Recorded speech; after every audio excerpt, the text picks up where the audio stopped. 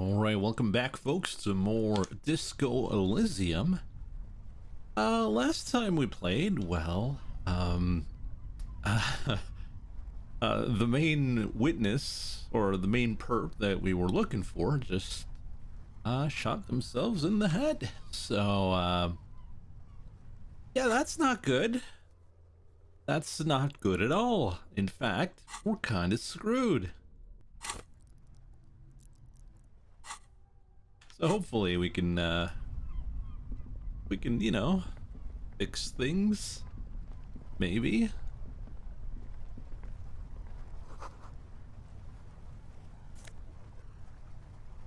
Oh, that's drew him in. The plain red tent stands by dispassionately. It's all gonna be okay. Yeah, probably. It was pitched by practiced hands. She was used to camping out. Look inside. You see a rolled up sleeping bag and personal belongings. Will this be another mic ending? Yes. We should put her in the sleeping bag, so the rats don't get to her. Okay, sure. The lieutenant nods.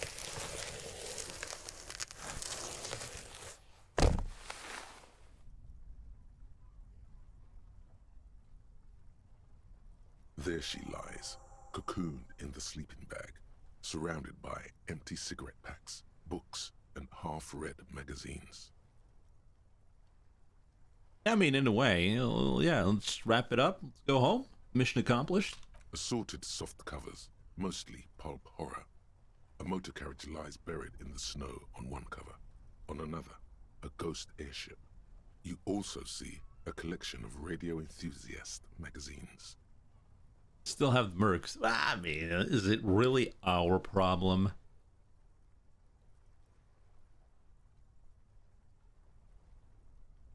What does a half-read magazine look like? Well, probably a book open in half. See anything? Rager Monthly, Journal of Material Science. More Technological Digest. One of the magazines doesn't have images on the cover. It's not a magazine. It's a leather notebook. Notebook. You pocket the worn brown leather journal. She watches by, motionless. We should read this immediately, like right now. Okay, Kim. Understood. Alright, let's read the journal. A thick journal. The cover is worn like someone used to carry it around in their back pocket. Alright, let's check out the cover. It's made of full-grain leather. The lower left corner of the back cover sports an embossed brand name, Schneller. Kim is just... yeah, basically. Kim is Chad. This was important to her, when it was still hers. Alright, let's unwind the strap. The journal falls open. About 2/3 of its ruled pages have been filled. Let's study the handwriting. The large cursive of someone who writes quickly and confidently, perhaps too confidently. Many phrases and even paragraphs have been crossed out, with tiny corrections scrawled above and in the margins. Alright, let's flip through the pages. It's a mix of logistical notes, diagrams, and personal reflections, all dated. We could learn a lot from this. We could. Alright, logistics. Hard to tell exactly. It's mostly noted down in code. Looks like contact information, quantities, directions. There could be useful information about local operations in those notes. We have a junior sergeant at my station who's good with codes. I can give this to her after we finish this. Sure. Professionalism is his coping mechanism. What are the diagrams? Esoteric radio technology. The most recent ones probably pertain to the latitude compressor, sketches, calculations of distance and density. You make out a familiar spiral shape. Anything personal? Short, wry observations of people and places. Probably a way to pass the time on the road. Also, what appears to be attempts to sort through some difficult decisions. There are a few passages with many questions in them. Staff issues. Always tough on the leadership. You smell traces of betrayal. How far back do the entries go? The first entry is from August 2nd of last year. It reads simply, I know my position is precarious. All I can do is make myself as useful as I can while looking for a way out. Remember, no one is indispensable. What's that about? Did she write about the day Lately died? Nothing on March 4th. March 5th, though, well, that's bound to come back and bite me in the ass. I'm bad at this. Loyal to a fault. But that's another matter entirely. You have no idea what she means. These are personal notes. Don't expect to understand all of it. Anything about La Puta Madre? That name isn't mentioned as far as you can tell. No mention of La Puta Madre. What about this M? Could this be La Puta Madre? Here, March 9th and March 15th. Sure. Great. M's peon is coming to town, no doubt to investigate the lynching. But also, I feel it in my gut to finally put a bullet in my head while I'm napping in my lorry or on a smoke break. Well, I won't stick around just to twist my own neck by constantly looking over my shoulder. Then again, isn't that what I've been doing ever since I got the call? The call? Things played out just as she had feared, except you didn't shoot her. It's in you to do something like this. Kill her. Physically, at least. You could pull the trigger if you had to. No, I couldn't. What a coincidence. I'm okay with the idea. I don't know.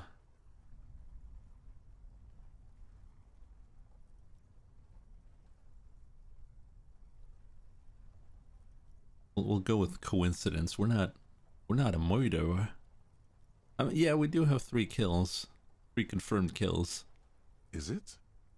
Can you be sure?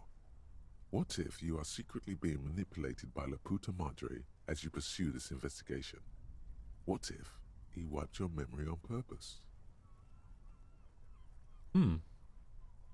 Been holed up here for 3 days now. I'm used to being alone and all, but I don't know when I'll be able to leave, or if I'll be ratted out. They will rat me out, of course. I've made it a point to believe in the best in people, the boys, for example.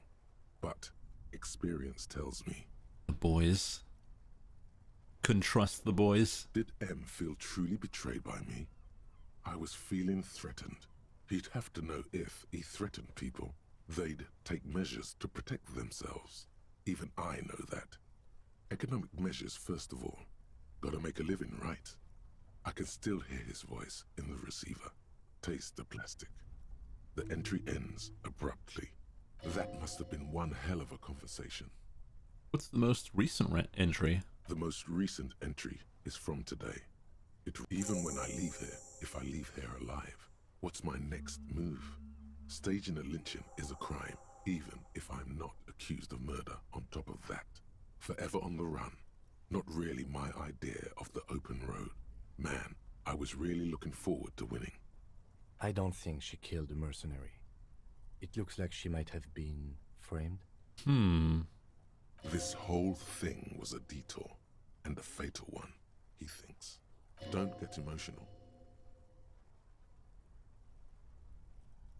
So she died for nothing. She killed the merc, then turned the gun on herself. Case closed. It's so tidy. Okay, what do you mean framed?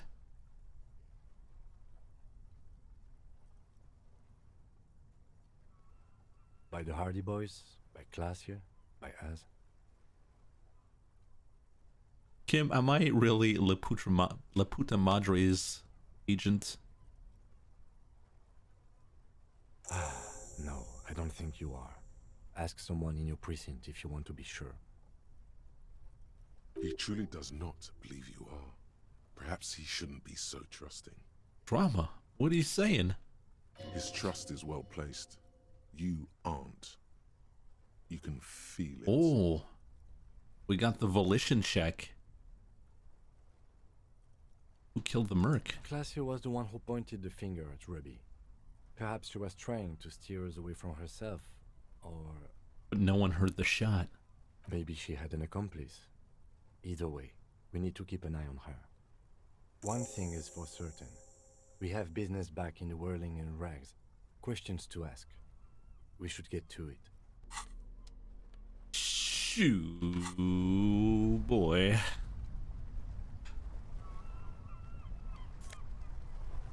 I mean, man, she's not gonna need the money. You know what I'm saying?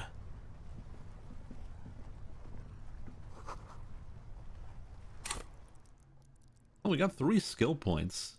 Might as well put some into something. Endurance? Pain? Logic of 1. Save them. Okay.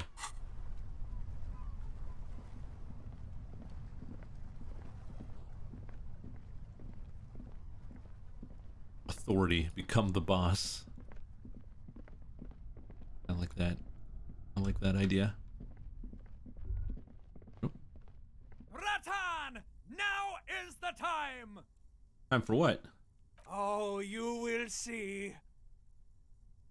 Oh, Pass the spirits! The blue medicinal spirits! Grab the bottle and uncork it! It is time to unleash the other world! wait, what? Wait, right now? A woman just died and you're thinking it's a good time to party? Slowly uncork the blue medicinal spirit. Okay. If you say so, chat.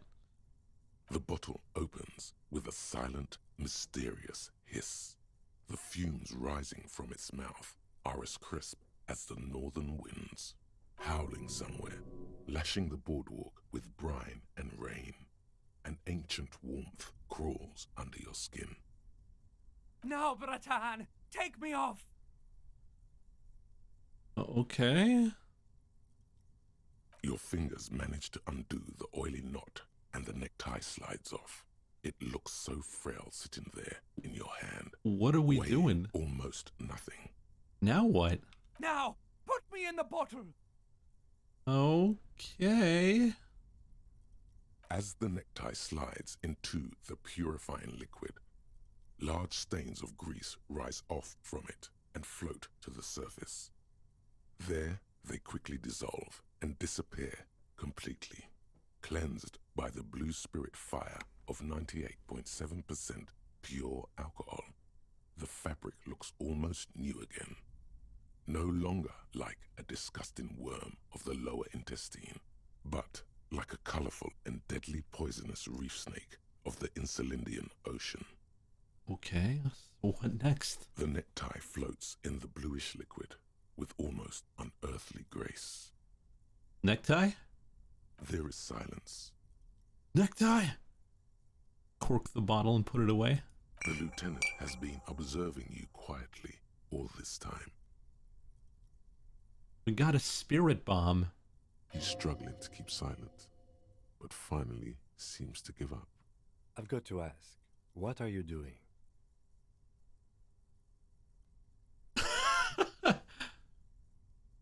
I don't really know, but I'm eager to find out. In my family, when someone dies, you put a piece of clothing in a bottle as a sign of eternal respect. Okay, Kim, I didn't want to tell anyone, but my necktie's been talking to me lately. Mind your own business, Binoclard. Of course it has. It started when I woke up in the whirling in rags. It's been talking to me ever since. And what has the necktie been telling you, if I may ask? It mostly urges me to party harder. Teaches me about life. Sort of a father figure. We're buds, mostly just goofing around. Signs of some really hardcore mental illness, Kim. Wonderful. Very useful. Okay, so why did you put it in the bottle? Why not, Lieutenant? Because it told me to. What did it actually do? Basically always wanted to get drunk, speed, stuff like that. Right, okay. Anyway, I'm glad you told me your necktie has been speaking to you. That must not have been easy. We're all under stress. This is turning into a great big mess. I'm not judging. Just keep it together. Let's go. Well, we lost our tie. Equip this when the times are most dire. Okay, I guess.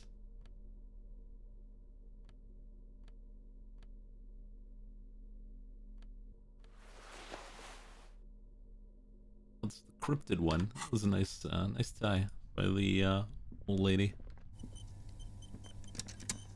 It's a necktie loved cocktail. Okay. I mean, why would it be dire though? What's gonna happen?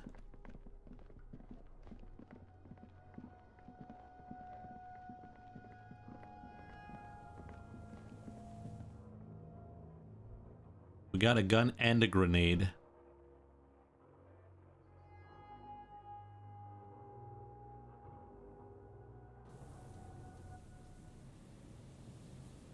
Oh, better put the gun away.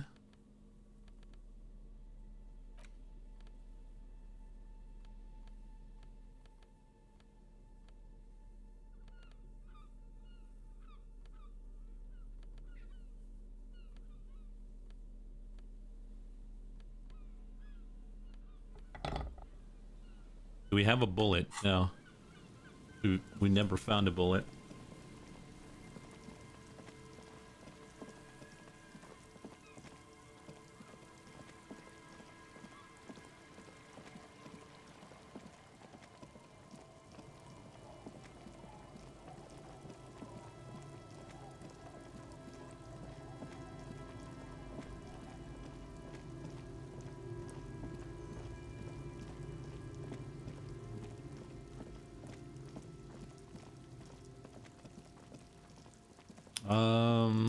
Do we,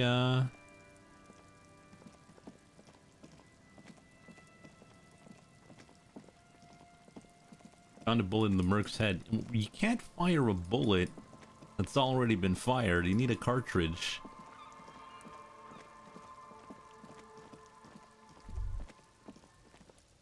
Stop. Now.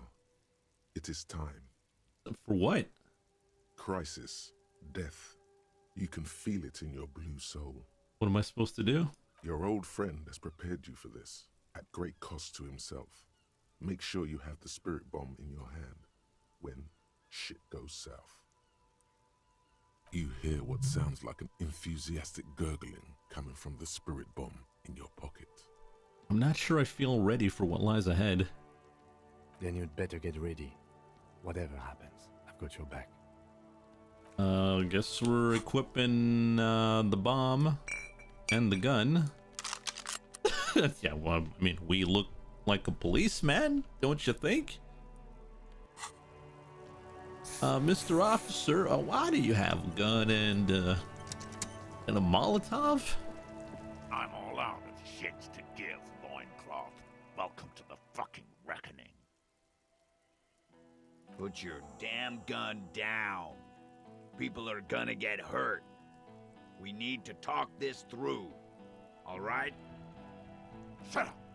You're not gonna talk yourself out of this, loincloth shit fuck. This is the mercenary at the gates. His chest rises and falls under the ceramic breastplate.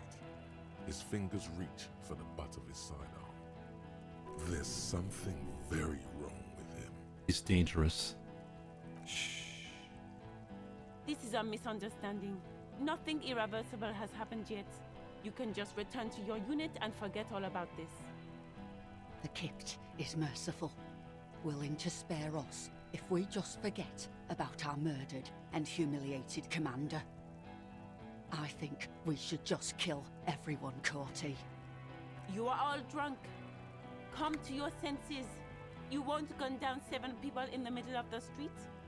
This isn't a frontier town or a jungle outpost. Easy, Lizzie. Let me handle it. I know guys like these. I'm sure we can come to a peaceful agreement. He is facing overwhelmingly superior firepower, and he knows it. peaceful. Yeah, we're there. Nest in your abdominal cavity like a little wild mouse. The masked man's words are barely intelligible, but you can hear them. Fuck, there's a third one. How did we miss something like this? Third one. The lieutenant is genuinely worried for his life. You should consult him before getting in there.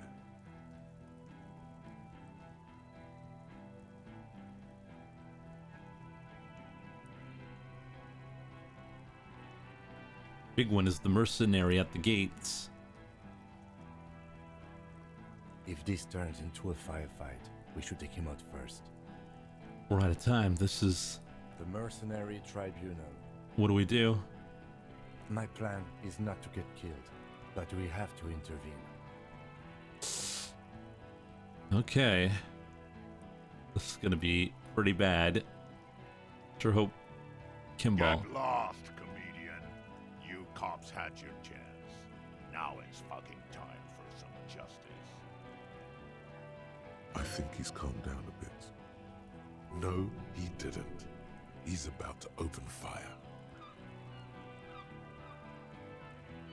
So which one is it? Who's right?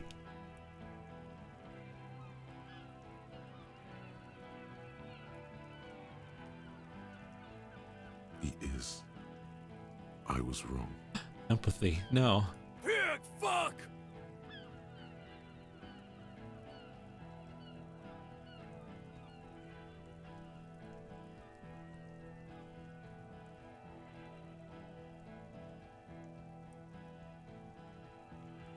Ooh. I can see you're drunk, too. One wrong move and I'm taking you out. Oh, boy. Show them the grenade. Easy now. No one needs to die here today. Do not escalate. Say nothing, cross your arms. Seems like a bad move. Take them out preemptively. So what do we go for? Chat is divided. We need unity.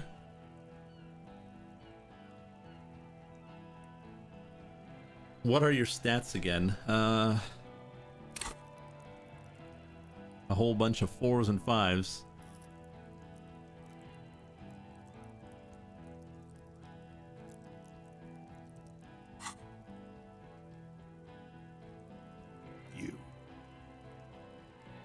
You're probably gonna get killed too. I think I'm gonna kill you. I didn't think I had it in me to kill a cop. To your left, you hear the lieutenant cock his gun. No one is going to kill anyone. Let's just put the guns down and talk like civilized human beings. With a wordless gurgle, the killer loads his long rifle. The leader gives a small nod to the helmeted man. Suddenly, the blue medicinal spirit in your hand seems to have a pulsating glow. All right, end game. Light me on fire and throw me in his face. Even if it comes to a fight, it's a good idea to get under his skin first. I don't know about this getting under his skin. What if he gets under yours? I'm barely keeping your hand from trembling here. No, please. Peace. It has worked this far. Start with the first idea you have. Move down from that.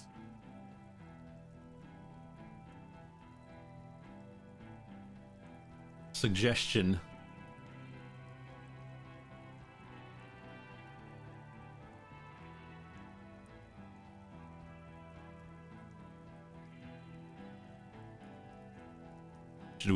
Should we try 6? It's our best it's our best one.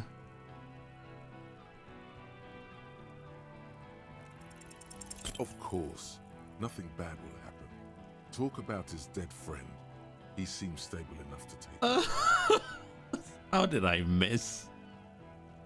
Even better, It will further destabilize him, costing time and maybe even lives. I feel like I got to know your dead friend during our investigation. Don't fucking talk to me about my brother, Loincloth. Okay, yes. Immediate failure. Things are worse now. He's observing your every motion carefully. Oh boy.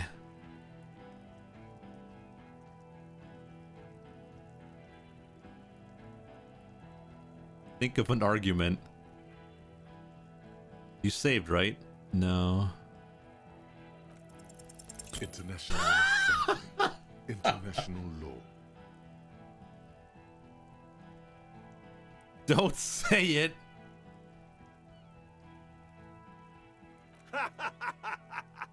Look around, you livestock. We're about to butcher the lot of you. Where is your international law? There will be ramifications, but there don't need to be. Let's go inside and discuss what our investigation has uncovered. We have important. We're not fucking coming anywhere, Sailite. Say something. Get off this trail. Thank God it's only ineffectual thus far. Easy now. Easy. Just tell them these men didn't do it. There's a peaceful way out. Listen, they didn't do it. Well, I'm just gonna pump points into hand-eye coordination. There's no way I'm getting 28%.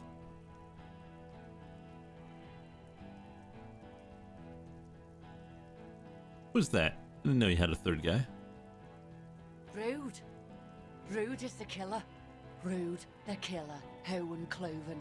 He doesn't talk much. All of you cunts inside out.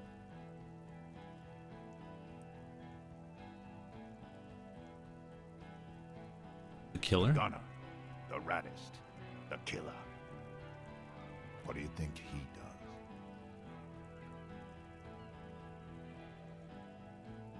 Good, I kill killers. He kills? Smart loincloth. He fucks natives up. Soldier of the apocalypse style. Easy. Easy now. Listen, they didn't do it. Pump it up, then take the check.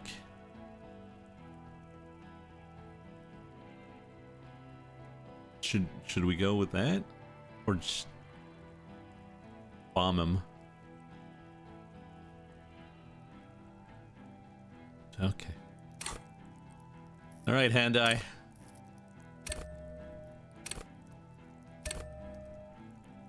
There's all my points. Sure hope it's hand-eye.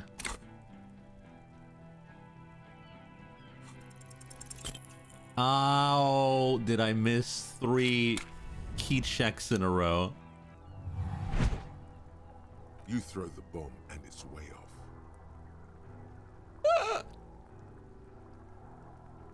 It's a fiasco, Bratan!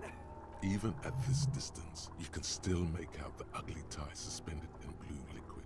It looks extremely worried. Wow, you threw it far. Great throw. Too bad the goal was to throw it a very short distance. And now everyone will die. Well, what's gonna happen now? What's going to happen now? Everyone's going to die! What do you think's going to happen?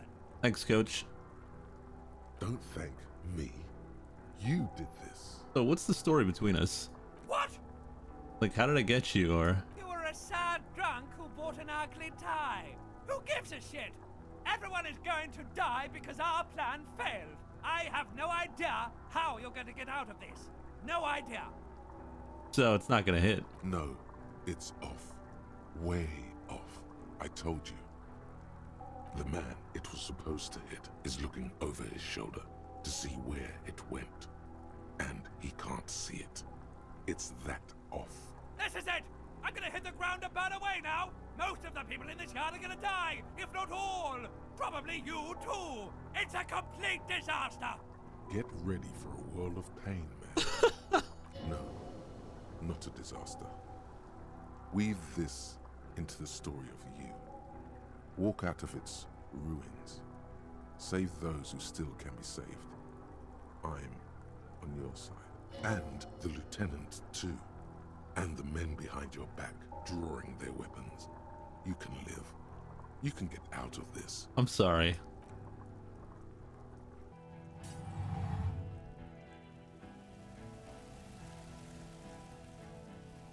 Well, that was the perfect throw. I bet you are!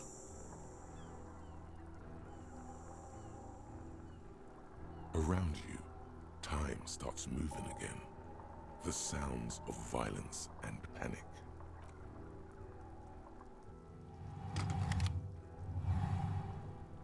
To your right, the killer raises his rifle and takes aim at you.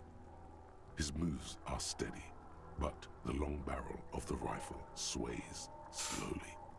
Oh boy. Which one do we do? Dodge?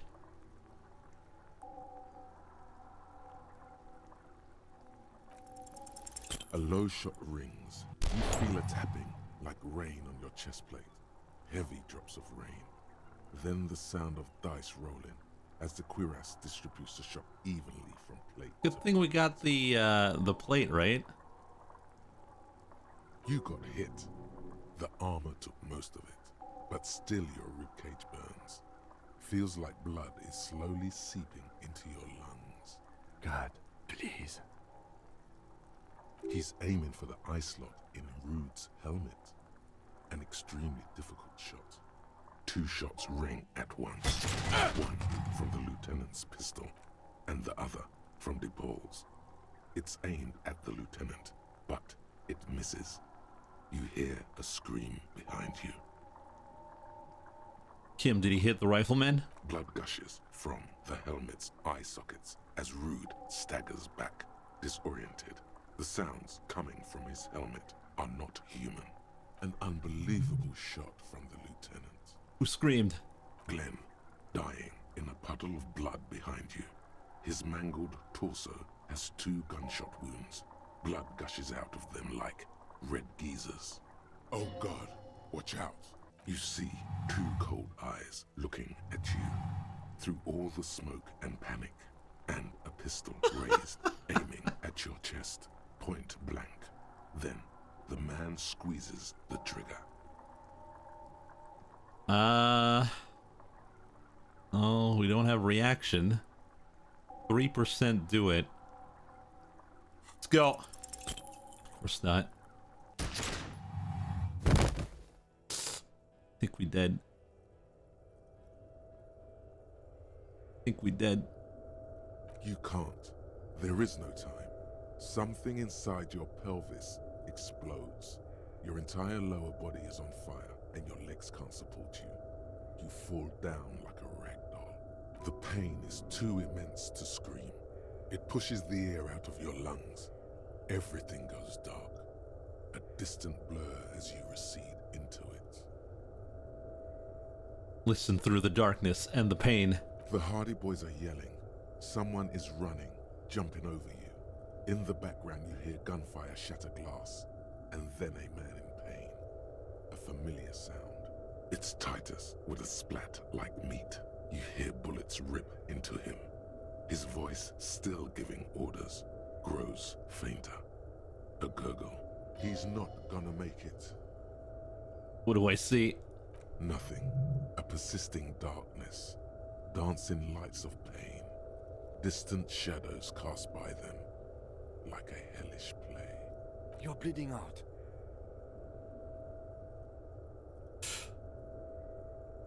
Gunned down in the line of duty. It's okay. Kim, I lied about not remembering who I am. I made it up. I remember everything. Stay with me. I'm a failure, and the love of my life left me. Everyone knows I made it up. I'm just a drunk, a stupid dead drunk. Do you plan on reattempting? No, this is canon, my friend.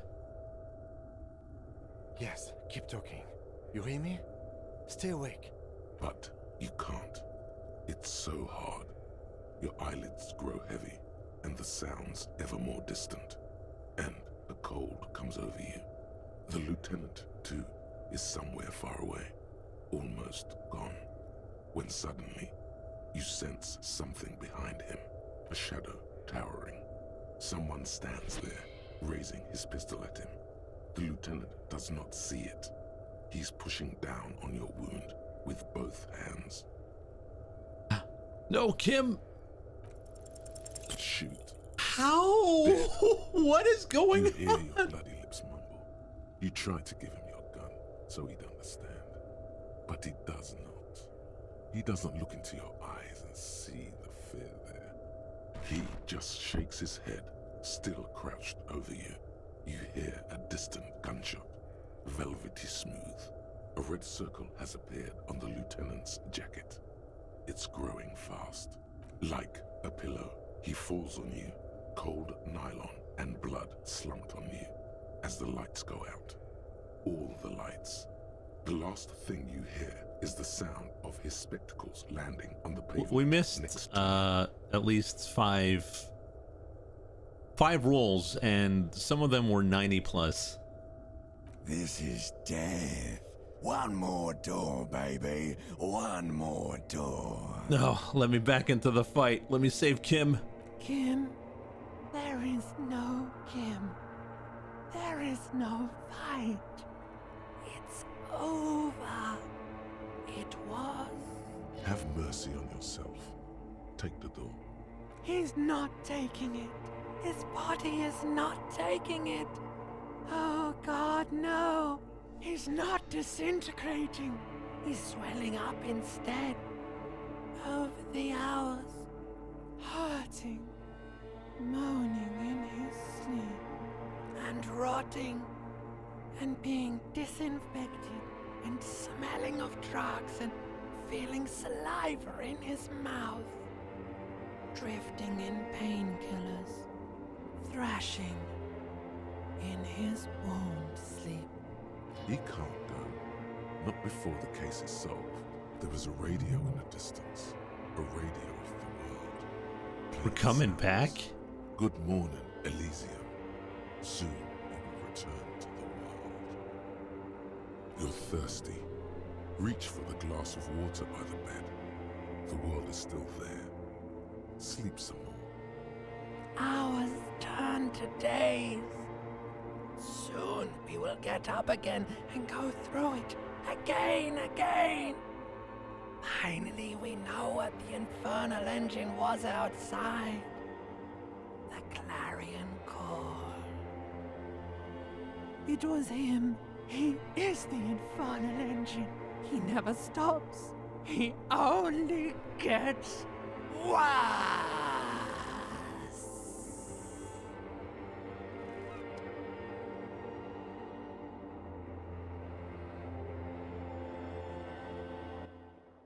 I don't know how we managed to get the worst rolls. I think we got 1 and 3 You like see 5 Kuno's times. familiar shape in the found pants. It turns double. Then Kuno? triple from the pain. He says, Coinslot's dead? No. Just kidding, Piggo. The boo-boo wagon took the Beano clad away. He's probably gonna live. What? Where'd they take him? To the hospital, fucktard. Should I to keep up with Kuno? thank God. Okay, he's alive. Kim? They say you got a lot of people killed. Like half the town. They say you didn't do shit. I guess that's cool. So I thought I'd stick around. Be straight with me. I need to get my bearings. Sure, Kuno's gonna help you with that. Kuno's in a given mood right now. Say half the town's dead? Yeah, it was a fucking massacre. You and Kuno are the only ones left here? Jeez. Relax. The kid is just messing with you.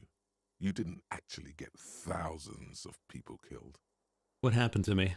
You tore some shit up there, pig. Got shot too. How badly am I hurt? How would Kuno know? Kuno's not a fucking doctor. Pretty fucking bad, Kuno thinks. But you're one lucky pig. The doc took the bullet out and said you'll live. You got shot in the shoulder too, but luckily you were in that fancy teapot and it took the hit for you. Can I walk? Are your legs attached to Kuno? Can the Kuno move your legs? The fuck should I know? Actually killing everyone and getting Kuno, you're the best. Well, you know. Through tears and blood and stitches tearing, it should be possible. From time to time. Has anyone from my station been to see me? You keep asking all this weird shit from Kuno that the Kuno has no way of knowing about. Do you know who treated me? Kuno did? There was a doctor who removed the bullet from my leg.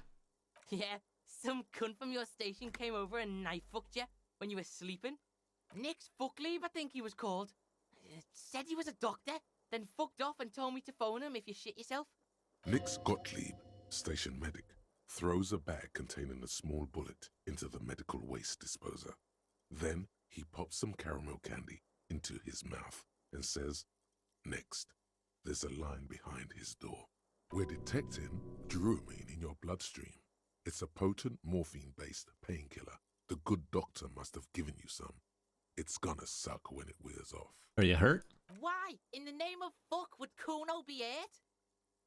Kuno's fucking smart. Kuno wasn't in that fuck pile. Kuno knows when shit goes south, unlike you.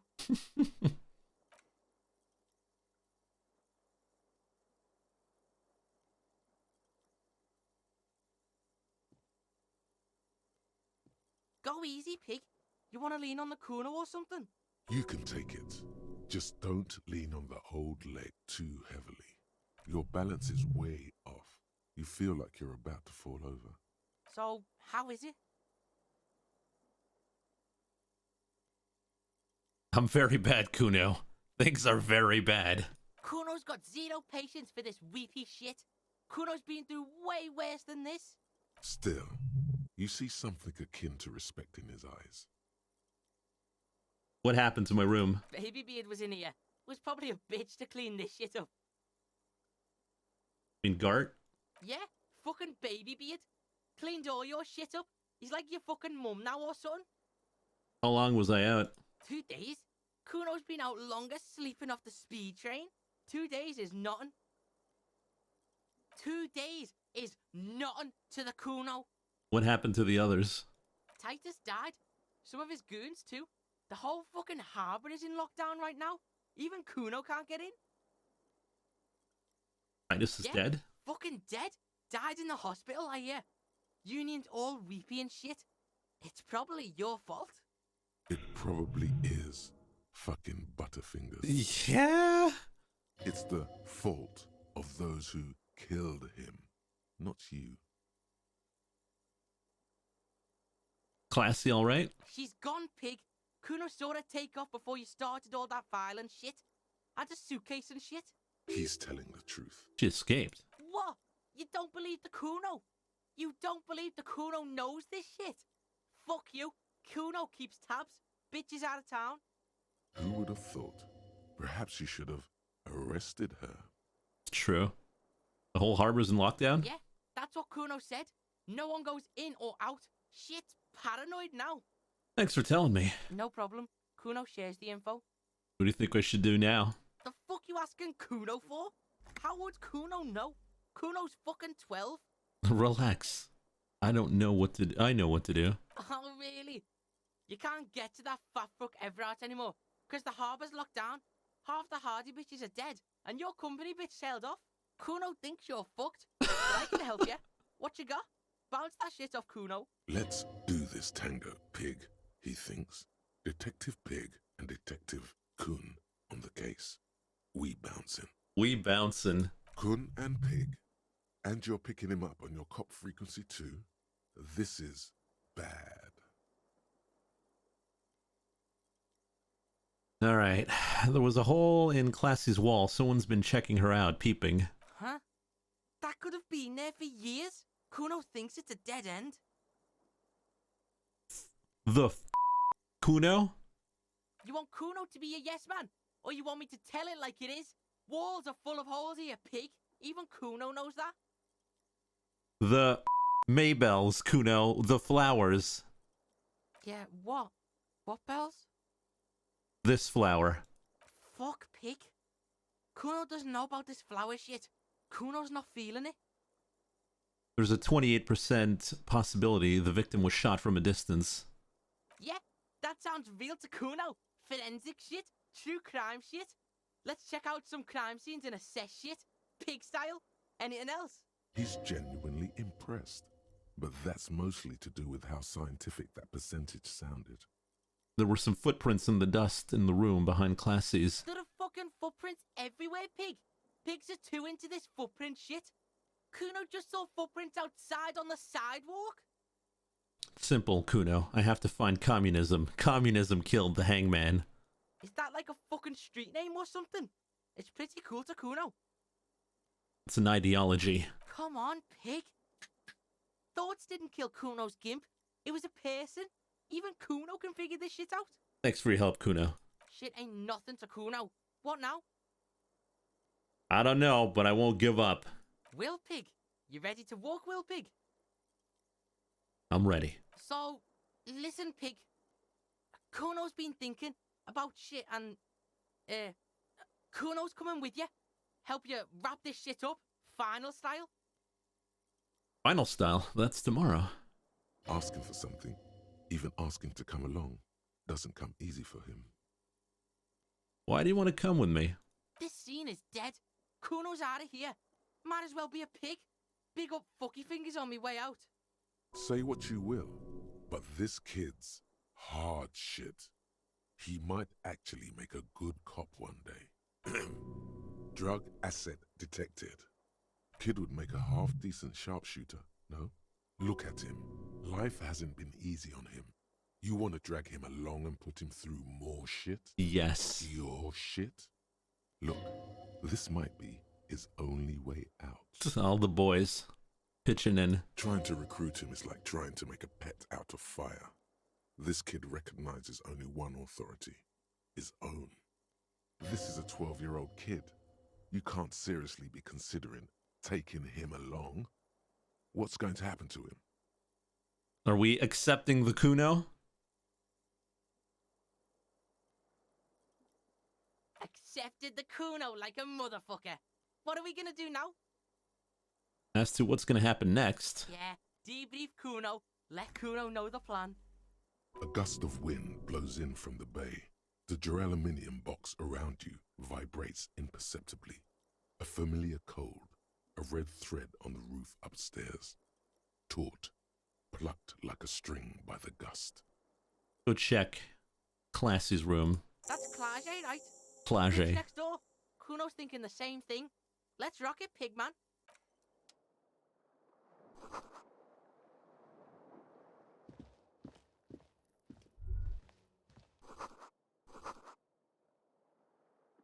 We can walk into Kim's room.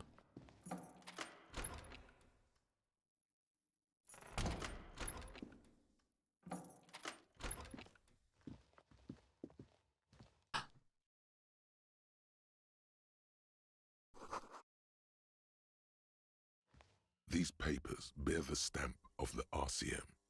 They appear to be fragments of the lieutenant's paperwork, half finished.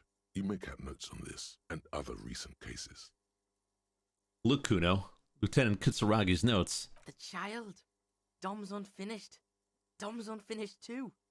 The man with the hole in his head. Boring ass shit. Ah, motorcycle emptiness. That's a cool case. Kuno can solve that shit for the Beano. We'll call him a Beano. No one tells Kuno what to call something. But the Beano was alright in Kuno's book. Kuno's pig.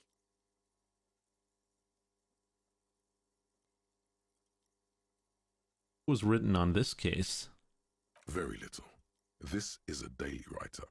He's just started copying notes from his notebook, preparing them for filing.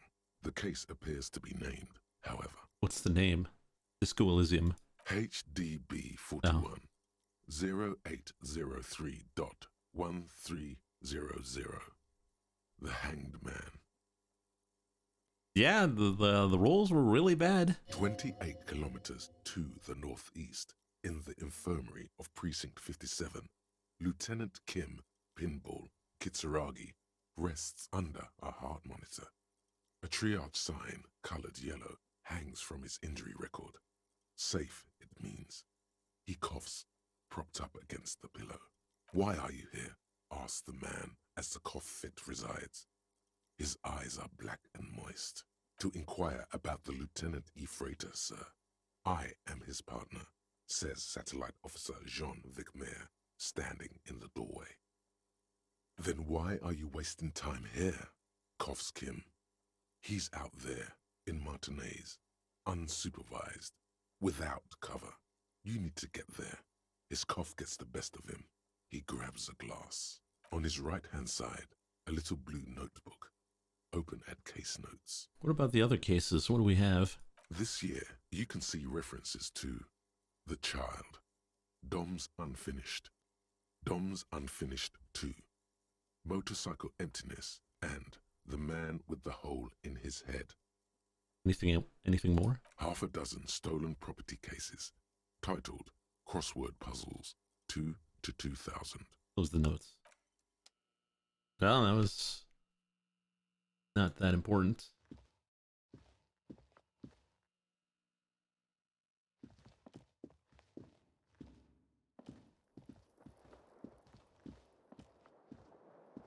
Did you check the mirror? The bathroom mirror has been wiped completely clean. You see the reflection of your face in the mirror, even now adorned with the expression. Take a shot. Yeah, why not? Still not happening. It won't come off that easy. Oh, we can, the chain cutters.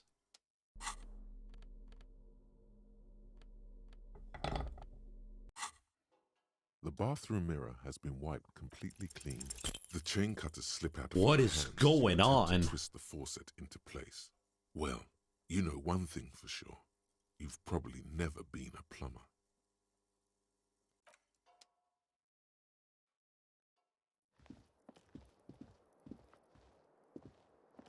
Like, really, what is going on today?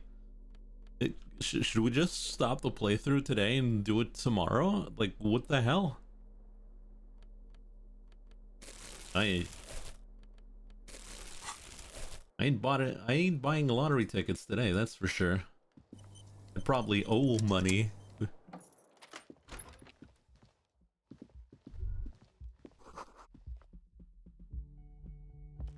Okay, let's just walk.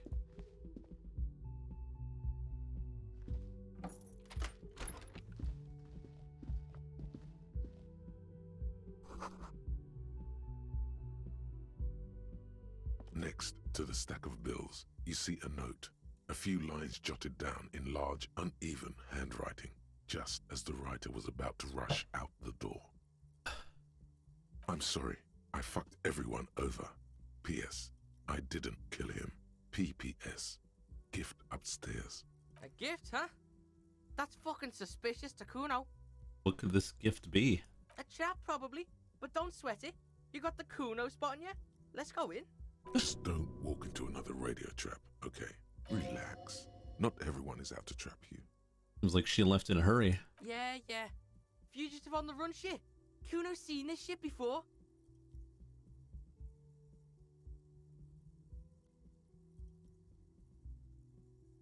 Give me a second here.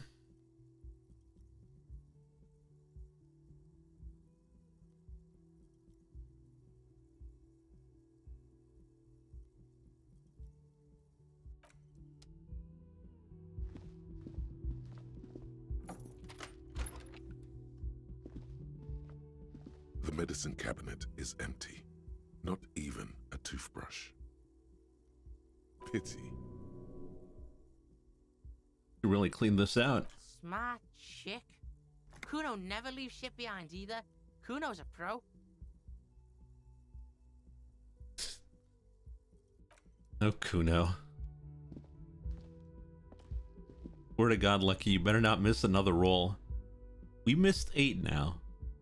This is our longest streak of bad luck.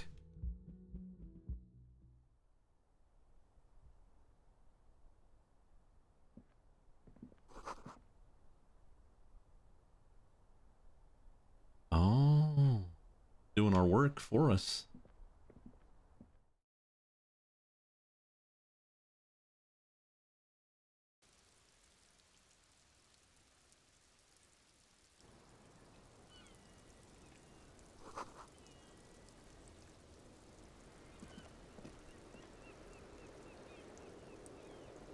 Okay. I mean, I wanted to check the string, but I guess we'll do it inside.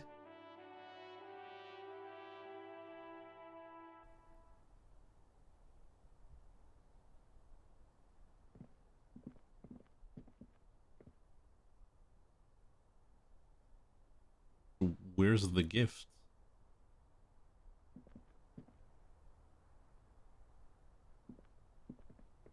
You see the same two neon-lit shapes, a man and a woman, only now a red thread bisects there we the go. room, pointing from the antenna outside to the cupboard on the wall. Oh, Kuno knows this shit. Ballistic shit, science radio shit. Shows where the shot came from. A ray of backward motion explodes from his mouth to the roof outside, A prime, to then widen into a radius of locations in Martinez, B prime, B double prime, and B triple prime. Where does the thread lead? It suggests the bullet came from the extreme upper quadrant of possible angles, from a point beyond the roof, B triple prime, the island in the bay. Is Classy trying to tell us that the shot came from the island? How did she know how to do this? Kuno's got no fucking clue. You need to pig this shit, cop style. Is she trying to tell us that the shot came from the island? Islet? Pig? You're really fucking onto something there. One of the few places in Martinez I haven't been to. Cool shit, Sub-Zero shit. Kuno's listening, you got his attention, so what's next? Looks like we gotta go there. The wind blows in from the open window. The boy squints, looking into the cold distance across the water. I'm going to the island. Are you in? Fuck yeah, I'm in. How are you gonna get to the island? Kuno has his ways, but that ain't for your fat old ass. Maybe someone in the fishing village can help. There's this lady in the village. She, yeah, there are boats there. You go, do shit there. You'll get one on the coast. All right.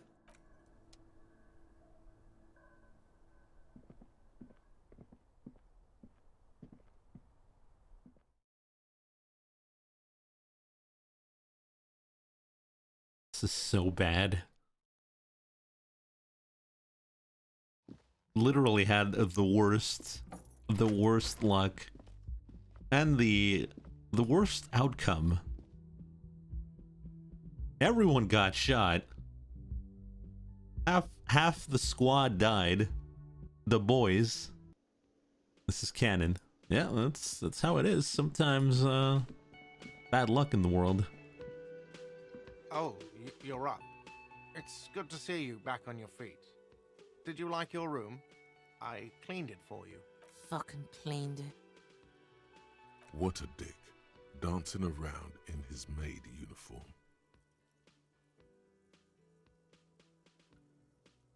I did, thank you. Big improvement. You're welcome. I thought it would be nice for you to wake up in a clean place after you, let's be fair, defended this establishment and its clientele from gunfire. I give credit where credit is due, and that was crazy. To throw a petroleum bomb at him and then miss. Maybe not super effective, but very crazy. I was watching until that, then crawled inside. Bullets started flying. Anyway... He really wants you to realize that he was also on the balcony looking by, in the danger zone, so to say. I hope at least your partner is recovering quickly. Also, you're staying here for free now. That's right, this establishment supports cops. The stay is free. The that's drinks are nice. not. Just felt I needed to specify that. Where did everyone go? Oh, you know, people don't tend to stick around after shootouts. Turns out they're not good for business. What happened to the man with the sunglasses? I don't remember everyone who comes here, and many people wear sunglasses inside lately. Must be a fad. By the way, where were you when it happened? Where was I? How do you think I know the crazy shit you pulled off out there? I was there, out on the balcony, protecting my establishment. So, yeah, I guess I'm what you call a badass. Shit. It really took courage. Don't pick at him. Just nod. He nods back at you, even more stoically. Just two badasses nodding stoically. Make that 3. Kuno is nodding too, hands crossed. Yeah, very Kiryu moment. All right. No problem.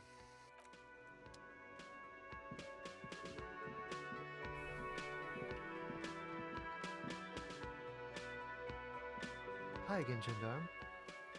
Bye-bye, Gendarme.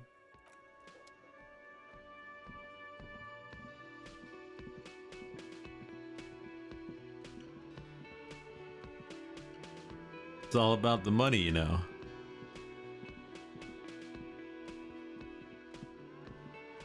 Hey guys, how's it going? Seeing you approach, the bruised man raises his beer can in welcome. Oh no, you fly solo on this one? Those guys have been going around town, crying about their new asshole. Kuna can't handle this emotional shit when he's off the lightning. Oh, it's you. Didn't think we'd see you walking anytime soon. Elaine, look. It's the cowardly cop. Huh? What? He's very, very drunk. You okay? Does he look like he's okay? He does not. His unshaven face is almost grey, and he reeks of piss, sweat, and booze. While still alive, he has abandoned his own body to decomposition. How badly was he hurt? He wasn't. That's the thing. Titus, Theo, Dennis, Angie, they're all gone. But he got away without a scratch. There's nothing left. Nothing. He has lost the will to live. It's survivor's guilt. He feels like he should have died with the others. He may kill himself if he doesn't find a new purpose, or else go on in this way. Not dead, but not really living either.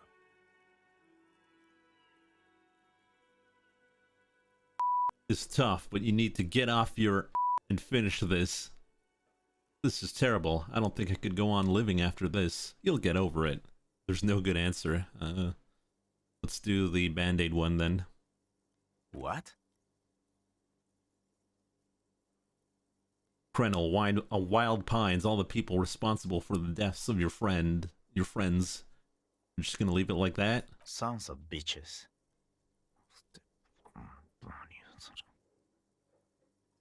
If you think this will keep him from offing himself, I'll make sure to remind him. So far, I've just been pouring whiskey in him to keep him sedated. What's gonna happen to the Hardy Boys? Titus is fucking dead. What's gonna happen to the Hardy Boys? Look around you, man. This shit is done. There are no more Hardy Boys. You two are just gonna go back hauling containers in the harbor? No, man. I don't know. I guess the Union will still be policing the neighborhood, but who's gonna do it now? You. He will. You just need him to sober up, that's all. I am. No, we're not gonna be here. Let's not get ahead of ourselves. We'll see what he does with the whole Shanky business. Any idea what happened to Cladgy? Damn songbird of misery, that one. Have any information on her whereabouts? God said she took off sometime before the firefight. That's all. Trying to remember if there was anything. Oh yeah, he said she seemed to be in a real hurry. She's gone. Face it. Move on. There's no catching her this time around. Take care, guys. Yeah, you too. It's a rough world out there. It's not easy being a cop. We were too hard on you. We shouldn't have fucked with you like we did. You got between us and a lot of bullets in that fight. Matinees owes you one. Hear that, Detective Pig? You're a fucking hero now. And we did nothing. I wouldn't go that far. But you got a home here if you need it. And 2 busted up Union men who are grateful to you. So take care, okay? He really means it.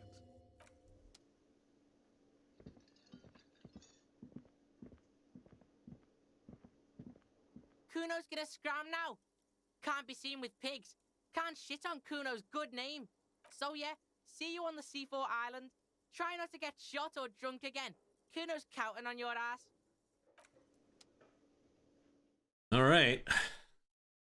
Going to the island with Kuno. How bad could it be, right?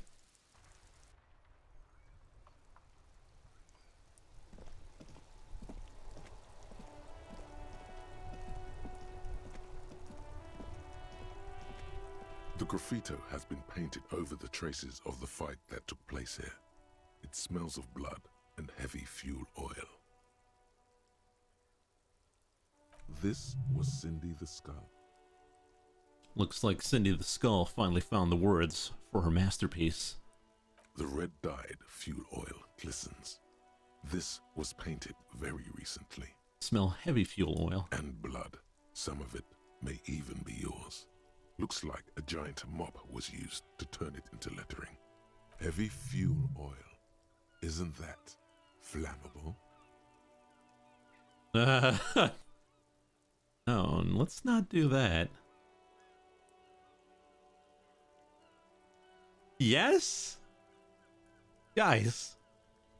What's it say? One day I will be back next to you.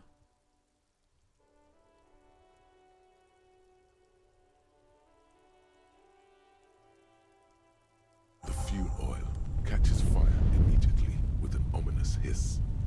A bright orange flash across the surface of the letters. Black smoke rises from the burning message. Disco Elysium. Oh, title drop. The flames warm your face. Then, a gust of cold wind, and the fire falters. It's time to go to the island. Slowly, the flames subside, the fuel burning out. The air still smells of mazout and springtime.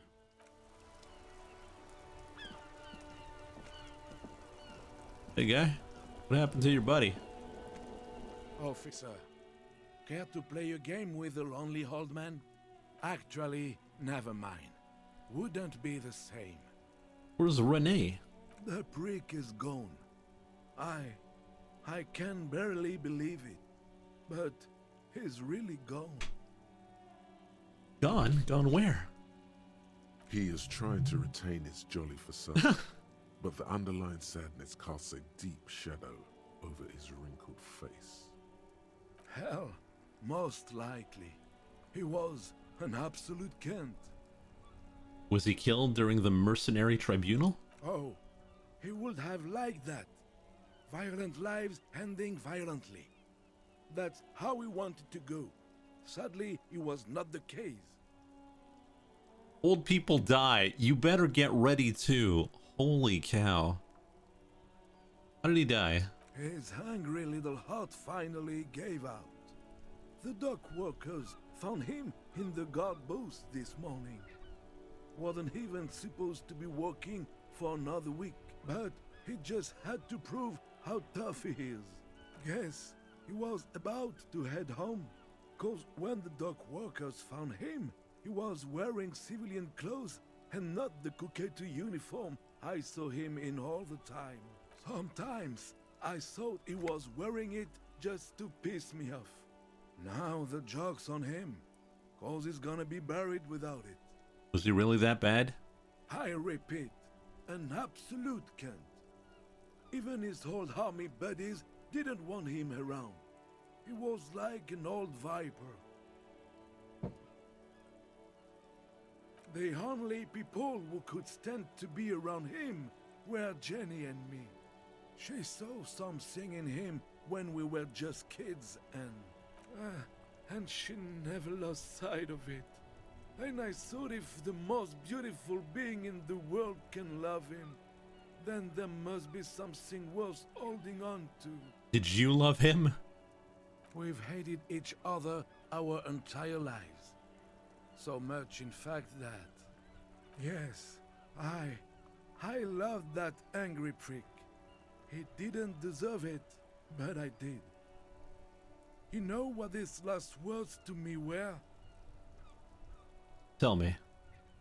In Guillaume's time, you'd have been shot without trial. That's what he said to me. He lived a count, and he died a count. Let's leave it at that. Here's something to remember your friend by. Let me see. This was 60 years ago. We all went to that parade. Young René looked so happy, and Jenny... I'm sorry, officer. I just... Thank you. Thank you for this little memorabilia. It really means the world to me. Yeah, it's pretty good. I offer my sincere condolences. It is what it is. Part of life, really. But to know someone for 79 years, then one day they're just gone. I just don't know anymore. About anything, really. But you must need something. I was hoping to ask him about Maybells. René wasn't really what you'd call a botanist, officer. And believe me, he didn't like Insulindian lilies. Of course he didn't. Flowers are for pansies. Stop wasting time with them. Wait, Insulindian lilies?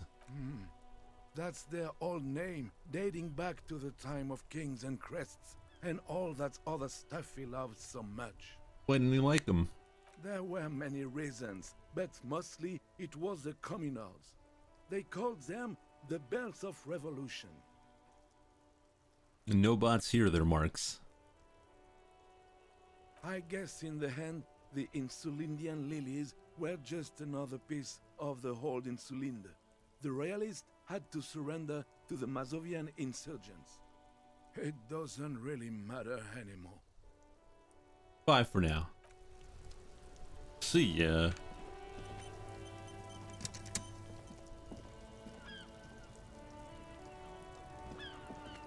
Oh, wait a minute. We can go talk to, what's his face?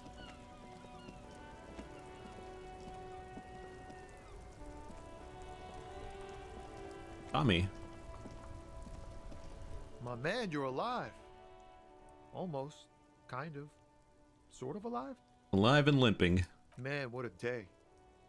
I missed out on most of the action, but I heard it was quite the encounter. Had a strong sense of finality to it. So what's next?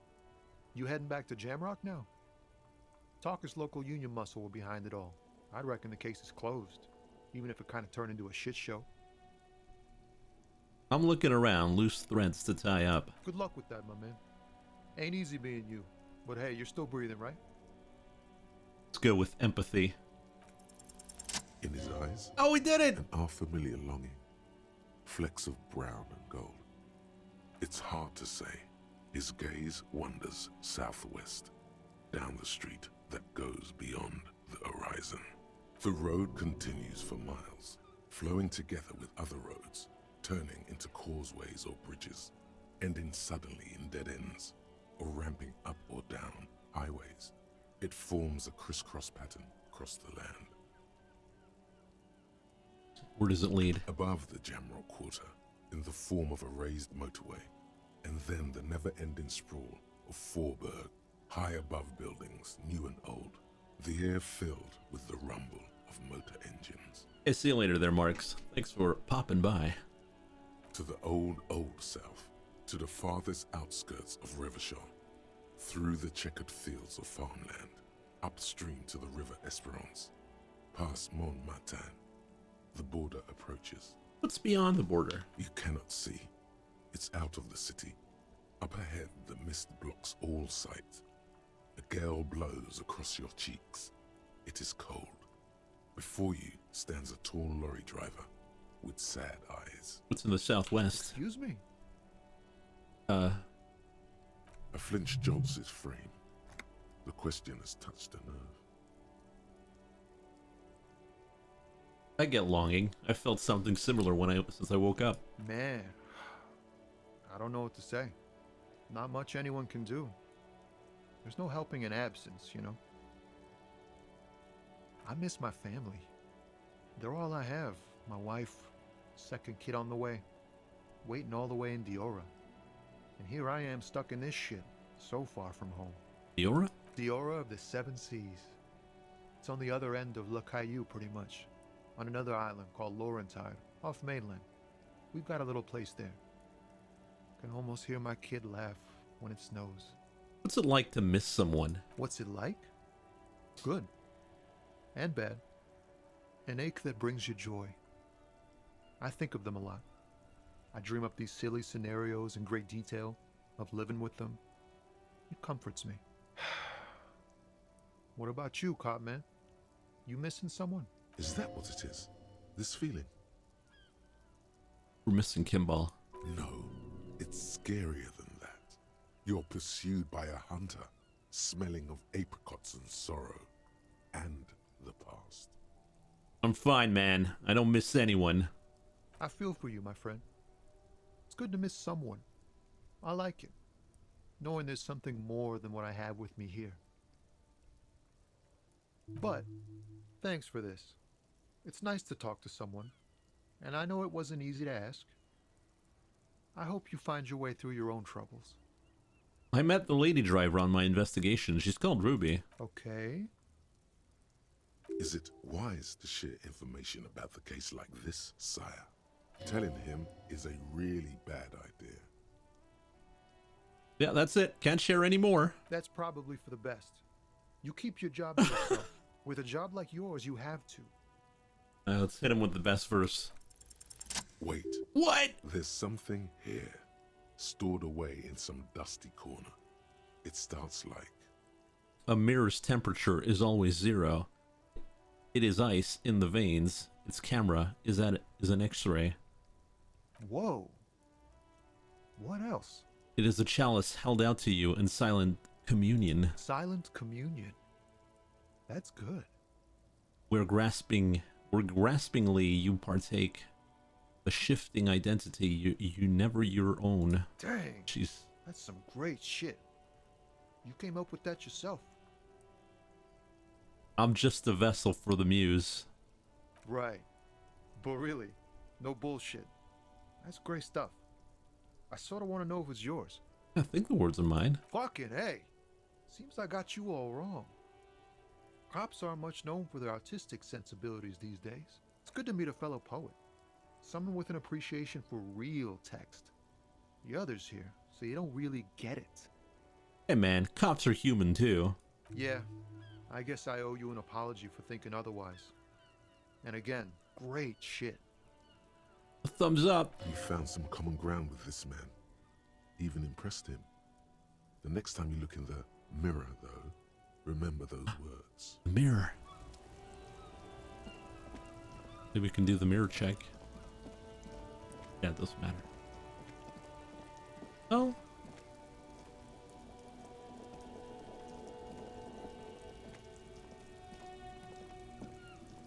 Wow! Oh, what? A cop limping down the street, bleeding from the shoulder, face bruised, looking like hell? You know what that is? Cool!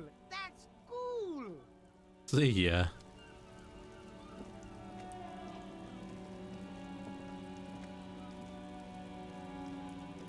Alright, let's go to the fishing village.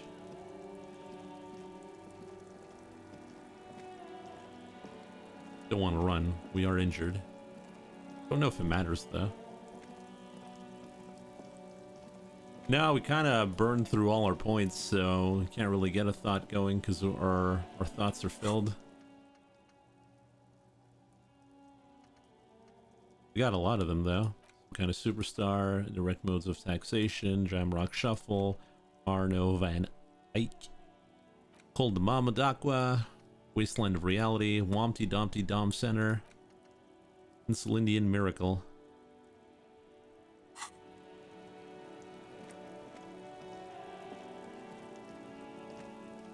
Now the problem is you need a skill point to remove one, and you need a skill point to learn one. So that's 2 skill points gone. Not like skill points really matter when you blow rolls at 70 plus, but...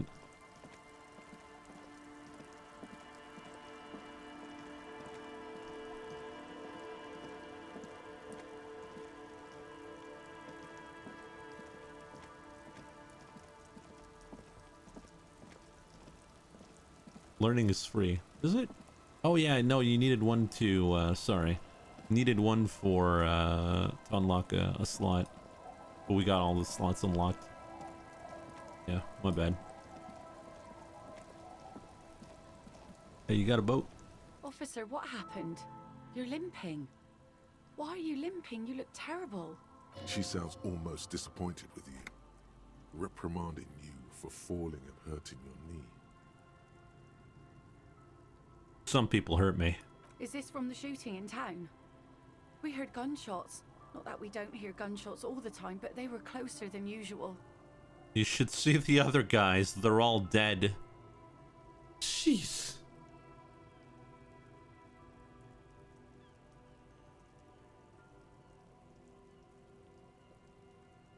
Are they all dead? Pretty much.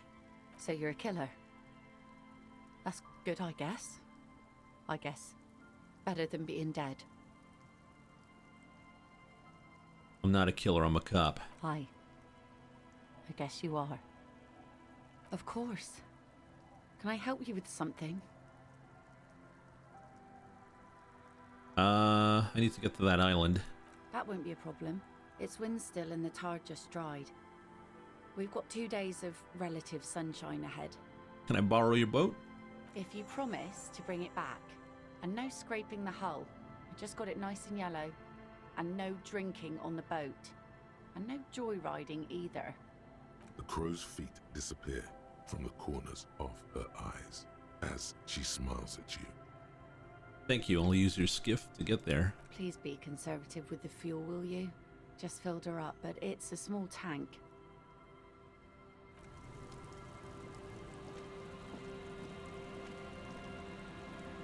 Oh boy, time to go to the island. We don't even know what's on the island.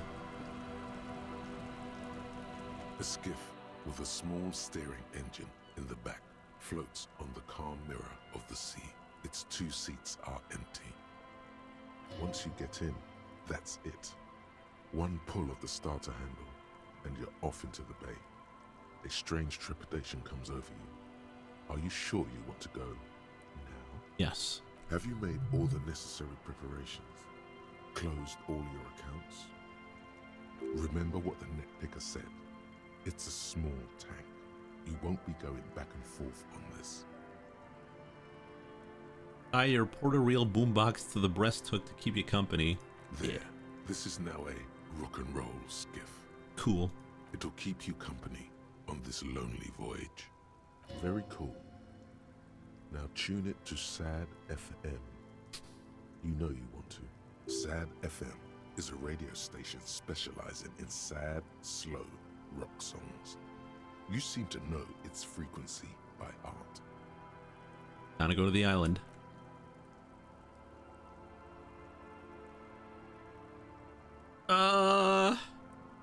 Okay. I mean, it's a weird way to get on a boat, but you know, sometimes you know, sometimes gravity is you don't accept gravity, right?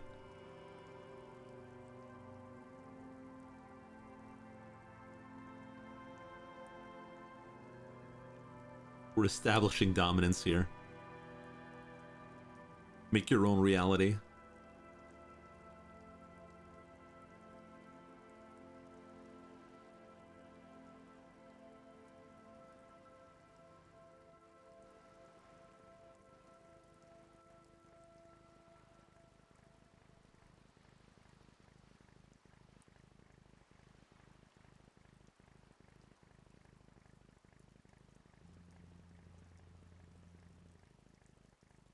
Are we gonna see the whole ride?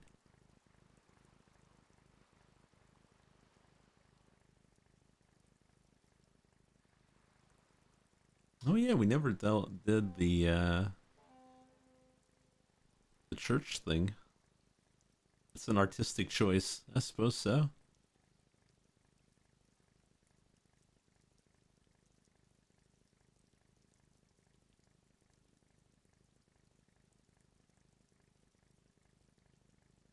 Yeah, that's very true. I mean, why use a boat if you can just float next to it? Or maybe he needs an anchor.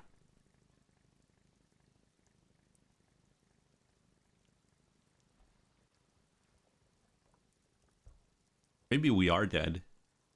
And this is our manifestation. We haunted the boat.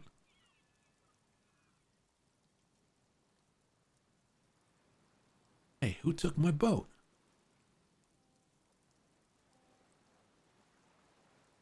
Oh, we're doing this. The no fade to black.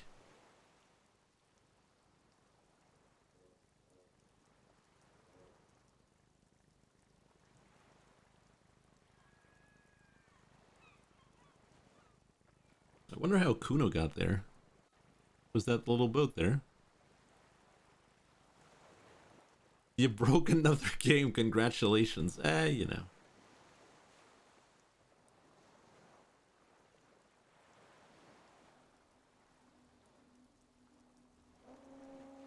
At a raft? Yeah, I think so.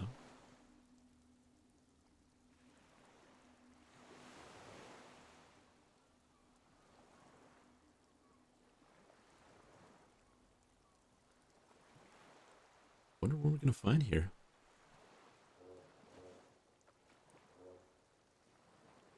The boat comes to a slow stop. You turn the engine off. Then there's silence. In the silence, a sputter of wings. A flock of quails takes off in the distance. There is very little wind here today. The ghost is standing still. You look at your arms, then the cliffs above you. Hey, thanks, Yashbe. Good. You made it? Climb out. Alright, got back with our partner. I mapped the place out, and it looks like both of us aren't gonna make it. This is Death Island, the Hellmore. What are you talking about? I don't know. Maybe Kuno's just pessimistic because of the massive speed hangover. I did scout the place out. I can fill you in. The kid turns away from you, cautiously looking to his left and right. He's on the edge.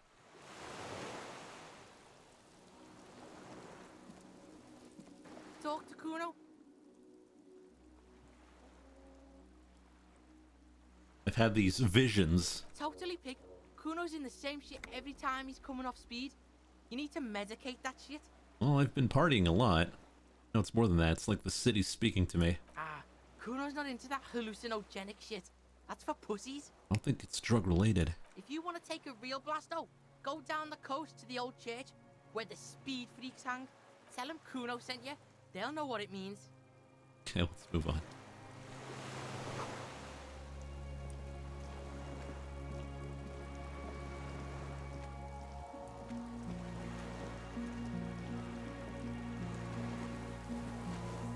Yeah, it's a small raft.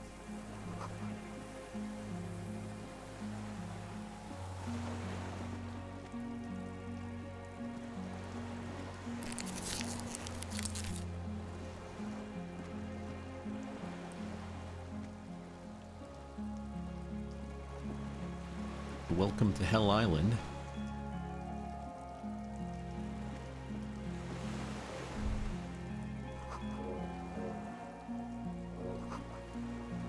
Fire.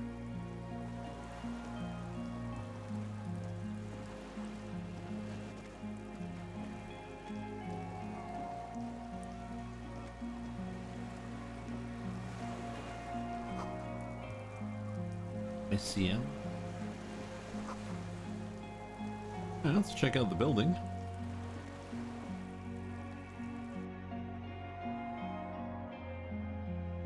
Yeah, there was fuel, inflammable.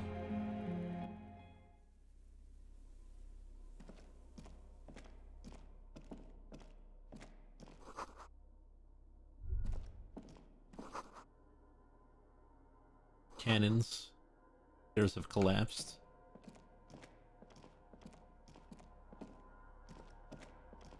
An old cylindrical generator is nested above the ammo lift, with makeshift electrical wiring running out of its side and across the floor. The cables disappear into the wall to your right. This shit's cold? No, this isn't right.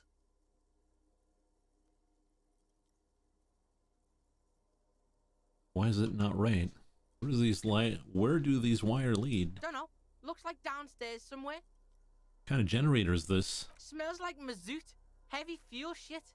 Up on the side. The hollow ring. The canister is empty. Dust falls from the generator and down into the ammo lift. What does it mean, a generator here? Fuck does Kuno know? Is it not the wisest man who knows he knows nothing? You've taught me the meaning of wisdom, Kuno. I mean, why is it here? Probably because it's winter. Some bums who camp here don't want to freeze to death. Maybe. Probably. Kuno's probably right.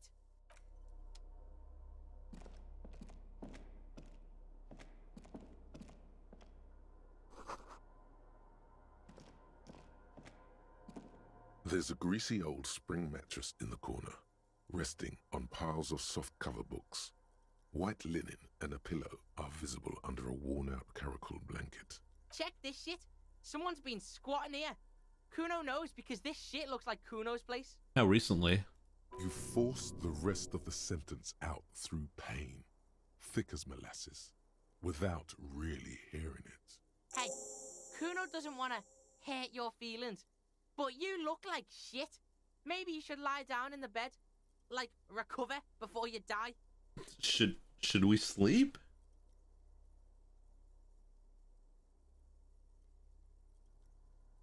We seem to be banged up. You face the concrete wall. There's less light there, in the dark corner. Like a dog, you lie there. You didn't realize how tired you were. Your body is still nowhere near healed. Curl up with your knees close to your chest. The blanket feels cold. The entire room does. Concrete and cold. Minutes pass. Half an hour maybe. The sounds of the sea beyond grow distant. Your eyelids close until you feel yourself standing up in the darkness, right next to the mattress. Slowly, the world begins to hatch from the blackness. It's evening. Sleep.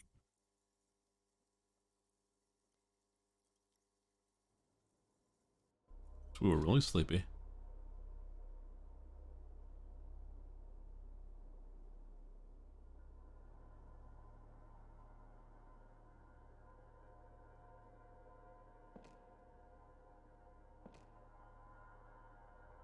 Where's Kuno?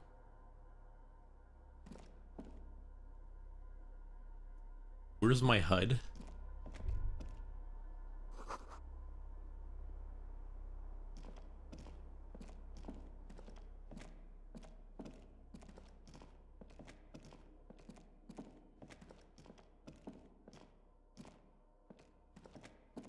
We gotta go around.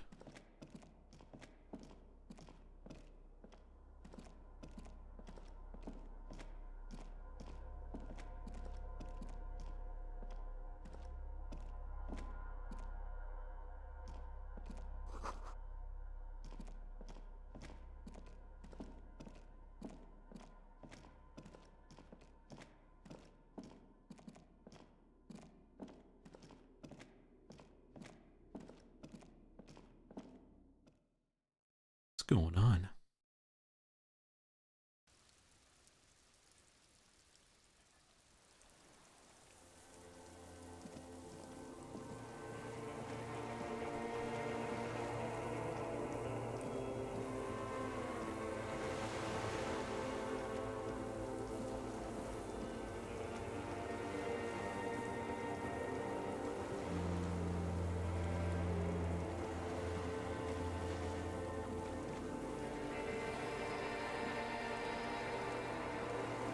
Are we dreaming?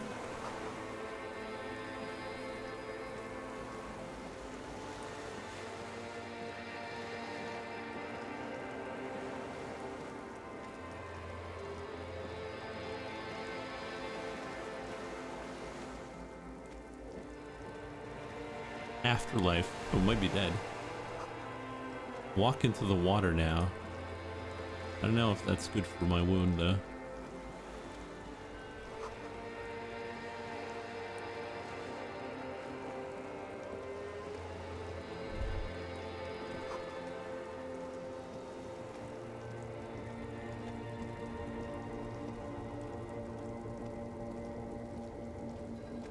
Dolores Day, the innocence of humanism, internationalism, and the welfare state, turns around to face you. She has an airship airbag in her hand. She seems to be in a hurry. Okay, don't say you need to talk right away. Melt the ice first. This way you're already talking, but you don't even want to talk to her. She would only be cold and mean. Let her go.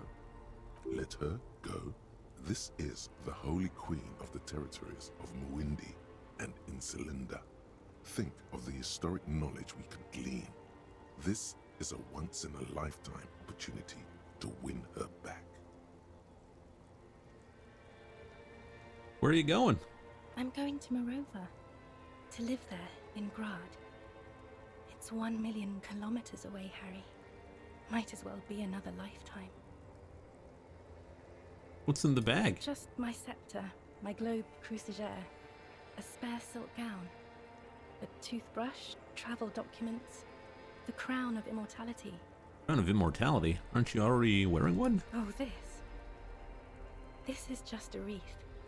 The crown of immortality is made of rarefied light, mana and raw palladium. It was passed on to me by the rulers of late antiquity. She looks at the suitcase, not knowing what more to say. Then, over her shoulder, silence. Her nuptial gown flows in the wind, wraps around her holy body. Anyway.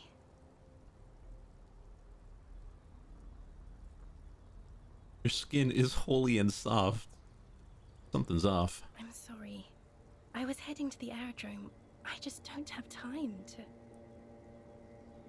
She means she doesn't have time to tend to your emotions. You stay for a moment. We need to talk. We need to have one more massive epic showdown. No, Harry. No. I don't want a massive epic showdown.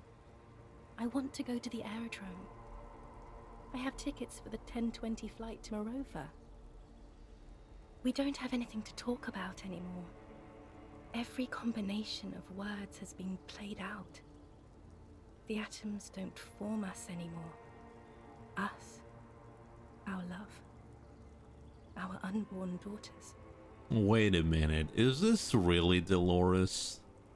Or are we thinking about someone else? It's all gone. I have to go to the aerodrome. I have to leave Revachol and you. And you have to be alone. In hell. Forever. That's just the way it is. Oh God, whatever you do, don't try to kiss her yet. Not after that. You're still reeling. You'll fall over if you try now. I've got the feeling you're not really Dolores Day. I don't know what you mean. Dolores Day.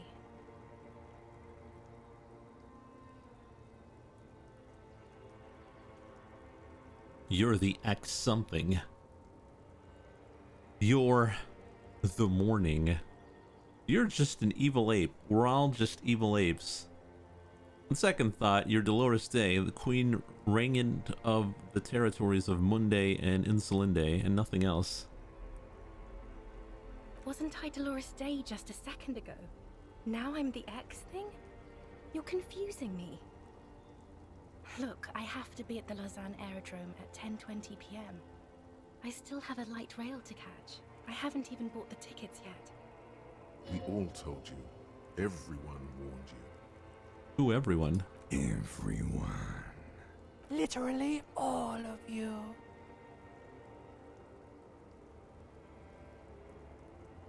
I should have stayed down. I should have gone even deeper to a place where I never met you, because it's impossible to meet people in the abyss of the void. I'm glad we're having this conversation. I'm getting so much closure. I'm glad too, but I have to go. My friends are waiting for me on the platform. I can't let them wait. It's impolite. Cool, your friends. Say hi to your friends for me then. It's so grotesque. It is. Useless. 1,000 times you beat an animal. 1,000 times you've raised that fabric. What is underneath has has always calmed you, centered you, made you sane. In your mind, you could still climb inside her bed, still the only man.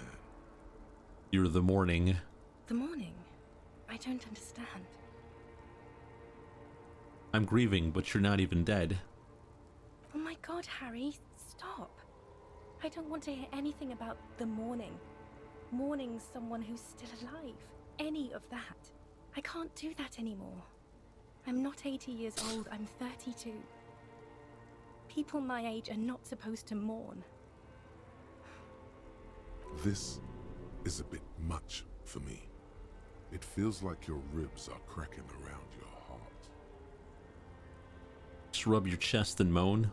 That's so hurtful. I think a heart attack's coming. Then why are we doing this?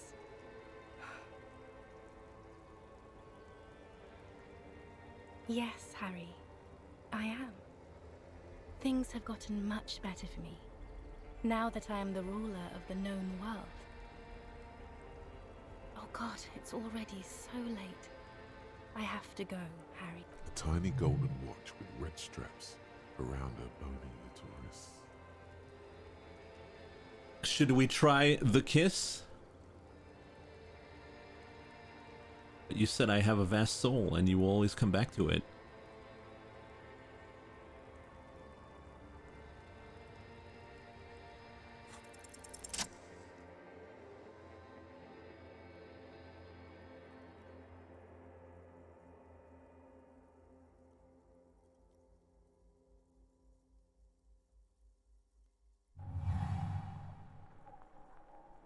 With your feet trembling from the steps you took, tepid and fearful, you stand against her, her body close to you, radiating warmth.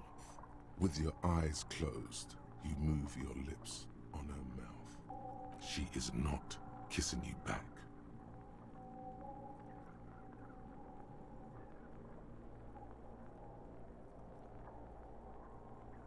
But I succeeded. This was not about failure or success. This was always going to be horror. I should not have suggested it, and you should not have listened to me. Damn you, suggestion. You betrayed me. I feel her breath. Her chest rising like a pillow, warm exhalations against the side of your mouth, her tender soul moving through her lungs. Hidden, distant, kept safe from you. You should have known not to listen to chat, of course. Her cheek against mine. Feels like soft fuzz, a bird covered in down feathers, brushing against your broken capillaries. The world's most precious material, reserved for those she lets close enough to feel it. You are stealing a touch. It's not yours to take. Cold sliver against my forehead. The delicate wreath on her forehead pressing into your temple. The silver is cold from the spring evening air. Oh, cold silver, not sliver. Squeeze her wrist. Her hand does not return the grip. Her body is rigid. A current of unease courses through it. Distrust. For you. The curve of her spine. Her shoulders hunched. She keeps herself stiff. Her center guarded from your motions. Unresponsive to your guidance. Move your mouth. Nothing, just pillows against you. Unresponsive, but for the taste of apricots. You're not kissing me back. The moment is ending. She is going to move her face away from yours.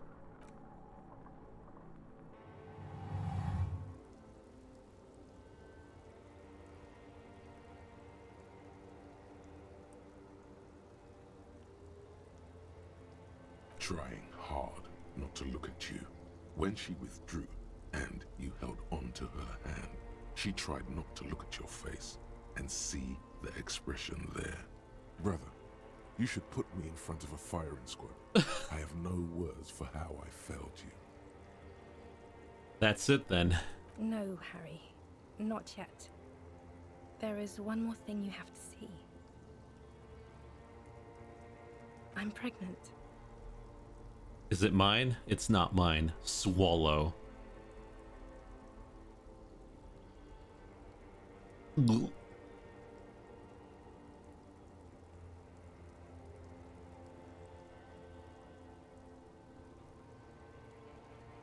know what this means. Mm.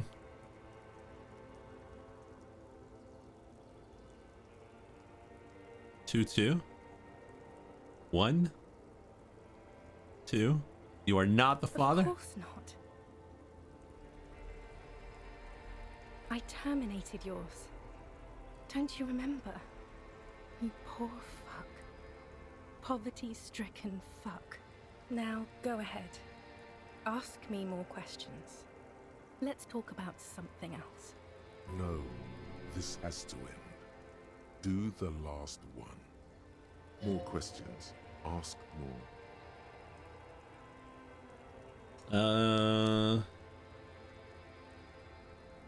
War criminal? What is this game even about? Loss. Don't go. No, don't say it. Don't beg. It will only make her go. That's all I have left. I have to, Harry. Really, I've already missed the 8:30. I'm gonna go now. I was wrong. You don't have power over her anymore. You shouldn't have said that. I am wrong about everything. You should go on without me. That was not the line.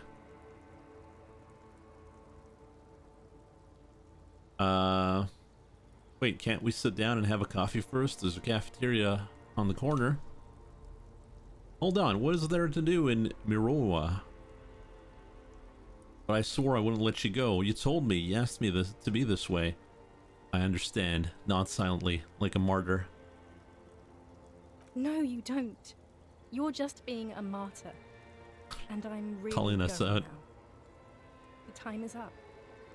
I must be on the 10:20 flight. Will we ever see each other again? I won't see you, but you will see me. How can that be? Oh, Harry. This is a dream. Can't you see? I'm already in Morova by now. Who knows how long ago this happened? A year? 2?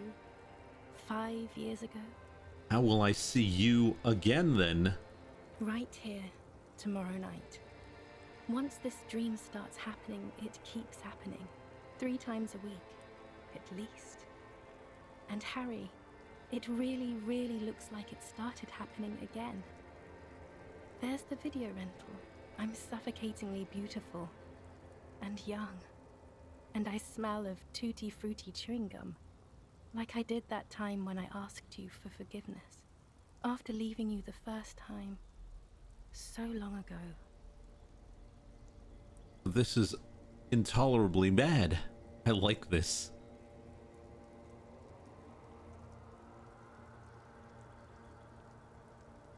Oh yes, this is real darkness. It's not death or war or child molestation. Real darkness has love for a face. The first death is in the heart, Harry. See you tomorrow. Bye-bye.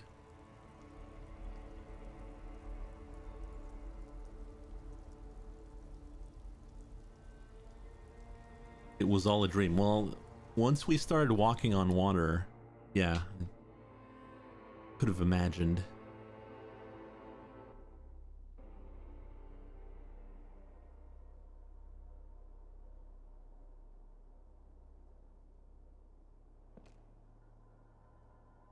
Oh, there, man.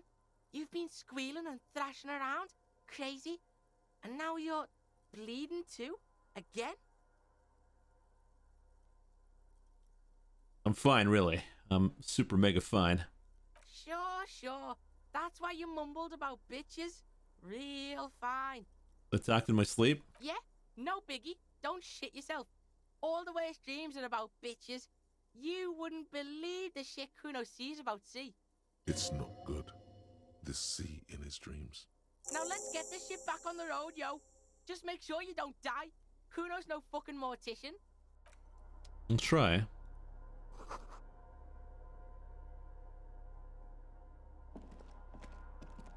Books and magazines lie scattered on the floor and on a makeshift cupboard.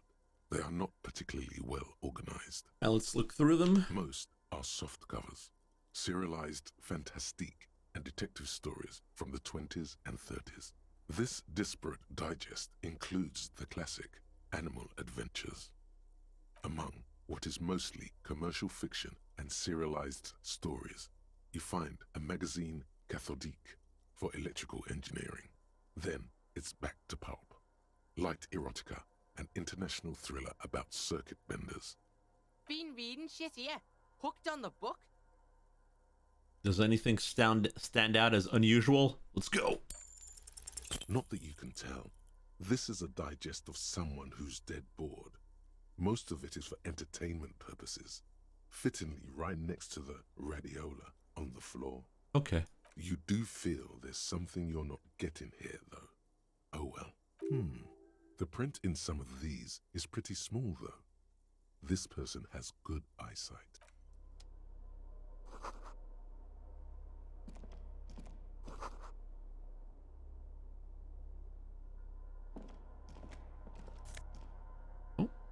Army surplus winter scarf.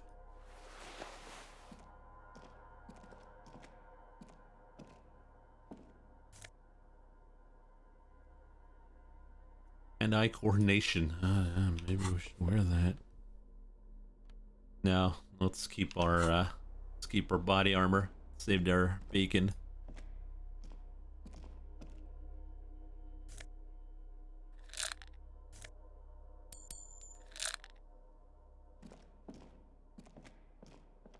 You see a small metal door nested inside a larger one. A heavy steel blast door. There is a conventional keyhole above the handle. It's very small. What's on the other side? Another part of Death Island. Some secret hidden shit Kuno thinks. Important shit. How do we open it? Kuno don't know how to pick this lock. This one's military shit. He's right. It would be better to open its big brother. A powerful engine hangs beneath the ceiling. It must control the blast door. No, this is the titular one more door. We're opening it. Fucking A. Let's get this shit open. Get to the secrets behind. Secret style.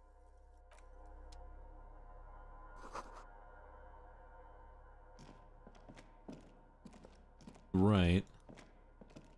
How would we open that? The controls?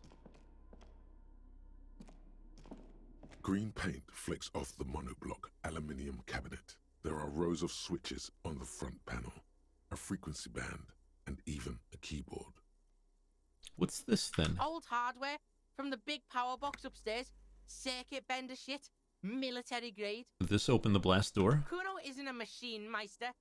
Agent ouvert. Alluma. Radio diffuser. Yeah, why the fuck not? This device was used to control the electronics in the room. It could open doors, control lights, function as a radio computer. Turn emergency open, push light interior, slide radio dial. Put lights on. Nothing happens. Radio dial? The dial slides under the glass. Silently, you make out defunct stations on the UKV frequency. The words, Feld Insula, are written on the band. Whoa, told ya. Military mega grade. Also like 400 years old, I think. 1,000? Emergency open. Kuno's gonna stop you right there. This ain't gonna work. Not without the juice. You gotta feel that shit if you want it to work. Let's look outside, maybe. Sure.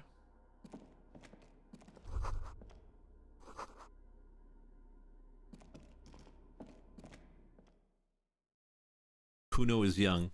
Yeah, I know.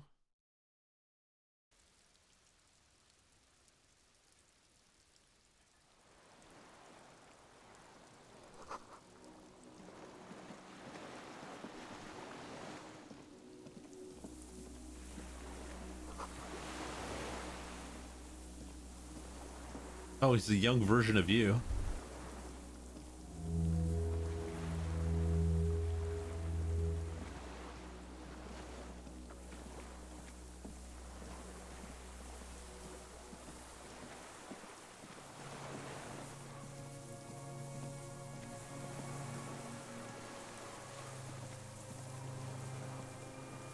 Another day on the beach.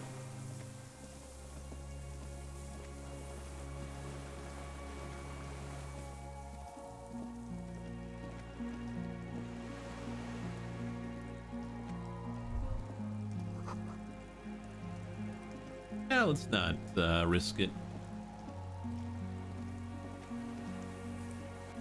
Especially with our bad leg.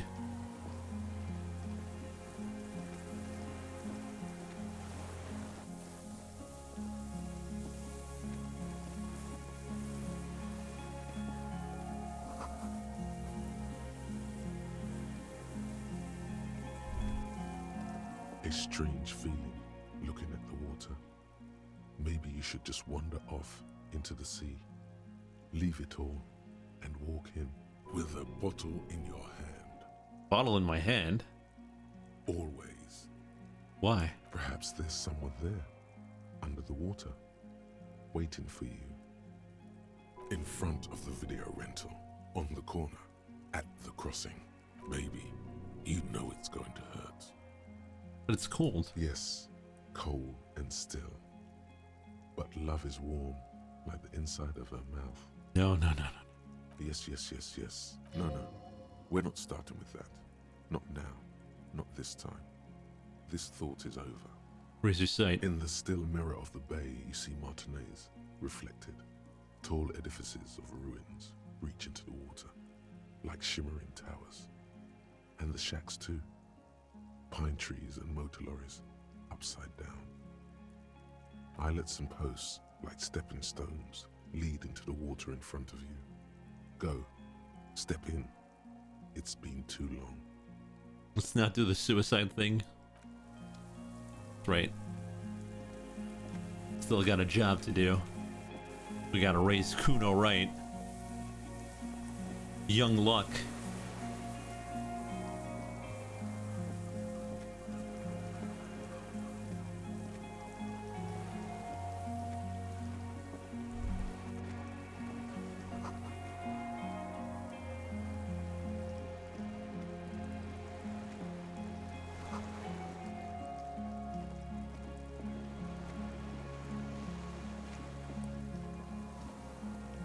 Gas here.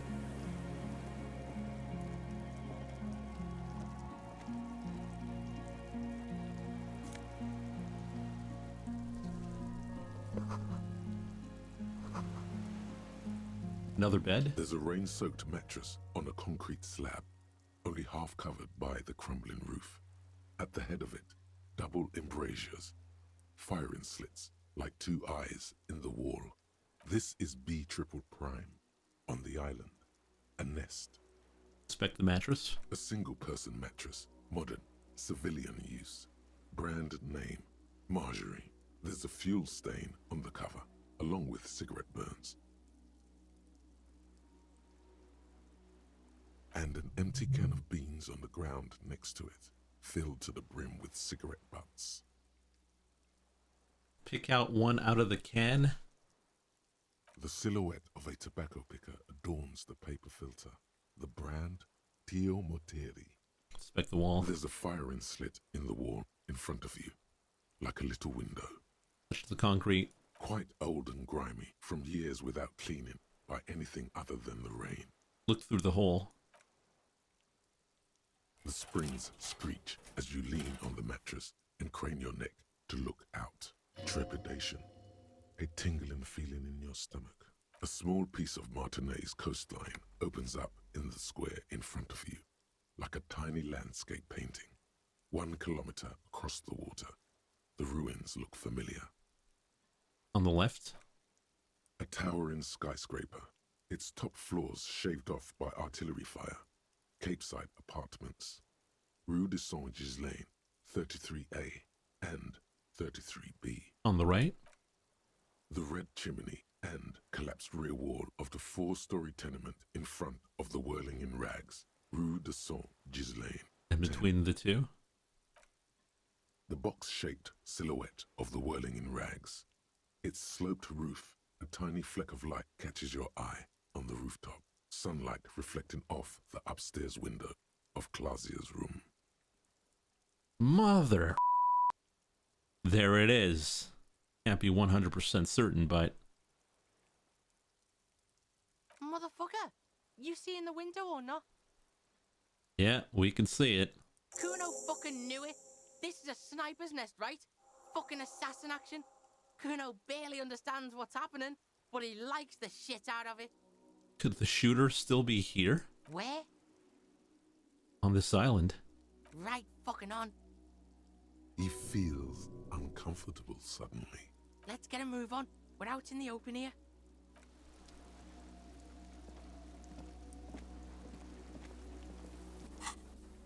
Let's pull out our gun.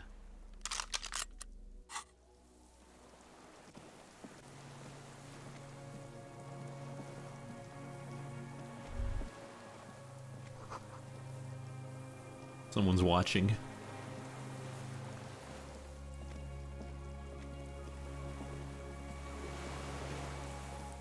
You're still wearing the armor? Yep.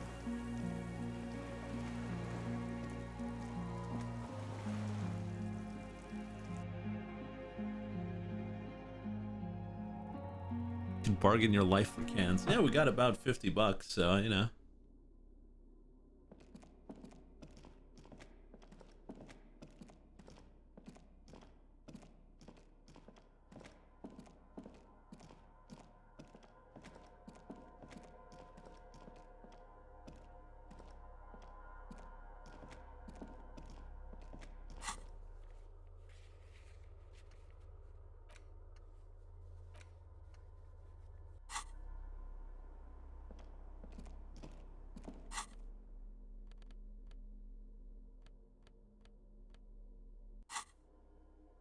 I don't know if the canister was full or empty.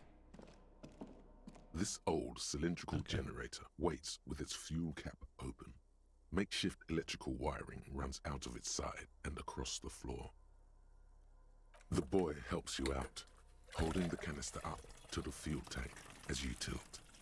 Dark brown, viscous fluid pours out, and the room fills with a chemical smell.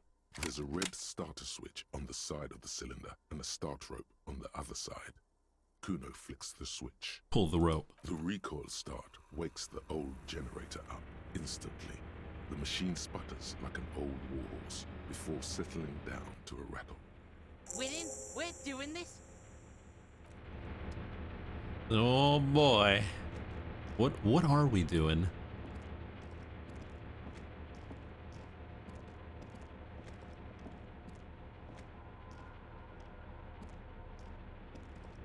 What does it all mean? Why are we here? How is this gonna come to a close? A dim golden glow animates the... Ah, shit! It's on! 10 emergency, open! The door comes screeching to a halt. Behind it, you see a hole in the concrete wall, where light shines in.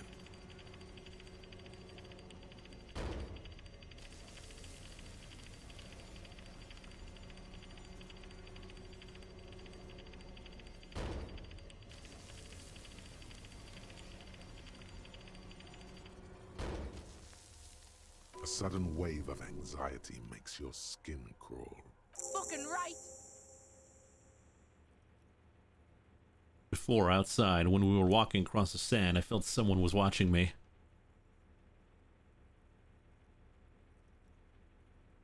Kuno knows? This place is spooky as fuck. Don't worry, kid. I'm a good guy with the gun. Are you?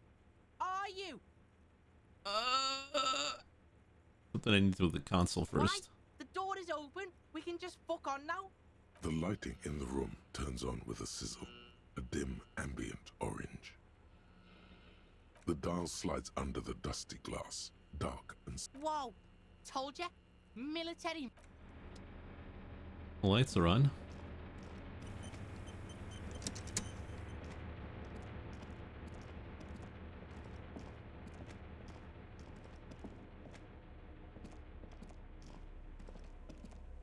What's down here?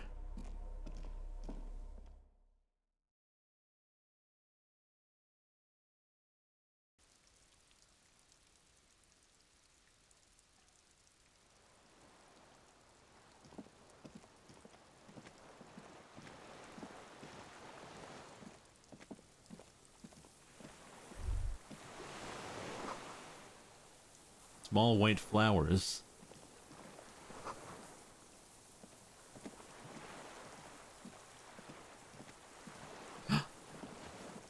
This is it then.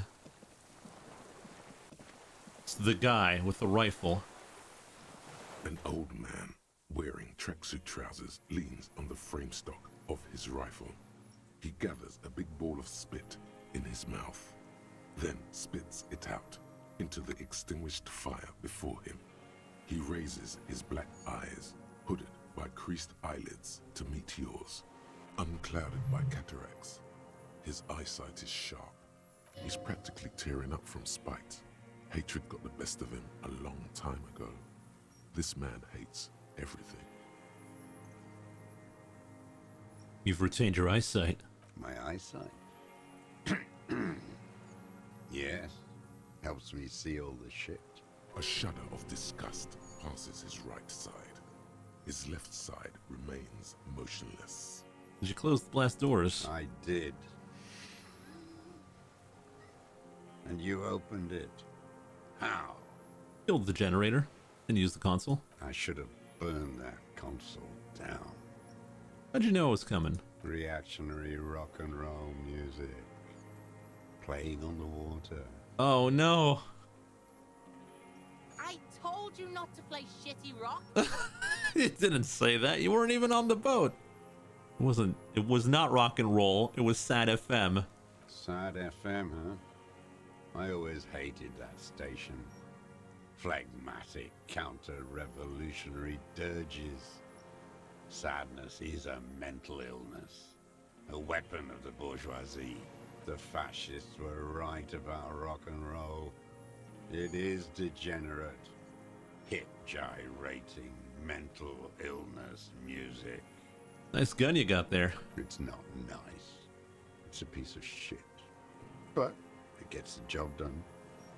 Wait, what rifle is that exactly? It's a 3-Angong 446. Whoa! Massive gun! It was sent to us by our brothers in the Sinyao commune. Military aid. It has stayed true to him. He can still make it sing. Your weapon has stayed true to you. Mine has stayed true to me too. The Sinyao commune? You heard me. It's good now. Like chalk, white from the ball.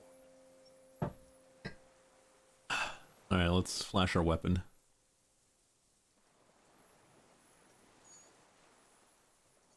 Yes, I bet you've killed a lot of people with it.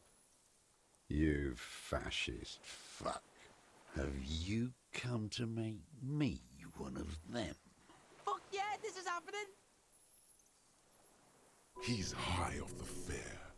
Like an untrained fighter, he leans forward, back hunched, ready to spring.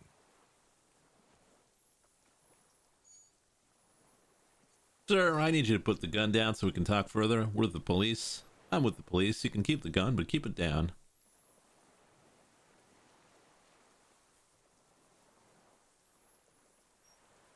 The fuck? No fucking way. Not on Kuno's life.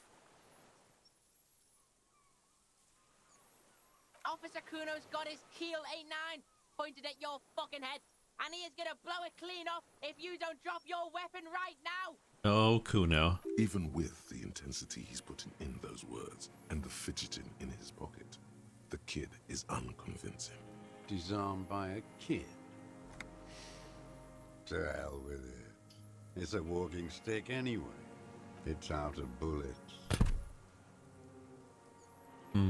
Like an amputated limb in the sand. Who are you?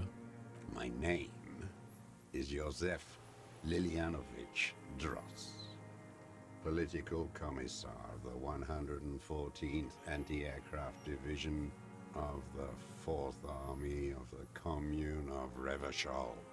I am a deserter, a partisan, and a prisoner of war.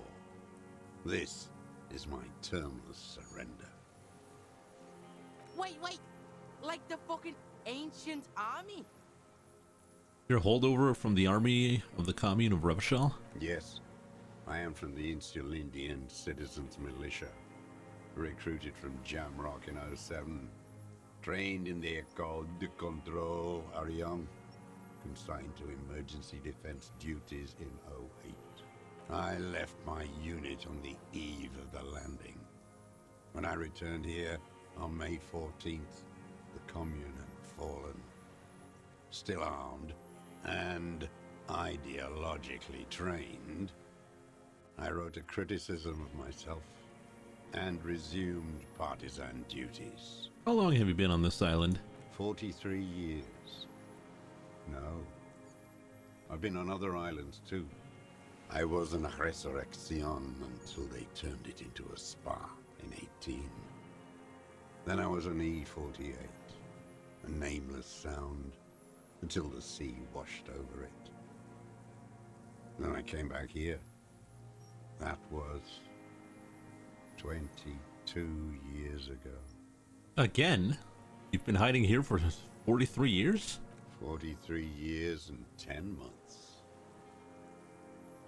That's the length of my entire life. It's too long. It's not how a human being should live. But I couldn't just forget what I saw. He just couldn't. Couldn't give up. He nods, but he can now. What have you been doing all this time? Hiding, fishing, waiting. Where the afternoon grows late, on Rue de Saint-Ghislain, people walk home. Street lights will soon be lit. Further inland, the streets are alive with workers, men, women, children, street hawks and migrant laborers. The temperature is steady. Alto cumulus clouds form above Precinct 41. Two police officers step out of the Whirling in Rags cafeteria. Satellite officer Jean-Vic Mayer inspects a series of burnt black letters splashed across the plaza mosaic. Patrol officer Judith Minot points west. The fishing village. She glances at her watch. We meet in 15 minutes. It's a 10-minute walk. The officers go, leaving behind the writing, still smoldering. One day, it says, I will return to your side. Always waiting. That's what we did, by the way. For what? For her to return. For who? Girl child. Revolution.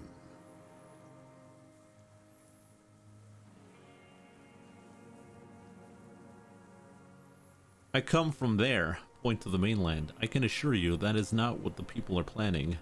I've been there. The city is in tinderbox. It may still happen. I've seen it. Capital is too powerful. The rich are very well organized. Women will always betray you. What do we go for? Stassi wants to go with 4.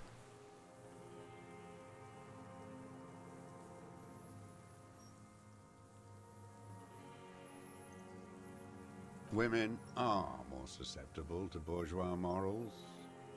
The material base for an uprising has eroded. The working class has betrayed mankind and themselves. The historic opportunity for a revolution has passed.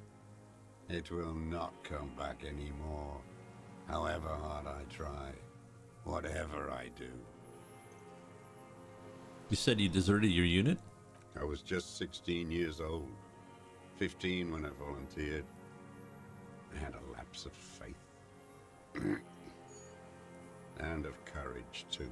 Lapse of faith? You could say I misunderstood the historic role of the proletariat and thought Mazovian socioeconomics were fallible. For a second, I doubted the irreducible laws of historic materialism. A second is all it took. For what? For reaction to take hold. What's reaction? Petty bourgeois terror. It's in all men. When was this exactly? May the 13th, 08. 44 years ago. The horizon was black with coalition airships. Their petroleum rose to the sky, and it looked like it formed the clouds. Storm clouds. When they started shelling, it was dark magic. Dark magic? The combined might of international capital. All at once, all the greed and terror in the world tore into Revachol. It lifted streets from the ground and turned houses into ghosts. We were in the flak tower, huddled on the floor. The artillery was 80 kilometers away in Ozon, but I knew the commune would fall. We would all be turned into ash. So I said I was going to the map room. A terrible shame still within him. The lobes of his ears are red with it. The shame and smallness of what he became. What then? I ran. I climbed the chain link across the water and hid inland. In the bunkers underground. Like the weakest of the weak. A mouse. Frightened of the ordnance all night. And the sound of the rotors in the morning. Whirring. Was that? Airships. I climbed out into hell. The landing was complete. The chain was submerged. I had to swim back. The fortress was half submerged too. Shattered. They'd all drowned in the lower levels or got torn to shreds above. The anti-aircraft gun had malfunctioned. So had I. I left them without ideological direction. It was real. I'd seen it. I'd seen it in reality. Some kind of great terror. Worse than you've ever seen. Seen what? The mask of humanity fall from capital. It has to take it off to kill everyone, everything you love. All the hope and tenderness in the world. It has to take it off just for 1 second to do the deed. Did I?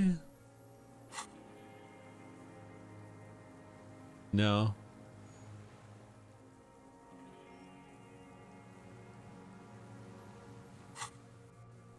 And then you see it, as it strangles and beats your friends to death. The sweetest, most courageous people in the world. You see the fear and power in its eyes.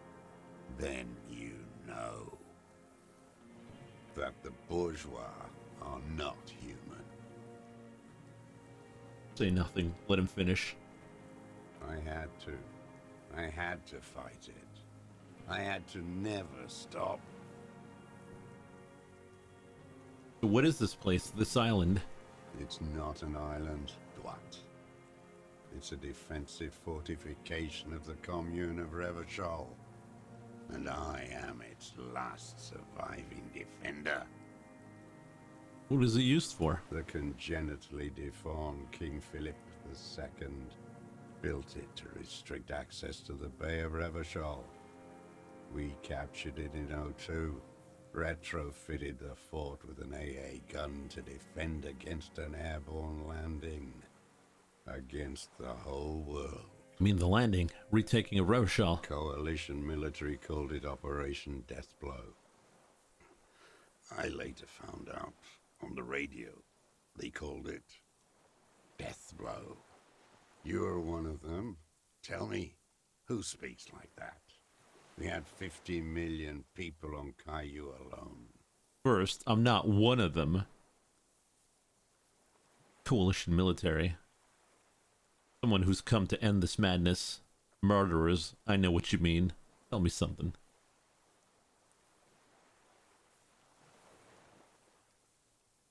Two. One.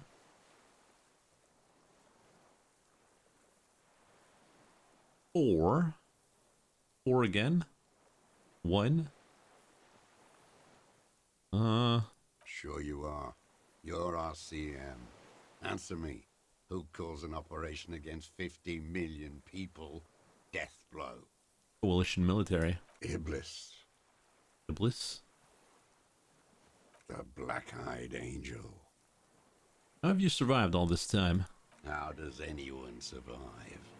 I steal. Now hold on there. That's a choice. You could have become self-employed, create the system. You're insane and grotesque. Everyone steals. Vegetables, supplies. It's the life of a dog. How's your health? I've been throwing up blood since winter. Red, like beetroot. Been passing it in stool, too. He does seem frail. Gaunt for his age. More like 75 than 65. Trouble putting on weight could mean cancer. Kuno's dad has this shit. Wine belly. The cops can take care of this, right? Medicine shit. With, like, facilities. Yes, it may be serious. Cancer even. The police can give you medical services. You need to be looked over. I need to die. You don't have medical facilities. You have guns. That's all they give you. Toy guns. You also have Druamine. We have Druamine. I have been running out of that stuff. There's no way he could manage the pain without them. It's safe to say he is addicted to painkillers by now. You like that Druamine, don't you? It's the little joys. The dark jug, a sunshiny day, morphine. How have you coped mentally? I haven't. I have holes in my brain. Years missing. Others filled with pain only. A decade of... I don't even know what. Inferno? I also live in hell. At least you know it. The traders of this city turned the lights back on in the 30s, after the fighting stopped. Ruins, glittering in the dark like a fucking merry-go-round. It's disgusting. Are they not heartbroken? How could they have moved on? How have you concealed yourself all these years? It was hard in the Thames. I didn't have partisan training. They were searching for stragglers, those bloodhounds. Floodlights on the water at night. What was it like? What was it like? There was hope. A little hope. They needed to snuff it out. Martinez and Coal City were turned to dust. But Jamrock, Forburg, even Coron, and Boogie Street, of course. Those fucking kips had Krasmasov coursing in their veins. And others too. Some cordons of Revachol was still fighting. There were cells. I tried to contact them. Soon they all went silent. The frequency's dead. So how did you get between here and the mainland? At night, I used a dinghy. I only went after dark then. When I got to the city, I stayed underground. Patrols, you lot, the commons too. They'd started snitching. So in the city you move underground? From bunker to bunker. Not anymore. No one cares now. I don't even have to hide. They think I'm another antisocial vagrant. I could walk straight into that town if I wanted. I just... There's a small bunker in the Feld building. Have you stayed there? The propaganda bunker. I used to, but not anymore. Propaganda bunker? They stored leaflets there. Broadcasting equipment too. Made broadcasts, I think. Propaganda officers. I buried them with their leaflets. They killed themselves. 2 young boys. Killed themselves? A lot of our boys did. I spent some winters there. Never liked it. Kept thinking of them. No need to go underground anymore. It's better in the ruins, on the ground. Why don't you just walk there? I don't want to. They're all traitors. Pigs, rabbits, and dogs. Men without ideals are only animals. He does not want to see life moving on. People forgetting, drinking, laughing. Tell me another thing. The old man looks across the water at the city, the ruins, the motorways rising above it. You said this is your eternal surrender? You're with the RCM, the coalition-appointed mob that enforces bourgeois morals in Revachol. I'm not coalition appointed, I just try to help people. That's right, I'm with the good guys. We enforce the law, we keep these animals from killing each other. I know what it looks like, but I have secret plans to turn the RCM into a Mazovian revolutionary unit. I'm with the RCM, let's leave it at that.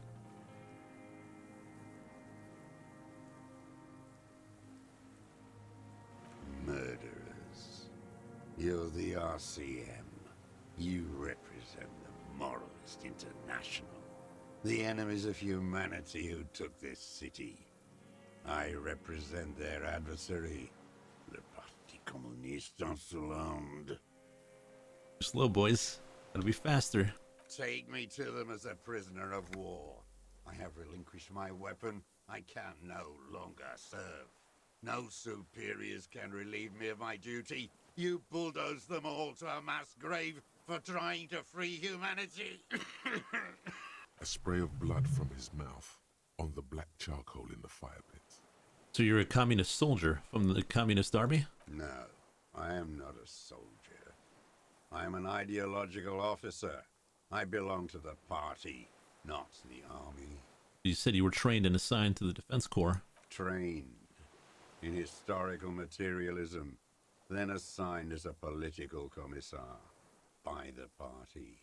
These things used to mean something. What does it do? The old man does not answer. He tilts his silver head and looks at the reeds.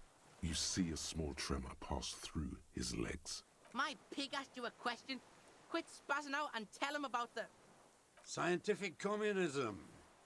A commissaire politique is a knight philosopher of the revolution, a future human.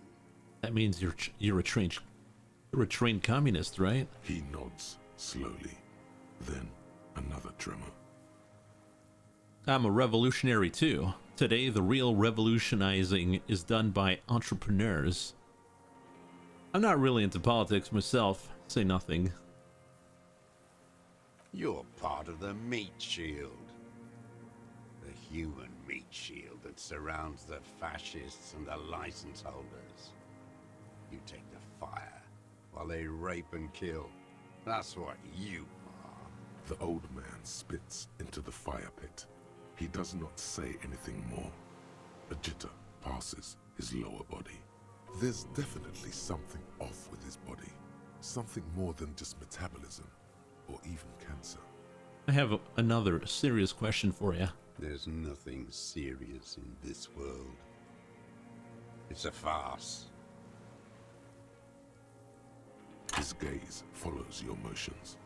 The rifle feels surprisingly light in your hand. Frame stopped and patched in places with tape and wire. Still warm from his parched hands. Not the metal. The metal is ice cold. This weapon has been modified several times. Oh, we got a challenging success. The rifle has been patched and modified several times. Looks like old shit. The old man does not answer. He just stares in front of him. The rifle's in a shabby state, like a crutch that's seen too much travel. Hieroglyphs are embossed into the forearm, made of walnut. On the butt, you see Vespertine writing, burnt into the wood. Triangong, 4.46mm, made in Sinyao. It's as he said, it's a Triningong made in Hinsenyao. This guy smoked a lot of people with this, huh? No response from the old man. The plastic cape around his shoulders rustles in a small bout of wind. Uses jacketed ammunition. The old man keeps following your motion with his gaze. His right arm twitches suddenly. This looked very much like the murder weapon. It could be used against him to get a confession. What have you been using this gun for? I've used it for killing people. Here we go. A trail of blood. Even the kid can smell it. Killing people? Like straight offing them? It's a gun. That's what they're for. You want a moralist euphemism? Defending your family and your property. I haven't done that. I've used it to kill people. You mean like lately? After the war? There is no after the war. Class war is never over. Never over. Go in straight. No euphemisms. He doesn't like those. No. Be careful now. Slow and steady does it. Make him repeat it first. Don't mess this up. Remember, he wants to tell you. Get personal.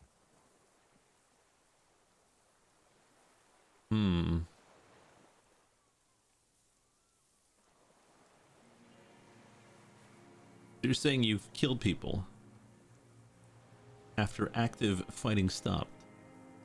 Did you use that gun to shoot and kill a colonel of the security contractor Krenel? Yeah, let's go. The who now? He heard you. He just wants to hear you say it again. This is dramatic flair on his part. Right choice. We're in. Do it, sire.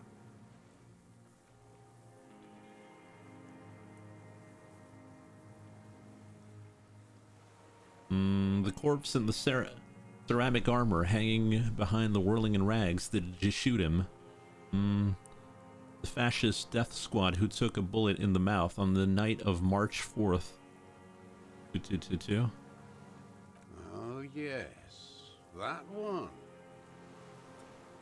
Ugly piece of work, that boy. Did you kill him?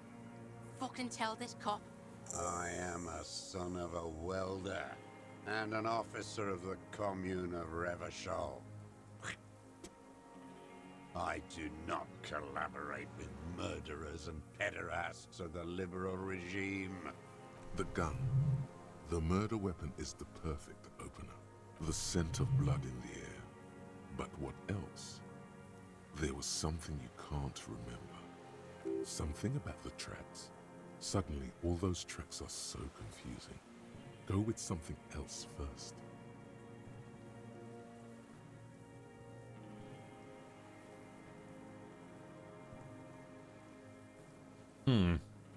I don't need your cooperation. I've got this. I've done ballistics. The shot came from this island. You're a communist. I talked to the dead man. He told me communists killed him. 2244. Like, I don't know which is which. I'll go with ballistics. I saw you poking around there, looking for evidence. You're damn diligent when it comes to dead fascies. Did you like the view? He's practically admitting to it. Just one thing. The rifle does not have a scope.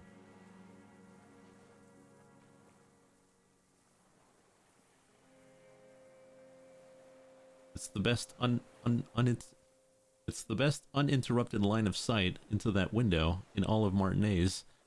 One thing, where's the scope? Forget about your stupid fucking scope. I don't know where it is. Find it yourself. It's your problem now. He lost it. He just doesn't know where it is. Forget it. Push on. Alright. Best line of sight. It's a sniper's nest, you stupid fuck. Radio Gosh is right. You have worms in your brain. Almost. He almost burst out there. Keep piling arguments. Anything. Don't need your cooperation. I've got this. 3? Okay, I talked about the dead man. Stupid dwat.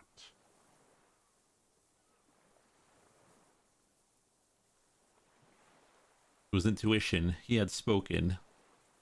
He would have said communism killed him. Yes? Intuition is an aberrant psychologism. It reeks of crypto-fascism. The parasite class use intuition to justify their rank in life. It's all just palmistry and magic, Earl creatures. Your brain is rotting from the radio waves. You too. They're twisting you. Whatever, man. Yeah, this just did nothing.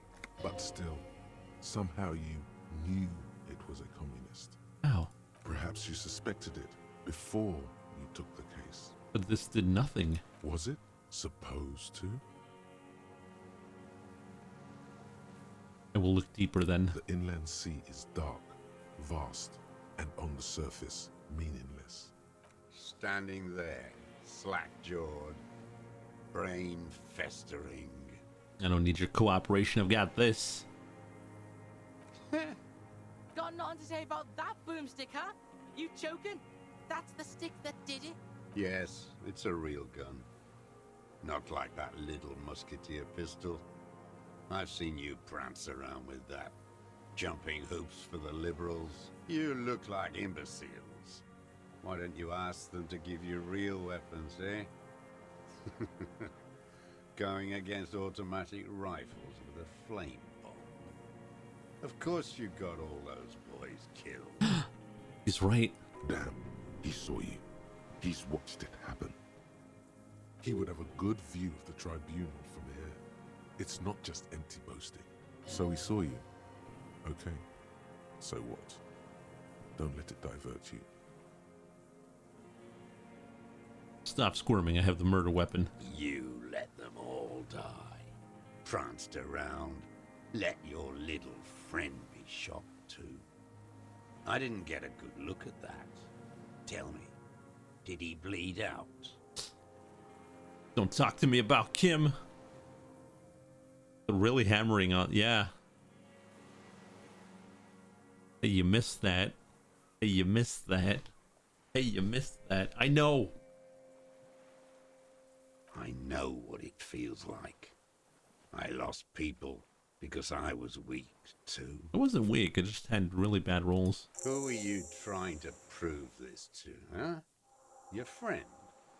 He's not here. He's dead, isn't he? Not dead. He's in the hospital. Or that's the murder weapon down. I got more on you.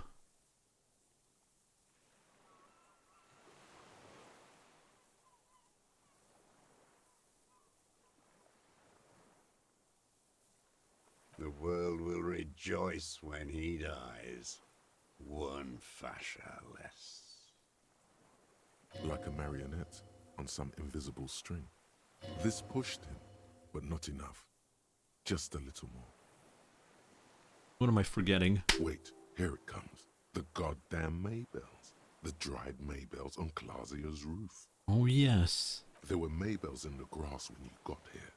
They're revolutionary symbols from the war. Wait, don't forget the footprints. The diagonal prints in the dust in the secret space behind Clausia's bedroom. Now, they're gonna come up. Of course, thank you, Head. Thank you. You got it. Remember, the boot prints were like no modern soul. Maybe don't beat yourself anymore, though. You're not immortal. There were Maybells behind the victim's window. Damn Maybells. The whole island is turning white with them. He seems tender suddenly. Nostalgic even. A strange mood swing. So many this year, too. The spring is coming. No, it's already here. Wash the filth away. I haven't seen these flowers anywhere else in Martinez, only here. They blossom on the islets before we fertilize them with our blood. Resurrection was snow white in May before they ruined it. South, the Bay of Martinez is dotted with little freckles of islets, turning green, with white flowers in white snow. The coast, too, before they piled their containers on top of it, filled with broken, useless trash for fat-fingered bourgeois children to play with. bet you've been sneaking around a lot, hidden. Know any secret paths? Kuno knows paths. I may. A young woman named Classy. Ring any bells? Those dried flowers were behind her window. Classy. You know her, right? She had intimate relations with the victim, the mercenary. With the victim. There is a small tremble. Looks like a smile. A crooked smile. Yet isn't quite voluntary. He's about to burst. Jeez. Crack this walnut. Wonder what kind of brutes? What brand of boots you're wearing? Everything is brands with you individualists. Who cares what brand my shoes are? Sansa? Some shit. Show me the soles. Fucking imbecile. The maker is called Sensory. You see their V-shaped logo, but can't make out the size. These are not the unusual horizontal pattern soles you saw in the dust on the floor of the hidden room. They do, however, seem to be about the same size. I'm putting a point in.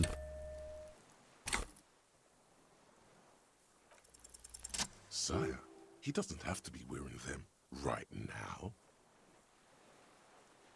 People change shoes. Doesn't mean you weren't there, near the room the victim died, sneaking around. Racking those brains, are you? Desperate to report something back to your masters? They must have really loved that dead fuck. The kid gives you a quick sideways glance and nods to acknowledge. The prints were his. You can see it in those eyes. He can't keep them from flickering, looking for something. The old man stares at his own prints in the ash around the fire. Silent suddenly, some strange process within him. A gush of wind. Seagulls in the distance. You know who he was. A coalition-trained murderer. Armored and armed. He wasn't human. The blunt end of a hammer. Dripping with blood. He was a rapist. I'm not saying he didn't deserve it. He was a killer, but he was still under protection of the law. He was a soldier too. He was a man.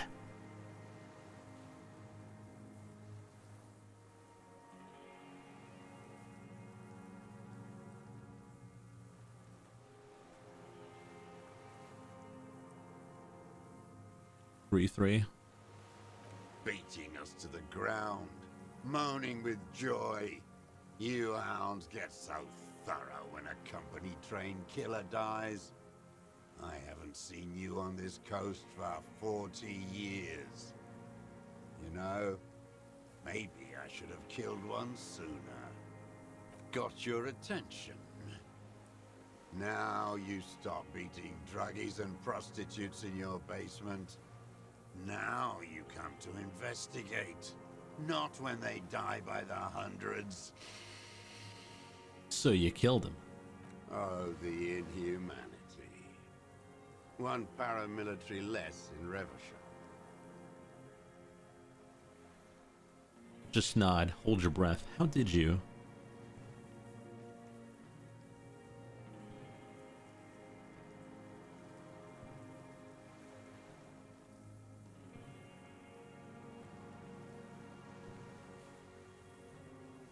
I don't think it's that important, but...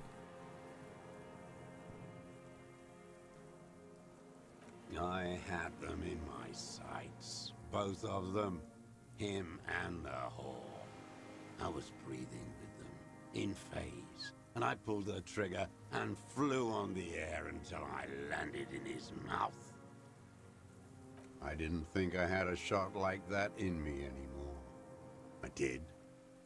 I saw him kneel there with his mouth full of death, and that stupid look on his face.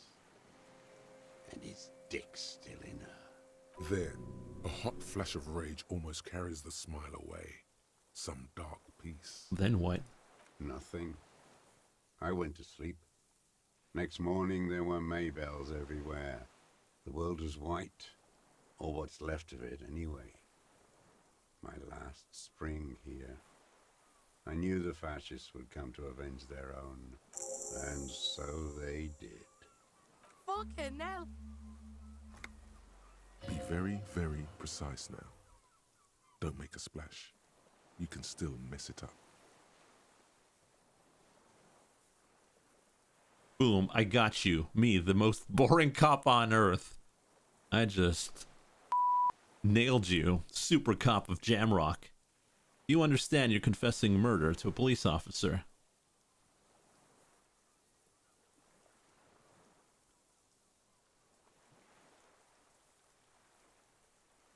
Got 3 threes, 4 threes. Yes. A motive. A real cop gets a motive now. Yeah, shush. You don't shush me. He could say he was taking a fall for someone, or disorientated. A confession is useless without a motive. Don't mess this up. Coax it out of him. He's still warm. They were fucking. Why were you looking at them that night? I'm always looking. You always creeping on people through your scope like that? A rifle scope has the best magnification. Helps him see all the shit. And if you don't like what you see, click. If it's part of the you see, then you pull the trigger. Yes. Think of it as a form of critique. what specifically did you not like about what you saw the night of the murder? Them. Fucking. I didn't like that. So you were jealous? Okay then. Jealousy is a reactionary concept. I didn't like the Reaver enjoying himself. Drugged out, soothed in the arms of a young woman. I wanted him to die so he could not enjoy life anymore. And I wanted to see his head explode. That too. She should know better than to hold a child murderer between her thighs. I knew he'd be there for one more second. Writhing. That's all it takes for the bullet to reach his head. Now that I think of it, I wasn't aiming for his mouth. I wanted his brains to spill out on her. But you can't have everything. This man has seen past her, like you did. And now he longs to see her covered in blood. To punish her. How long have you been watching her? You wanted to punish her, so you killed him. She practically breastfed that man. You wouldn't believe the things she let him do to her. You stare at them too. In your mind, her innocence day still turns to leaf. Airport bag in hand. Silks flowing in her wake. There's nothing to do with that. It's no good, Harry. Her voice rings in the evening air. It smells of burning buildings. You saw through her, so did I. She did deserve a good punishing. I hate women too, you know. I'm not like that. I don't think like that. Men are insane. Say nothing.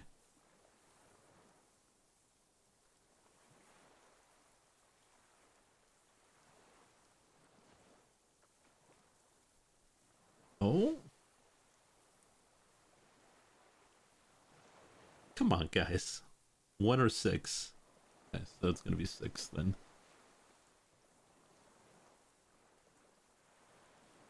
The old man raises his gaze. Something glimmers in the corner of his black eye. A bitter taste on his tongue. How long have you been watching her? Since she came to Martinez.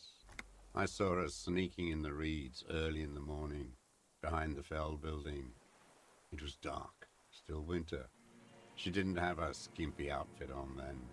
Just a spot in the night, moving. What was she doing there? Hiding something in the water. She had a fag after she'd done it. I was up in the ruins there. She couldn't see me, but I could see her, smoking. She was nervous, but not scared. And beautiful. And beautiful. What do you think she hid there? Good. That, too. The sun came up and her hair was like cobwebs. She smoked more fags and snorted a line of whatever shit she was on. Right there. She needed it just to move. What do you think she hid there? Her passport and tickets to Villiers. And from there to Cachet Brut. This is the hidden buoy she told us about. You looked into it. After she was gone. Did you keep the materials? When I found it, it was empty. No. Why would I do that? I didn't need tickets to Villiers. I'd put them back. If I wanted to extort someone, I'd do better. Yeah, well, doesn't matter. I did. She had a face like an archipelago with those birthmarks. And a body hard and lean and bruised all over. Black and yellow. I could see she's taken a beating. I could see who she was, too. A spook. On the run. Revachol's the cloaca of capital now. All the bagmen and arms dealers end up here to do drugs and have sex like animals. The bruises. Can you make that out in a scope? And the bruises. You can see her bruises through the scope of a rifle. You can't see that through a scope. It's just a blur there. How does he know about the minute details of her body? He must have climbed to the roof, maybe.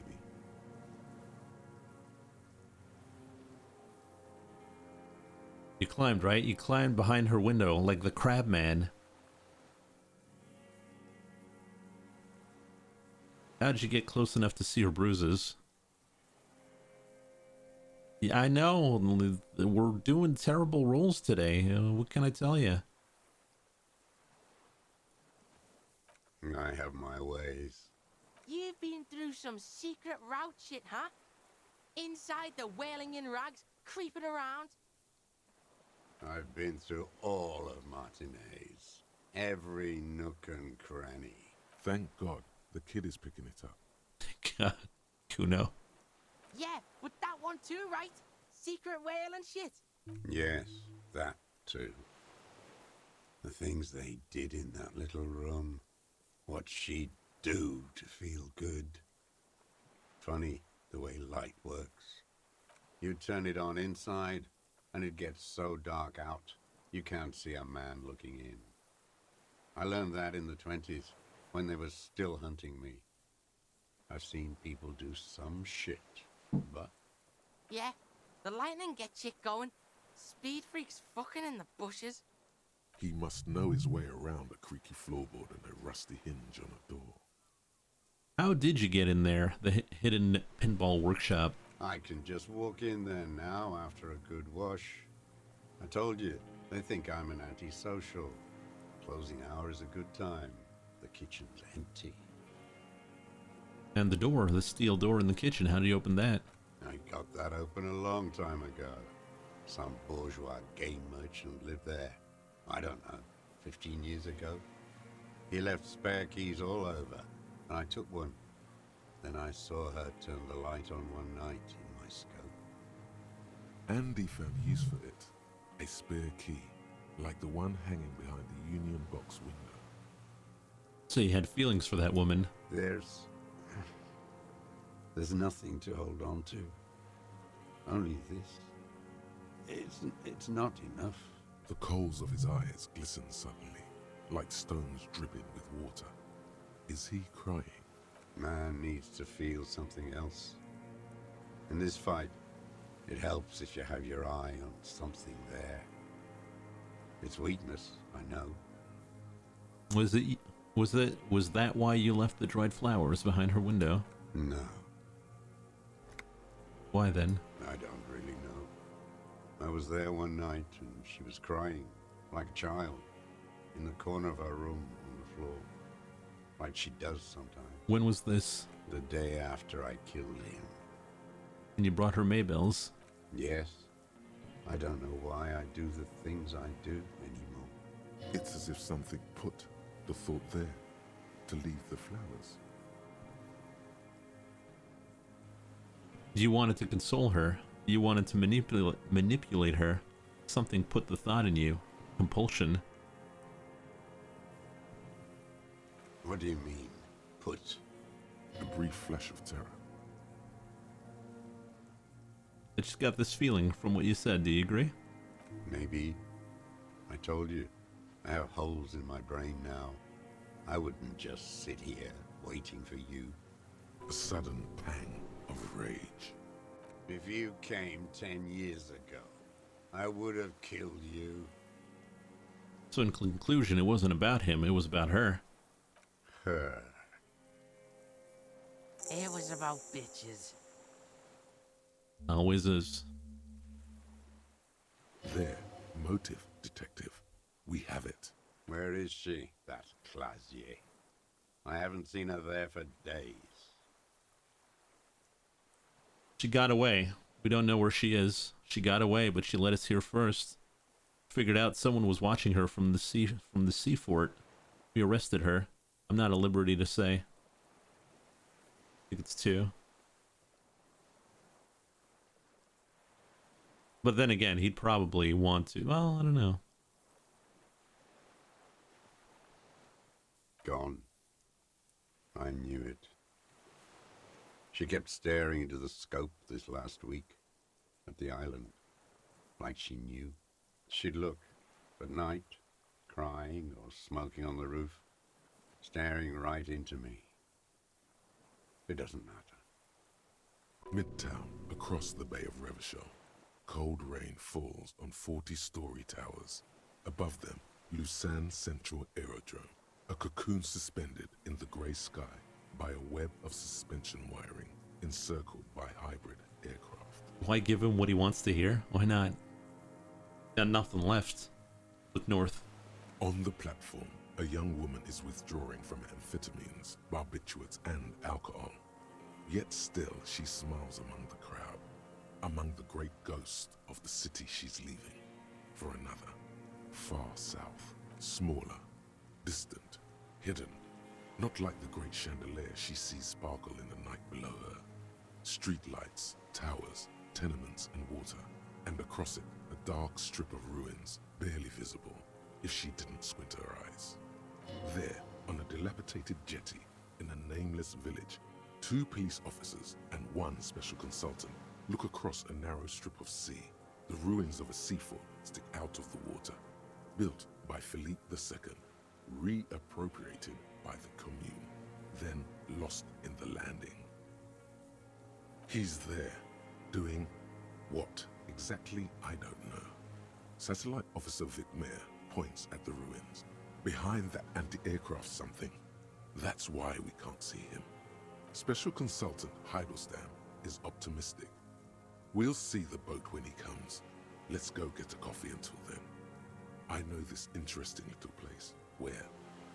As the men go, Patrol Officer Minnow looks back over her shoulder at the crumbling fortification in the rain, like a rotten tooth rising out of the water. Good luck, Harry, she thinks. You need something good for this. We can totally get more out of him. He's squealing. You could get more out of him.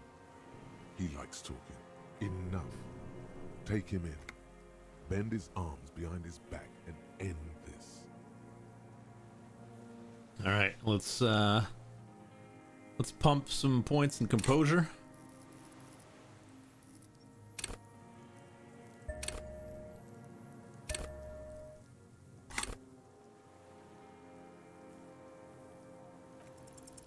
What strikes you about this gaunt man is not the stomach pain, or the cough, or the malnutrition.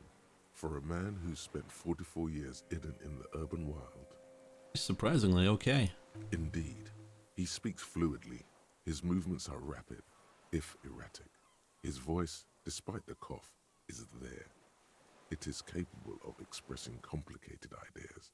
Above all, he seems animated. Animated by what? It's a mystery. This animation comes at a cost too. Erratic hand gestures, thought processes cut off like threads, as he just stares at the logs or the reeds. He also suffers mood swings, bubbling to the surface, unconstrained by his nervous system. Great leaps of emotion, from anger to grief, despair. Dementia? You've seen demented people before. This feels similar, yet different. When his thoughts move, they are lucid, keen even, not senile. Is this some kind of substance damage? Like he's addicted to something? Not only the painkillers he's clearly on. Are you on some kind of psychoactive substance?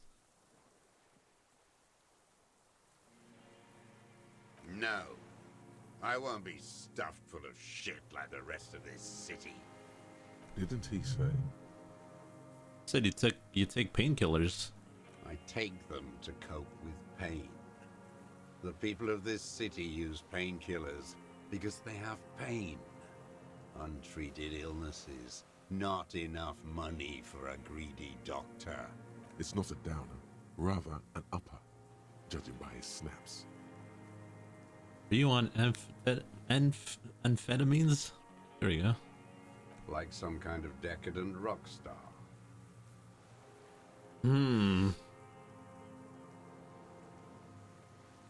Mr. Dross, are you okay? How's your memory? No, I'm not okay. I shit blood, and I'm surrounded by insane people. There it is again. Erratic hand motions, bouts of rage, and the stomach thing too, of course. Could it be a symptom of overdosing on something? Something even you have not tried?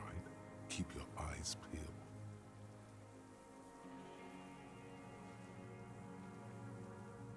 Been looking at anything else you haven't liked? A tragic comedy. Druggies, prostitutes, and rentiers. A strange little engine seems to fire up in him again. It straightens his back. More specifically? Specifically, the whole city is a charnel house. Stripped clean and draped in neon. But Martinez is the worst. How come? Because of the racists. Everyone is a racist in Martinez. It's their favorite thing to do in the whole world. Listening to race-themed radio shows. In the ruins, in their lorries. Hey, we know about race theory.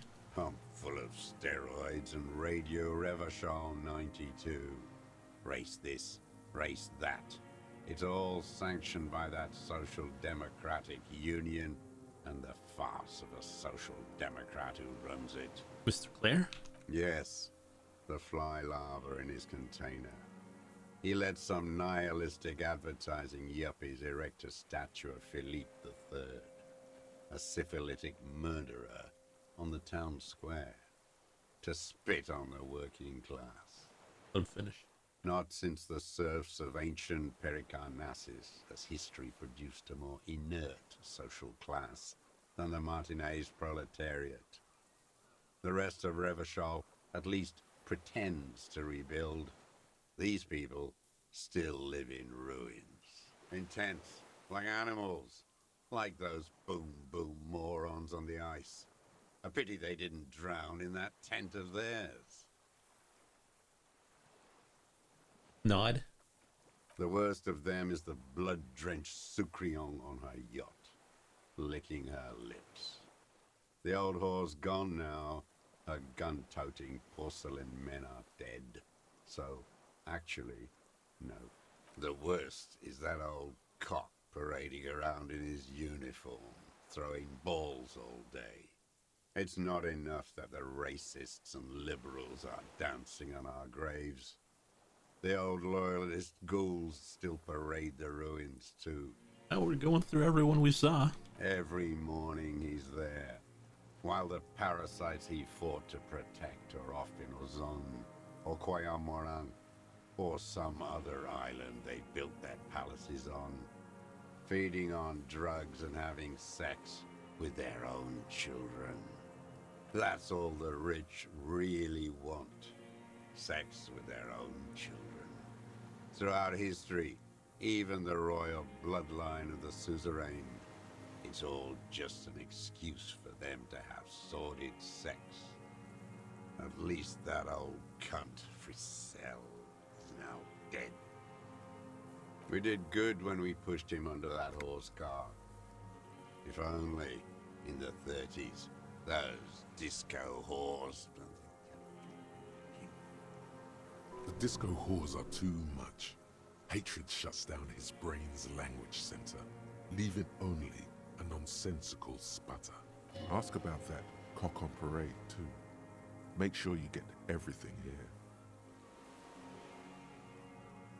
You mean Rene? Every fucking morning for 34 years. Throwing that ball. One ball against the other. I've always loathed that game.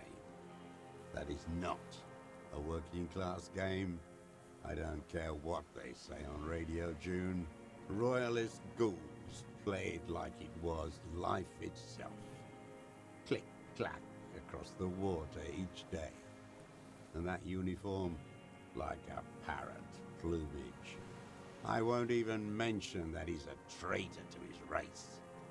A Patank maniac race traitor. Just nod. Now, I don't know about... Well, whoa, let's get back off. Well, let's back off before you get too agitated. Let's just nod. I remember him. I remember him from La Noce. Not him, personally. His make and model. There were tens of thousands of them. I thought we took them all out before the Liberals came to their rescue. We missed one. That one. Fat and plump, like a pheasant, just begging to be popped off. Please, Mr. Dross, shoot me. He whispers with such predatory hunger, it borders on longing. You'd like to kill him? Not yet. I like to look at him strut around, place the crosshair on his medals, right on his face, and just fiddle the trigger. Think about it. Let the bonbon melt in my mouth. A treat, better served for later. He's a pleasure delayer. Save the treat for later. He is a juicy bonbon, that one. A real treat for the black day. The blackest. When I put that gun in my own mouth, I think, no, don't waste it. Put this lead in that cock, Rene. For the boys he killed. And then I look at him throw those balls, and I suddenly feel better. I even hid one bullet, so I'd always have one for him. Haven't seen him around lately, strutting around. Must be down with arthritis. I hope it hurts like hell. I hope he sweats blood. Got some bad news for you. Hearing it may destabilize him. You sure you've gotten everything from him? Are we gonna destabilize him? Rene's dead. He died of old age a couple of days ago. Bad arthritis, yes. He's not playing this week. Anyway, tell me something else, Mr. Dross. Guess we're gonna destabilize. No. Yes. I waited too long. I waited too long and now he's dead? You okay? Go on. You think I haven't seen people die? It's all I've seen them do. Fuck and die. All the other plans we had. To love. To colonize the Pale. It's all fucked. He's not okay. This is just another black day in a row of black days. Something strange is keeping him together, making him endure. Disco whores? I don't even care about those whores anymore. Get it over with. Take me in. Rene must have been quite a loss for him. Maybe you could still get him to talk about things that don't require as much rage, because it's not there anymore. No, so we broke him. Talk about Mr. Clare? I don't want to talk about goddamn social redemption. Renee still presses on his mind. Glad we talked about this. Glad we talked about what?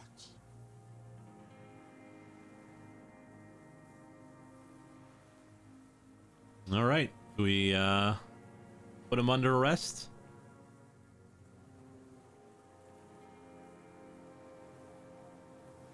Or do we look for other stuff?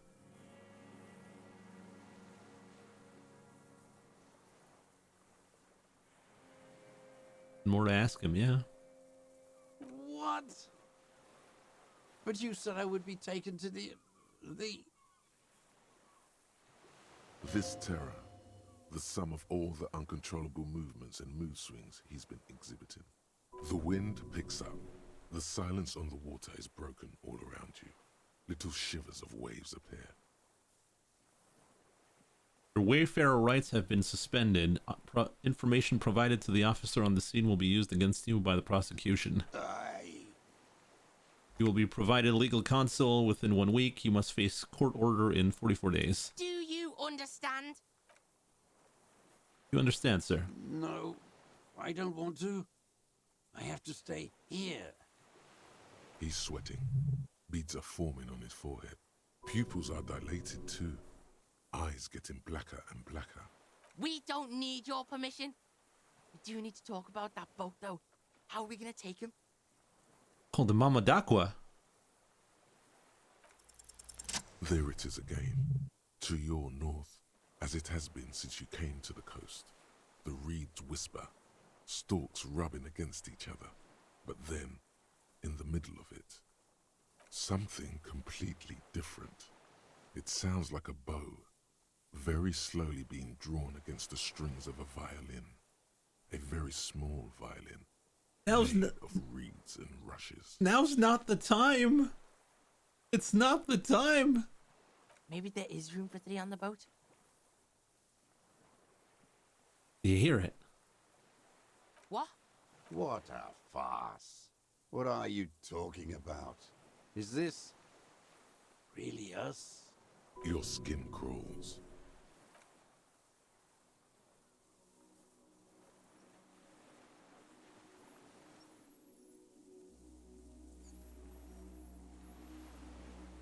Oh my God.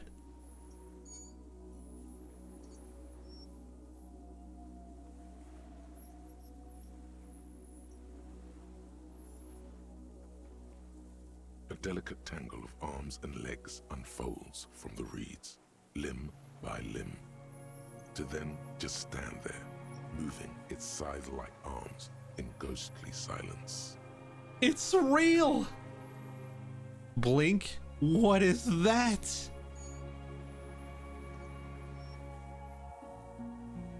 I don't know what to do.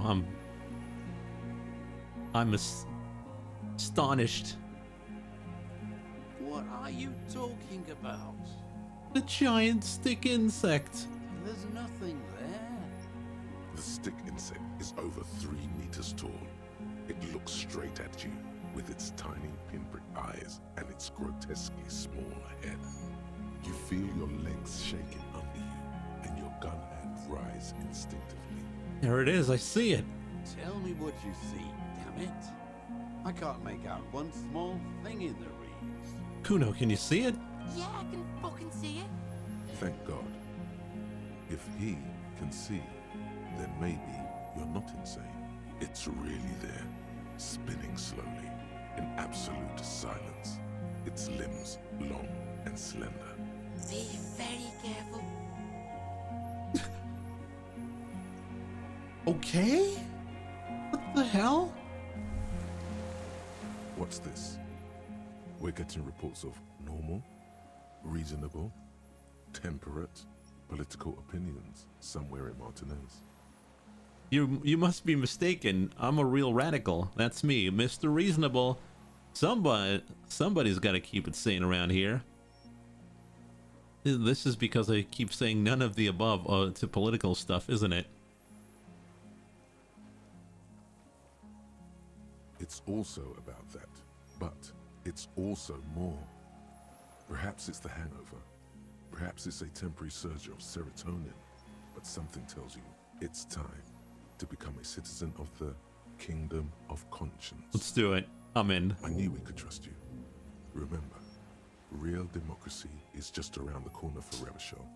Not when the that time. real democracy kicks in, we are all going to be so much happier. It's clear you like the hard stuff, Brota. What? Sounds like my stomach is growling. Evening falls. The time has come to take the vow. Vows? The vows are blood and flesh. What is my lower intestine going on about? Lower intestine? The term is metabolic and circulatory system. Okay, but what's the hard stuff? Fascism, Brota. Oh no. What is fascism, though? Many things, but it's mostly about trusting your gut. Who does your gut tell you is the source of Revachol's problems? Well, who's the problem? Foreigners? Financiers? Leftists? Liberals? I thought you were my circulatory system. Quit stalling, Bruta. We're talking about the weakest, worst, most insane thing. The weak link. Who is it? Who done it?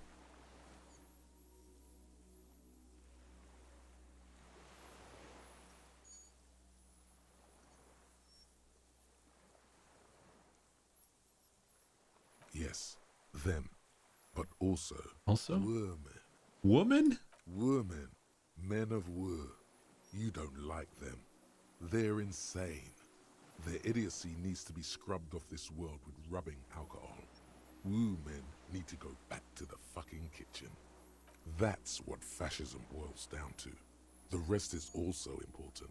But the main thing is that woo men need to know their place. Am I having some kind of stomach seizure? Stomach truth. You're having a stomach truth. How am I getting this? Because you've said the hard things that others won't say. The good things, you've said them many times.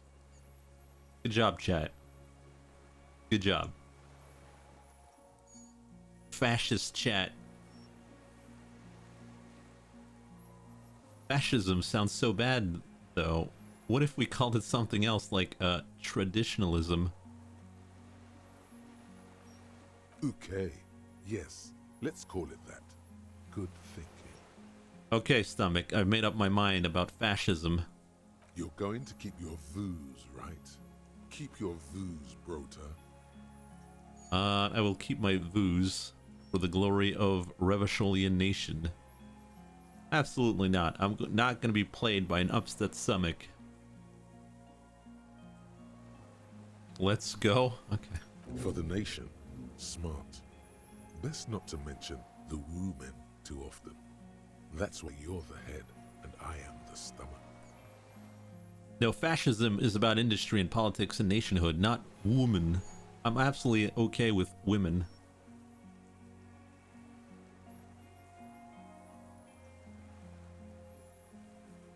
Of course you are, Bruta. Of course. A wink-shaped growl sounds from your ass. Okay. Hey there, bug. The creature stands on long stilt-like legs, antennae hanging from his head like a woman's hair, white and curled at the tips. It is no more than 5 steps away from you. Reed-like tufts stick out of its joints. As the insect moves its forearms, it produces a faint hiss, like a reel-to-reel machine spinning after the tape breaks. The hiss is different from the strings you heard before. It says something else in a lower pitch. Lay the pheromone on thick. All right, let's go. 97%. Slowly, with your breath held, you take 2 small steps toward the phasmid. The creature lets out a series of ultrasonic clicks that swarm around your head like swallows. like laughter, a sort of happiness. Sweat drips from your brow, soak in your chest. You reek of it, your chemicals. Hissing and clicking, it extends its mandible-like antennae to greet you. You're right below it now, looking up at the colossal chitin of its white limbs. The head of the creature is crowned by reeds, and its eyes are like small droplets of water. Raise your hand slowly. Hello, I'm Harry. I don't know who I am.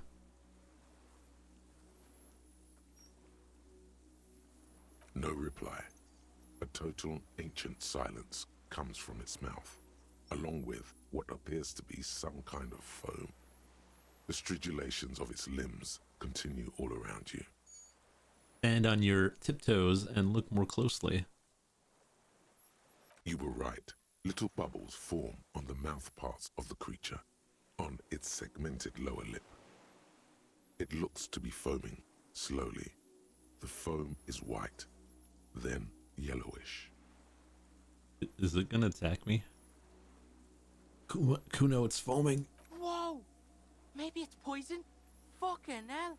The foam slowly turns a darker shade, like burnt caramel, as the insect moves its mouth parts, masticating. The little bubbles begin to burst, one by one. Tell me, what are you doing? I exist.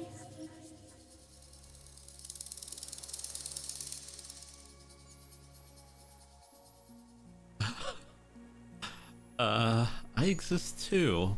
I am a detective. Is this a dream? What is happening? What exactly are you? I have to say goodbye now. Oh no, we're not gonna go. Not yet. I exist too. Tell me what it's like for you. Fire, burning. It's wunderbar. Wunderbar. I'm ill. If I tell you, what will happen? Yes, holy is the Lord of hosts, and all the earth is filled with his glory. Now, I will tell you what it's like for me.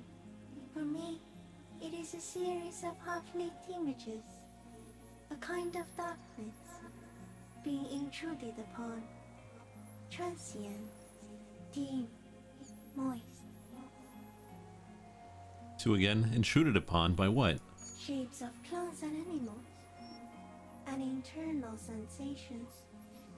A swarm of sounds, tiny vibrations on the inside of my forearms. All speak of complexities totally beyond my understanding. I am at the end of a narrow funnel, weightless, so light, it only feels like something to be me. In truth, perhaps I'm nothing. I certainly do not have a soul, and if I did, it would never ache. You're the type of animal I would like to be. I'm glad to be me. Incredibly sensitive instrument. The is happening to me right now? 2, 2, 1. We'll go 2. Few of us can begin to imagine the horror of you, with all of creation reflected in the forebrain. It must be like the highest of hells, a kaleidoscope of fire and writhing glass. Eternal damnation. Even when you're sleeping, and when you wake, you carry it around on your neck, with eyes open that cannot help but swallow more behind the mirror. I feel great, mute empathy for you. It's hell. I changed my mind. I want to be you. It was very disorienting at first, but I'm keeping my together. Become the Bug King. Actually, we're tied on. Oh, no, not tied. You want to be a fuzzmate? Are you sure? Yes, I'm sure. Why do you ask? No, I'm not. Why are you asking? Sometimes, when molting, I regrow a lost limb. One time something went wrong, and a small leg replaced a missing antenna. That's absolutely nothing. A small leg. That's horrible. That's cool.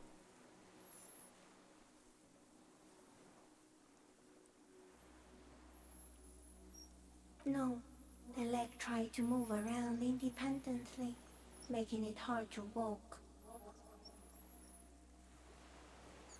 Oh, you don't have a foot there now.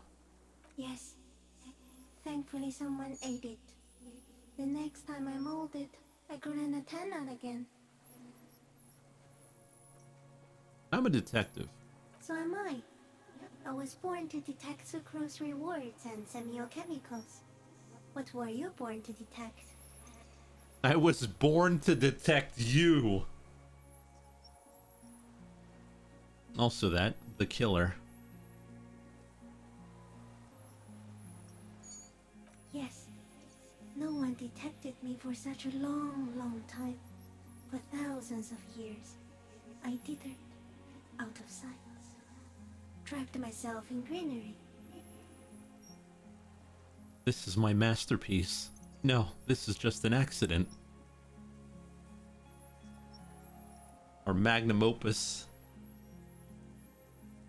No one believed I exist. Almost no one. Until you came, detective. Dripping off blood that smells like strawberries. Across the calm sea. The first in 1,000 years. Is this a dream? What is happening? No, you're awake. I am real. Light is forming me. This is real. Where does this come from, all of this around us, the world? Not even the birds know that. Not even the water lily. We need to know. Perhaps it's sent to us by a god? Then all we can do is beat our fists against it day after day with no answer?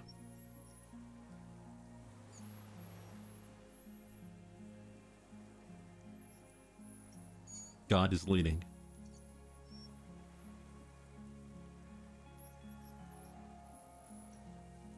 I think we should eat it.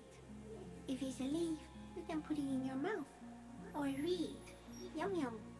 What exactly are you? I am an unknown species of the order Phantasmadia, endemic to the Insulandian Insula.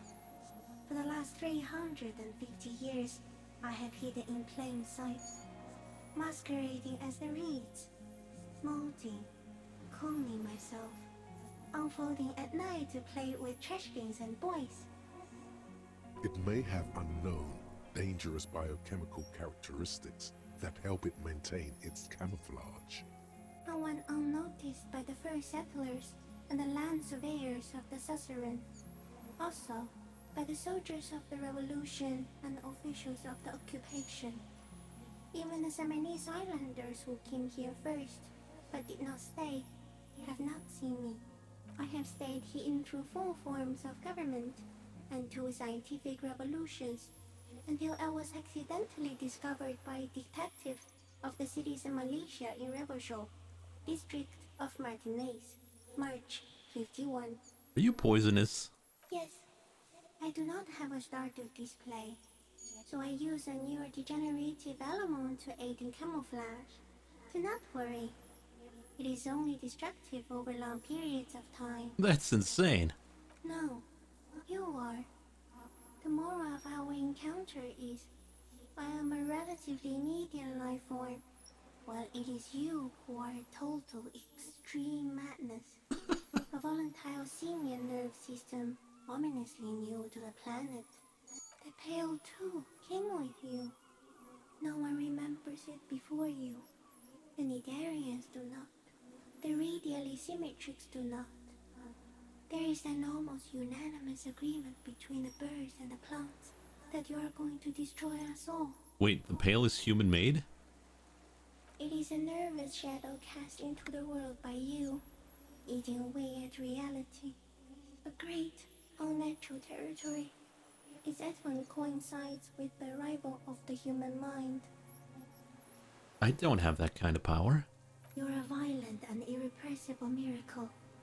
The vacuum of cosmos and the stars burning in it are afraid of you.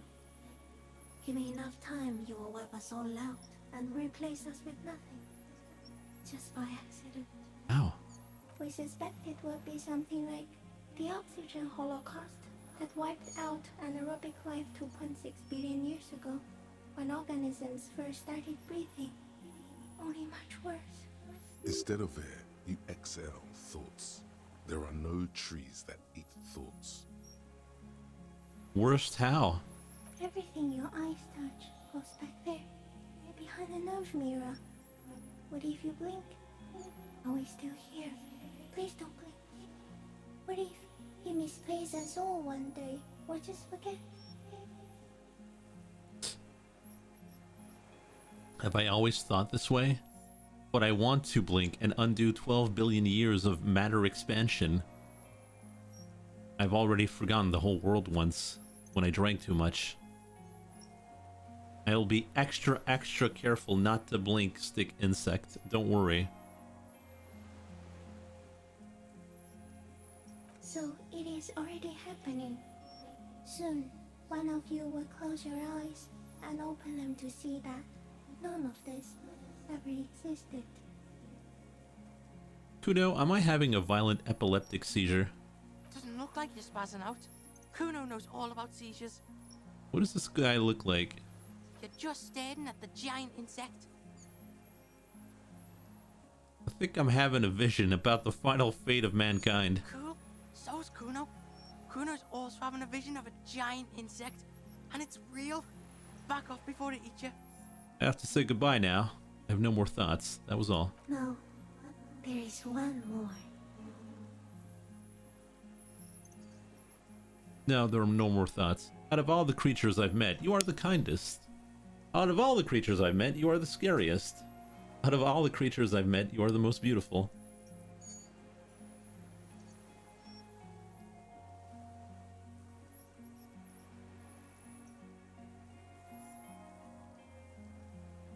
Thank you. I also have one more thing to say to you. That woman, turn from the ruin.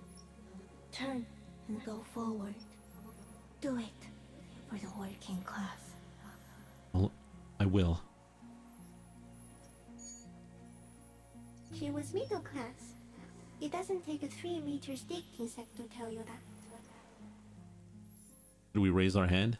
The insect stops its stridulation, seeming to observe you.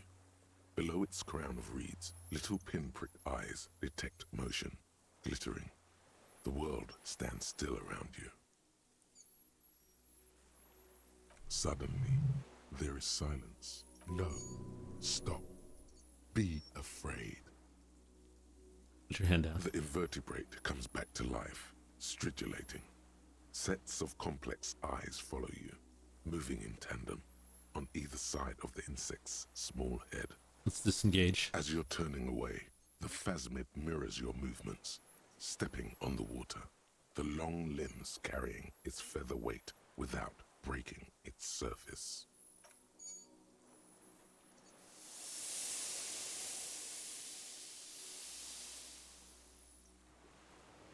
Bye. Okay. And just like that, it's gone, skating away across the sea's calm mirror like a skipping stone, leaving nothing but circles on the water. And something under it, in the place it stood, bobbing there, among the reeds, a collection of items. It's gone. Between those reeds there. Fucking Helican.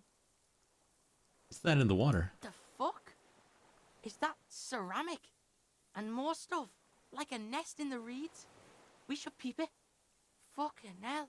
What now? In some kind of strange, semi-catatonic Yeah, Grandpa's not looking so good. We need to check on him.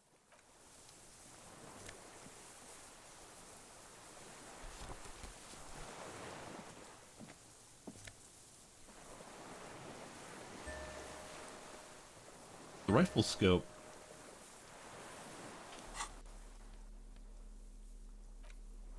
got a helmet.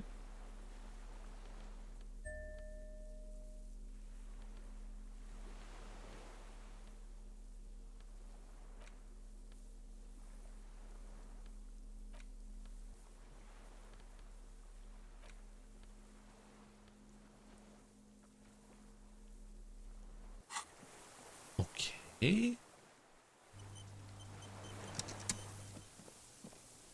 You okay, old man? What is it? What do you want from me? I can't go. Something is very wrong with him now. Sir, how could you not see the phasmid? Mr. Dross? The man does not respond. He keeps staring, black eyes glazed over and bulging from their sockets. His gap-toothed mouth shaking with fear and longing, like an addict of some terrible substance. Wave your hand in front of his eyes. A light shiver passes him, followed by nothing. His hands are trembling, and he breathes slowly. The boy waves his hand in front of the old man's face. Thanks for the shadow for popping in. The trembling mouth appears to sigh. There's no other response. Yeah, this fried him. We gotta bring him to a doctor. Good news, this solves our boat and Piggy's problem. He's not going anywhere. He's trapped here. What happened to you? He's old and fried. Kuno's seen this, like, after a massive bender. Kuno's dad. Old age and shock, yeah. I mean, getting arrested as a fucking giant stick insect jumps up behind you. That shit would break any man, even a Kuno man. Found some things in the phasmid's nest. He stares into the reeds. Your words don't stir anything in him. Perhaps you should. Tap on the helmet? Nothing. Just dull staring. Not even rage left. The last embers have gone out. The war is over. About that, me and C kicked that shit into the ocean. She took it off the corpse and kicked it, rugby style. How did it wash up here? I don't know. Show him the passport. No reaction. His breathing is slow, and he appears very old all of a sudden. Around 80. This is an old man, at last. No longer a tin soldier, but the broken down remains of a man. I lost. You lost it, Mr. Dross? He turns his eyes to the reeds again, as he's done so many times. Beige and white stripes. Hey, hey! You took the shot, bang, and got rid of the evidence. Bug brought it back. Sound about right? Silence. Not even a sigh. Is the bug our greatest ally? You've gotten all you will out of this poor being. I'm gonna let you rest now. The plastic cape flaps around his face in a gust of wind. His back is slouched and his mouth open. The bug solved the case, yeah. The strength has all gone out of him. Just frail old bones in a sack of tracksuit trousers and a windbreaker. Yeah, old man, hang tight. Let's slowly start shuffling off Death Island, okay? We're about done here.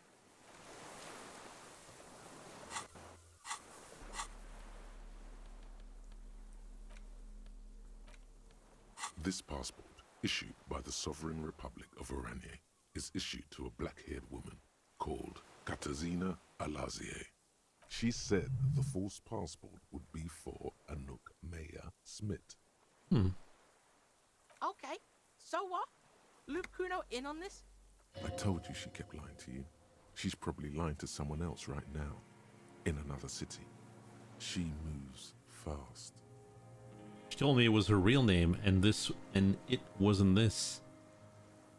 It isn't even the name she said it would be on here. Cool. Got lied to. Double lied to. I get it. You cops need the Kuno on stuff like this. No one lies to the Kuno. What's her real name then? Kuno's gonna say, it's not any of the things you think it is. Kuno'd have to get deep into this shit. But whatever it is, you got played here, that's for sure. The girl on the passport looks at you with no answer. She is not Katarzyna Alazie, or Anouk Maya Smith, or Glazia. That much is sure.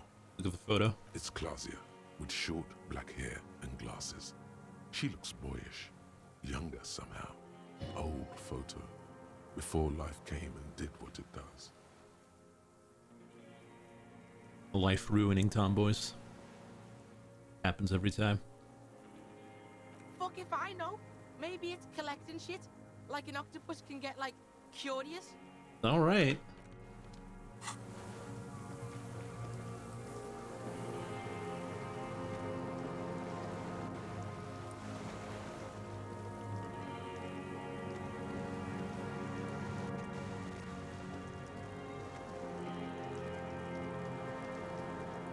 You know, our wounds haven't really healed. I wonder if we're gonna die out.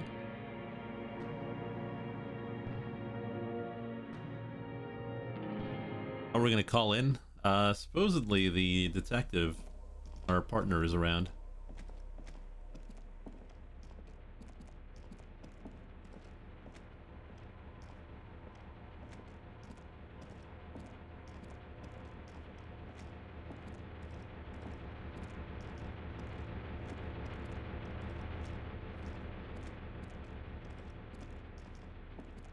It's impressive how funny and sad at the same time this game is.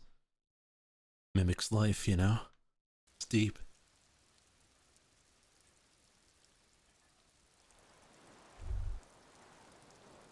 ICM? This feels familiar somehow. A white star. Shit looks upside down to Kuno. With its horns in the sky, the symbol of the commune. ICM. Is this a case for Detective Kuno? Idiot Cat Moon, inside car motors. Is Kuno magic? He is. Case solved. He's good. Damn. Sounds an awful lot like RCM. Yeah, pig. That's letter shift for you. The alphabet. Looks old. What's it still doing here? Who the fuck's gonna move it? The island janitor. Alright.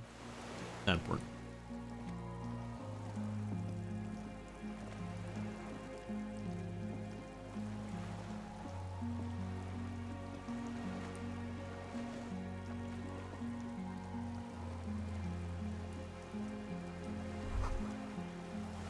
the chain trails off into the ocean, connecting the island to the supply depot on the coast. This leads to the depot at Land's End. Cool fucking chain. This means I sorta got into the depot door. Dunno, pig. Doesn't look like we're behind a door right now. Just Kuno's 2 cents, of course. He's right.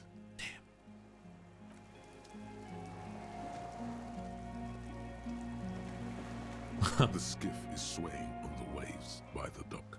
Are we floating back home? Oh yeah? We did good shit here, detective. The skiff rocks gently under your weight as you get in.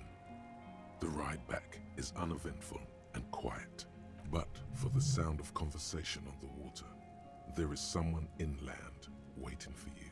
2 men and a woman stand on the concrete square of a nameless village, looking at a small yellow boat as it draws closer. The sea is calm. You reach the jetty and climb out of the skiff. Probably put the gun away. Unprofessional. This is much more professional. Hey, got any cans around here?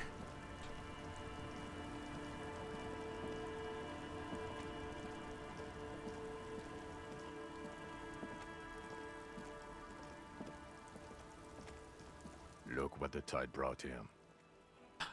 Hey, it's that guy. With the glasses. I want to call you a teapot, but I'm honestly kind of impressed. No idea where you got all that gear, but there's no doubt in my mind that some bad people are looking for it.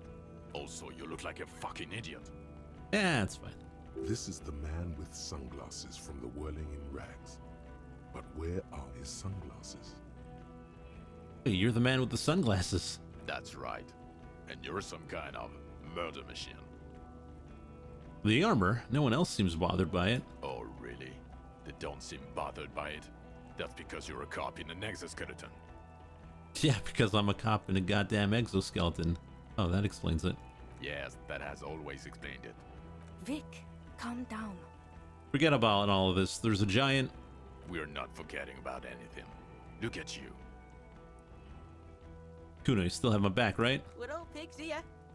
We're all pigs here. Even though we're all pigs here, you and Kuno are more pigs than the rest of the pigs. He'll have your back. Who are you people? Hello, I'm Trent Heilerstein. I believe we've met on several occasions. Oh, it's the guy with the kid. I'm your goddamn partner, Jean Vicomar, and this is your special task force. Or what's left of it. Special Consultant Trent Heidelstam, Battle Officer Judith Minot. Hi. We've come to scrape what's left of you off the pavement. Task force. Cool. I'm the Kuno. We just came from the fucking island. Listen, Kuno. Harry and I are old friends, from way back. Mind letting us have a moment? Won't be long. I just need to talk to Harry about some of the things I think he's done wrong lately. Uh-oh. Time to get piled on. Good luck with that. Sounds like you're in some shit.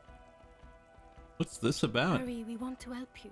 Trent, I believe this is where you come in? I don't quite know what I'm doing here. I was asked to participate as an expert. I think I need to manage your expectations a little. I'm at best an enthusiast in cognitive science. My background is in something else entirely. I engage in neurology on a merely theoretical level. In fact, I should probably get going. No, Trent, it's too late. You're part of this shit now. What have you got to say for yourself, shit kid?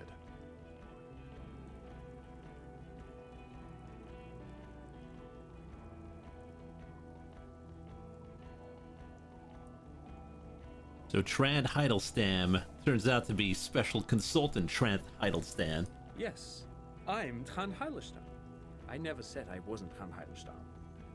Wait, what was up with the kid then? Mikhail? Mikhail's my son. His son? What a joke. Everyone is lying to you.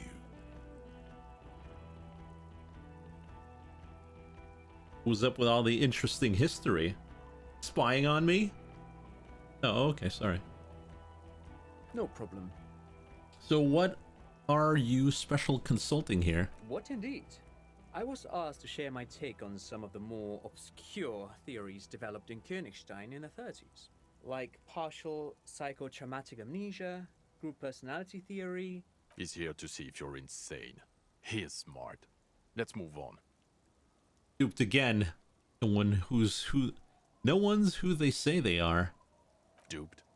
Hey, here's a brilliant idea. Don't be a morbid drunk and you won't be duped so easily. Gardener, scab leader, this.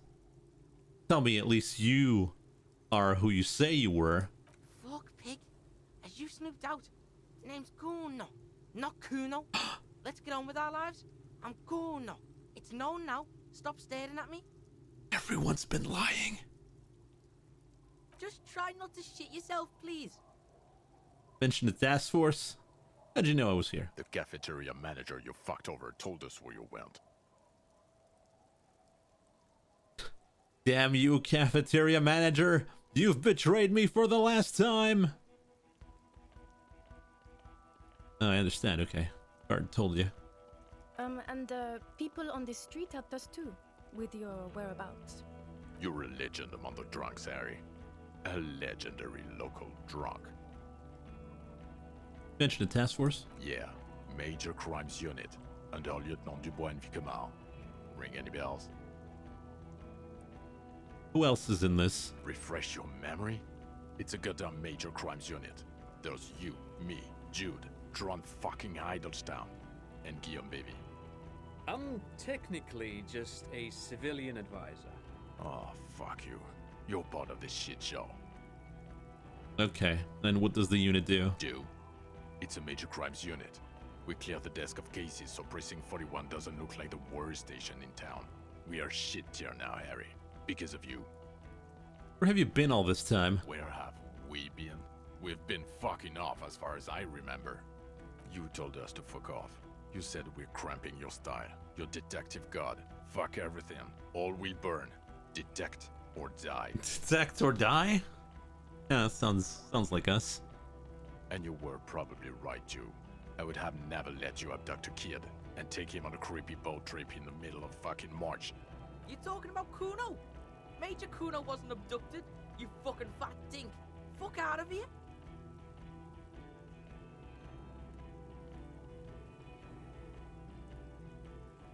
All will burn, Satellite Officer Vikmar. Make no mistake about it. Why didn't you detect or die? Why would you leave a literal police god? I said all those things. I'm not like that anymore.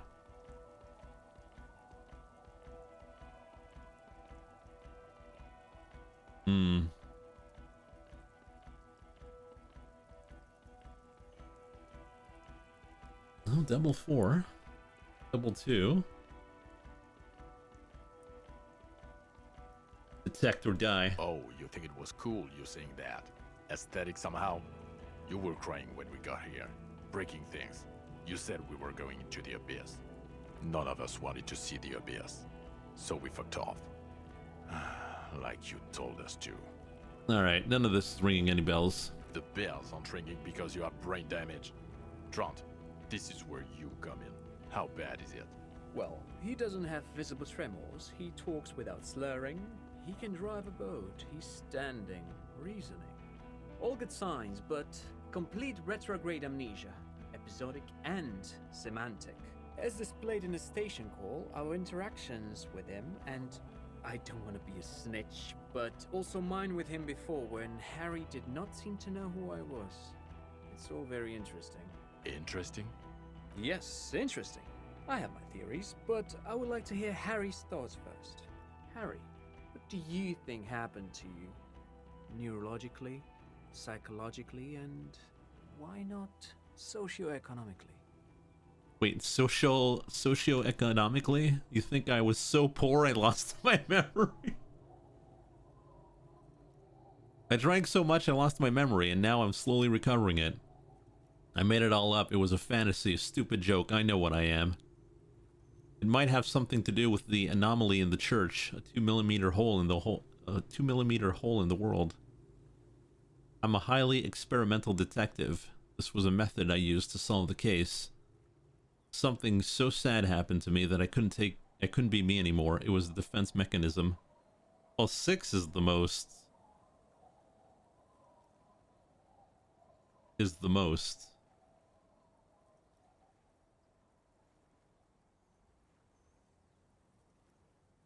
Psychotraumatic amnesia, Trant? I can go for that. Shit kid is a broken man. Always has been. Who isn't? I know I am. But you know what? I keep my shit together. Also, I know a person can't wipe their own mind, however traumatic it gets. That doesn't happen. You're lying, or insane, or both. But Detective Vigmer, he has blanked out before. I have? Yes, a couple of times. After some of the more serious benders. One was after the 2 drunks case, the other when we looked into that mural. Interesting. So at first he dipped his toes into it, prepared. That's where he would have gotten the idea, yes. Practice. And then he used alcohol to get there, so to speak. What do you mean? Well, here's my theory.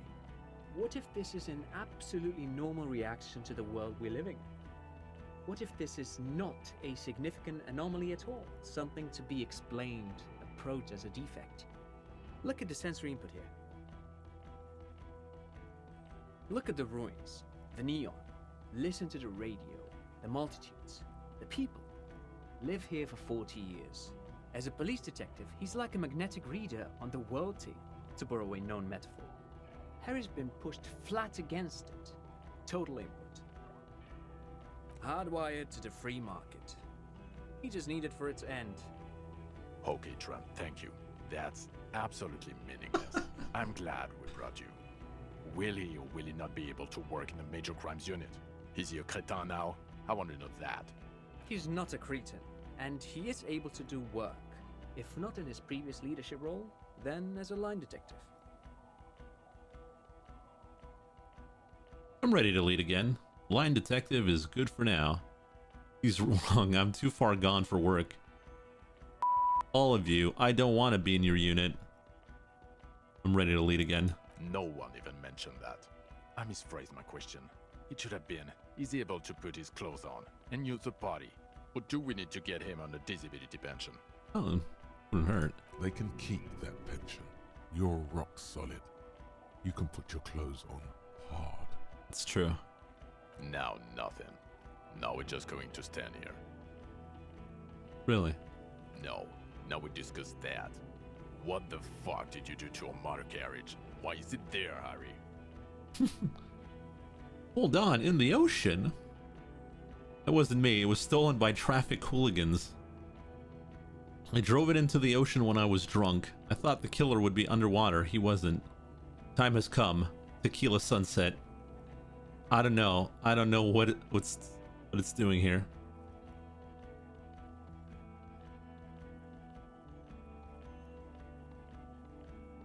I mean, it's 3, guys. 555. Okay, we'll go with 5. Ha ha ha. Ho ho ho. Tequila sunset, not sunrise because you're almost dead. So funny, Harry. Thank you for fucking me. Thank you for destroying 45,000 real of police property that's coming out of my payslip. You know that, right? You're gonna get fired, and I'm gonna pay till I die. It doesn't matter. Your badge, Harry. Show me your badge. I got my badge right here. In a rush to demonstrate your badge, your eager fingers can't sustain a grip on the smooth plastic, and the badge slips out of your hand. Catch it. Oh. Not today, badge. Behold, my badge. And your gun? Gun. I got my gun right here. He has it. And he didn't drop it. You're drunk like a bum, Harry. Put that thing away before you kill someone. So it doesn't even matter that I found my gun? I'm not drunk. I haven't started drinking again. So what? I've had a little drink. I tried not to, but I can't work as well without it. Yeah, I'm drunk. I'm also on drugs. 1. You were never supposed to lose it in the first place. Not lost is your gun's natural state, you drunk bum.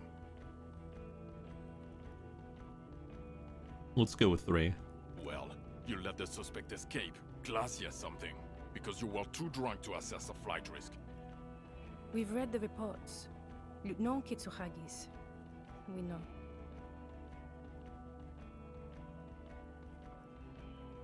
Not taking her in was the right thing to do. She left a vital clue that led us to the inland. Oh, well, if she was nice. I'm not even gonna get into the other suspect, the one who shot herself in the head. Or the fact that you're Everclear's little peony now, doing I don't know what for him. That's small-time stuff. That's nothing. That's a humorous anecdote. Compared to the 8 people who were gunned down. The streets are literally red with blood. Lieutenant Kitsuragi is barely clinging to life in the hospital. Harry, it was fucking mass murder. Well, you know. Yo, I'm gonna stop you right there, fuckface. It's Kuno time. That's it. The cavalry has arrived. I did everything I could. The company had hired unvetted. No, you've explained enough, pig. Kuno takes care of this shit now. It's Kuno time. First of all, yo, those guys were all the guys in the armor, the Union guys. So yeah, suck Kuno's dick. You don't know me. Thanks for the help. That was bulletproof. You don't know what happened here. You don't know this shit. Automatic fucking weapons, urban battleground shit, battle lines drawn in blood, blood's meridian. You don't know this shit. Now, Kuno wasn't there. Right, you getting this? Kuno was breaking it up with Kuno's main bitch, see? Parting of the ways shit. But when Kuno got there, Pig had fucking cleaned up, blood and ruin. Smoked all those dinky fuckers. Saved this shit. Martinet shit. I see he's mourning and shit. His main pig got semi-wasted, sent to the boo-boo mobile. Kuno steps up. Kuno fucking fills those shoes. Big boy shoes. Detective Kuno. He comes to a sudden, abrupt stop. Are you done? Yo, Kuno feels like you weren't really listening to Kuno. You were hearing, but you weren't listening. Fucking the armor boys came to Martinez to fuck shit up. Hardy boys or whatever the fuck they are. They were telling everyone and their mum how they wasted one of those armor fucks. It was always gonna go down like that. My pig stepped up, got fucked in the leg for it. Sacrifice style. Yes, I understand.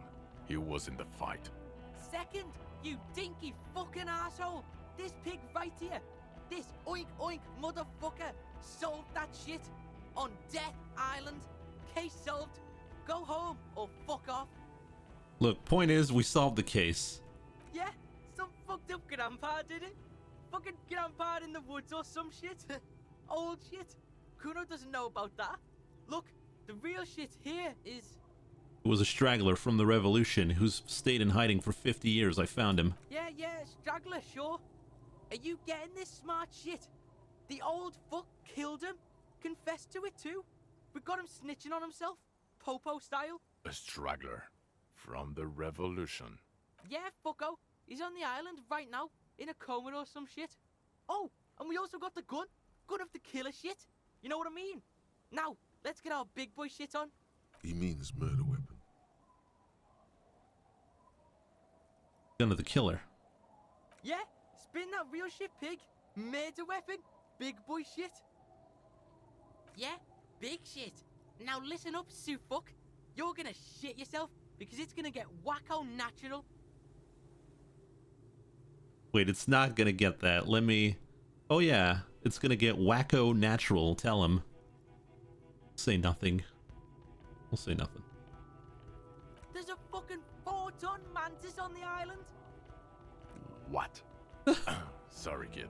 Me and Harry need to. Yo, this is like the biggest moment in history right now. You wanna fucking listen to what's coming out of Kuno's mouth. We saw a giant insect, white as fuck. Literally the Insulindian phasmid or some shit. Praying mantis style. It was 3 meters tall, and this pig right here. His hand is shaking with rage and excitement. This fucking old popo discovered it. Me and the pig bacon discovered a new species. It was beautiful. It was... You ain't seen this kind of animal before? Fucking miracle shit. He gulps, overcome with awe. Should have brought a camera, yeah. This case, this fucking grandpa shit, this ugly shit, it's nothing. We saw a ghost, a real life ghost. Like he fucking proved ghosts are real. It's that big, Popo. It's fucking... His eyes are welling up now. Why are you not fucking shitting yourselves? What's wrong? Did he just say Insulindian phasmid? That's right. I don't know. I zoned out. Harry, did you just pick up some myelin berm and pin it on him?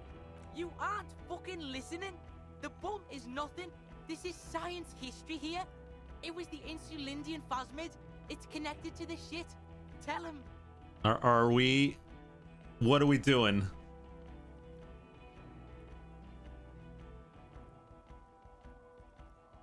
We're not throwing him under the bus? Alright. Lieutenant, please. You have to have more than just a mantis. The straggler, stick to that. You said you solved the murder. No, there was a giant insect, and they have to understand that. You will find proof. Don't give up. The killer. We have a strong motive for him. Lilianovich. A revolutionary matronym. Straight to the motive, please. Of course, excuse me. I just thought it was noteworthy. Kuno, keep your head in the game. Alright, yeah. Kuno's in it. He understands you have to nail this. He killed the mercenary in an act of jealousy. Jealousy? He's what, 80, 90? Didn't you say he's been in hiding since the revolution? Yeah, Suit. Check this shit out. The Merc was banging some chick he wanted to bang, so we shot him. Chick's called Klasia. Klasia. As in the suspect he let escape from Kitsuraga's report. Fucking snitch beano clad. Yeah, that chick. Get over it, pig. She didn't do it. It was Grandpa on the island. Merc was fucking her, and he couldn't hack it. Kuno can hack it. He's a trained sniper. The weapon he used? The ballistics match. Okay. And he'll confess to the prosecution too?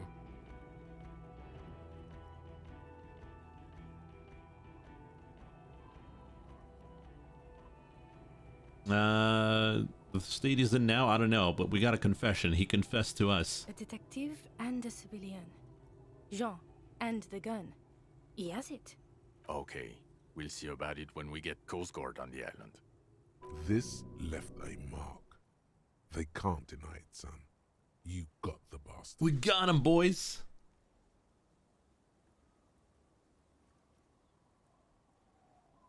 There was also a dead man, boardwalk, missing person I found. Yes, yes. Fallen through a gap in a boardwalk. Drunk. How'd you know I found him? The body was transported to Precinct 41, our morgue. I had Tilbrook and Mullins take care of funeral arrangements and family stuff. You're not the only cop in the world, Harry. This all comes back to us. Still, good work with the missing person, detective. You have to believe me, there was a giant phasmid on the island. No, I don't have to believe you made a zoological discovery. That is not a must. And even if you did, you're a cop. Who cares? You know, Harry, if I may interrupt again, it would help if you had evidence. Any proof, and I'd play ball here. The PR potential would be quite something for the RCM. Don't have anything. Suit, we have a shitload of proof. Spin it on them, pig.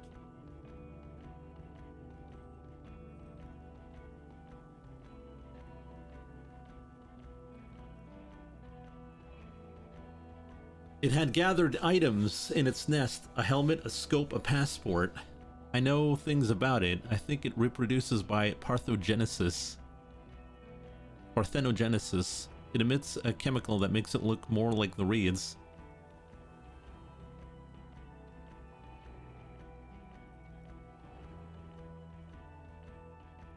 Some kind of, what were they called? A bower? Yes.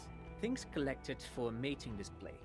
This would indicate a male, but... We got nothing. I don't know of insects displaying bowery behavior. Shit was there. Display the shit, pig. The shit. It's the proof. This is especially strange, the passport. It's a passport. Waterlogged paper. Nothing about this even remotely proves the existence of a giant insect. Here's my theory, Harry. You experience a delirium hallucination. It's typical of cognitive damage from years of chronic alcoholism. You started seeing shit in the Ritz and convinced this poor kid of it too. Poor kid. Fuck you. Kuno's loaded. Can't believe you're not believing me. Maybe it's true. No, it's not true. It was there. It was real. You remember every detail of its sounds, its movements, its presence. No, it was real. Bugs everywhere. Plants turning into bugs. It's a typical hallucination. Every drunk past the age of 40 has seen it. You're right about that. Fucking Kuno doesn't have a photo camera because Kuno is fucking poor. Okay? That sucks about the Kuno. So Kuno didn't take a fucking photo. And Kuno didn't paint a fucking picture. But it's in my head. In here. Kuno's eyes took the picture. It's right fucking here. I can't believe you're not getting this. Kuno, please. If it's on the island, then it will be seen again. Calm down. It will never be seen again. It wasn't seen for 100 years. Fuck Kuno and let's all pretend there was no miracle. We don't need a giant insect. Everything is so good without it in this fuckhole. The sheer willpower in him must be making some dent in their incredulity. Some part of them must be thinking, Fuck it. I believe him. I knew it. The bitch sees it. Bitches are fucking smart. But you dicks are dumb as fuck. It's real. I told you. Well, I don't think we fixed the strike situation. I confiscated the drugs? Yeah, but we kind of used them, so I don't really want to talk about that one either.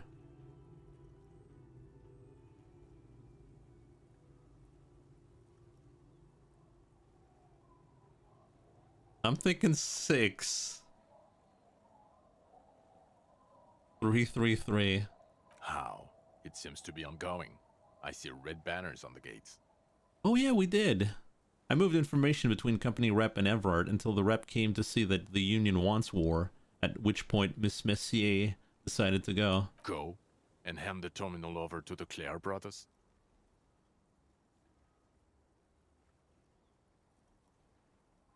It was an accident. I did it for the world revolution.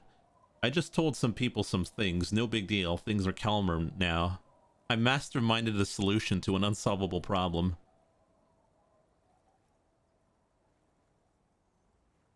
There's no 23. 222. Viva la revolution. Eat the pigs. Yeah, but for like conservative revolution. Yeah, I probably got played. 4-4. You think? Claire played you like a fiddle. It's true. You are his little peony. You fucking twisting his words again? My pig wasn't duped. This pig's fucking mastermind shit. He doesn't do like that. He doesn't get fucked. Tell him. No. Sure, you get the case together. You can do police work. In bells. That's not a surprise to me. Even the insect. I don't care. But you're an alcoholic. And you've been drinking. Again. I won't let my life unravel because of this. He has. That's true. There's an enormous sadness in that admission. It's tough. One of the toughest addictions to overcome. Comparable only to heavy synthetic opiates. Even morphine is easier to kick than alcohol, statistically. The odds are against him, especially at this age. Oh no. He's too old.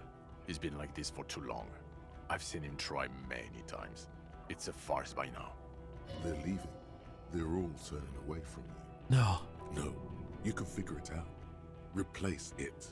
Replace the alcohol with amphetamine. Or GBL. Fuck it. Morphine. Graffito removal agent. Anything. To buy you time. All you need is time. Electrochemistry, I don't know about this one. No. You can stop. Just wade through the hell. Month after month. Year after year. You against the nothingness. It's possible. Because time is possible. Volitions got my back. For the world.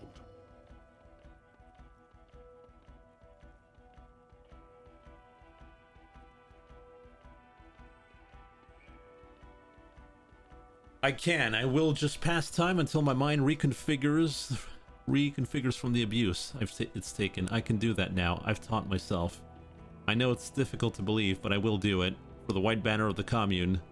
Not that person anymore. I became something else. And that something else will quit. I will win, John. I swear to God. And to Revachol, I will win. I cannot live without this job. You then, and I'll go.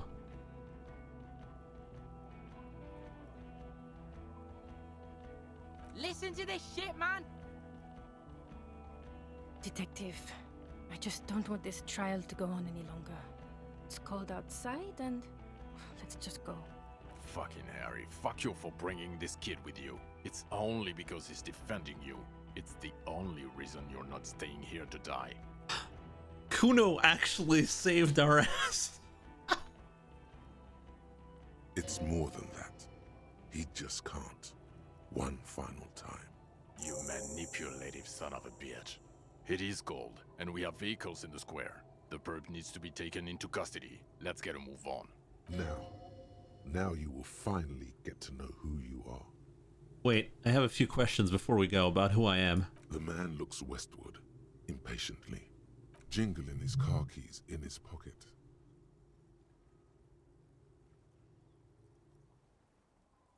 Why am I like this? It's not a mystery. Some chick fucked you over. Also, you were drunk. You really went with it too. Really maximized the damage. Some chick who? Dora something. Dora England. Yeah, you mentioned the name. Not Dora Dubois. So we weren't even married. No one is married anymore. This is Revachol. When was this? God, I don't know. 6 years ago? She was way before my time. 6 years and you haven't gotten over it? What the hell is wrong with you? 6 years? Yeah. Or 7. You're not doing too good there. It's an old man thing. 2 old years equals 1 normal year. That and Durangolon really tore you a new one. A big one. Who was she? Incredibly bangable. Figures. Extremely fuckable, Harry. Gorgeous. A gorgeous bourgeois woman. Wayfish. Like a whalekin, basically. I've only seen a picture, but it's obvious you formed a real spiritual connection with how pretty she was. One you never recuperated from. Look, the sun is about to go down. It's time to go. I think she taught in the Académie des Arts, east of the river. Way east. Hard to say which came first, the middle-class chick or the drink. Egg and the chicken kind of thing. My point is, you need to see a psychiatrist about this shit. Not a psychologist. Several degrees harder. Is there something harder than a psychiatrist? A forensic psychiatrist? Go talk to that. The Phasmid, I need to talk to Lena. Who is Lena? She lives at 1113 Tabernacle Road in Jamrock, remember? The cryptozoologist. She lives in Jamrock on Tabernacle Road. She told me about the Phasmid. Tabernacle? It's on the way over. Near where you live on Perdition. Fine, if we're gonna drop you off anyway. Who am I? Who are you? You're a gym teacher, Harry. What? Well, obviously you're not a gym teacher anymore, but... But before? Before you were a cop, you were a gym teacher in Coron. It's getting really cold outside. Should we maybe... It does explain a lot. No, Pig, that explains everything. The running, the jumping, the guns on your arms, your whack mustache. Oh, I can run for 6 hours a day? How you jumped that shit, climbed to the roof. Kuno's seen this shit before? In gym class. The incredible stamina outputs. Also, this guy. Just everything about this guy. Come on there, physical instrument. Enough gloating. God, even this javelin throwing freak here. Said in Quran, I was a gym teacher there. Yes, you taught gym in Cool. I believe that's the term.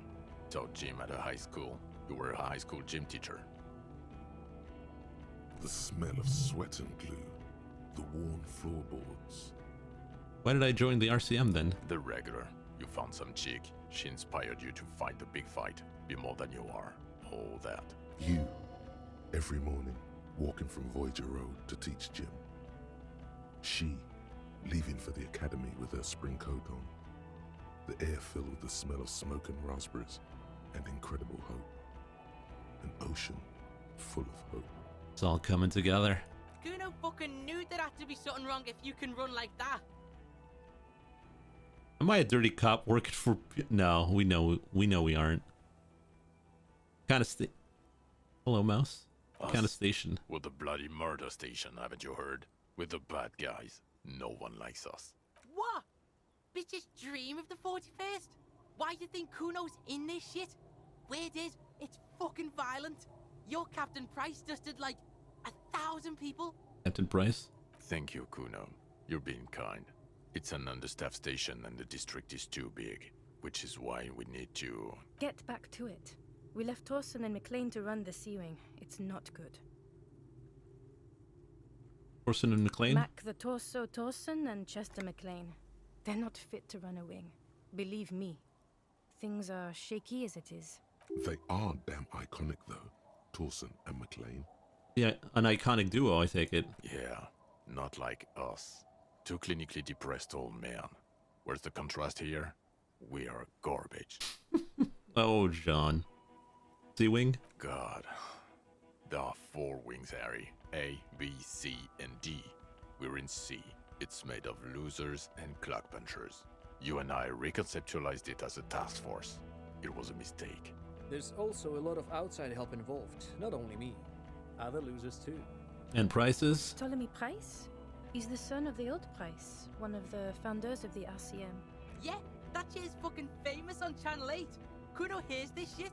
Somewhere under the curved roof of a former silk factory shaped like a ladybird with 2 chimneys, Police Captain Ptolemy Price sits behind a heavy wooden desk.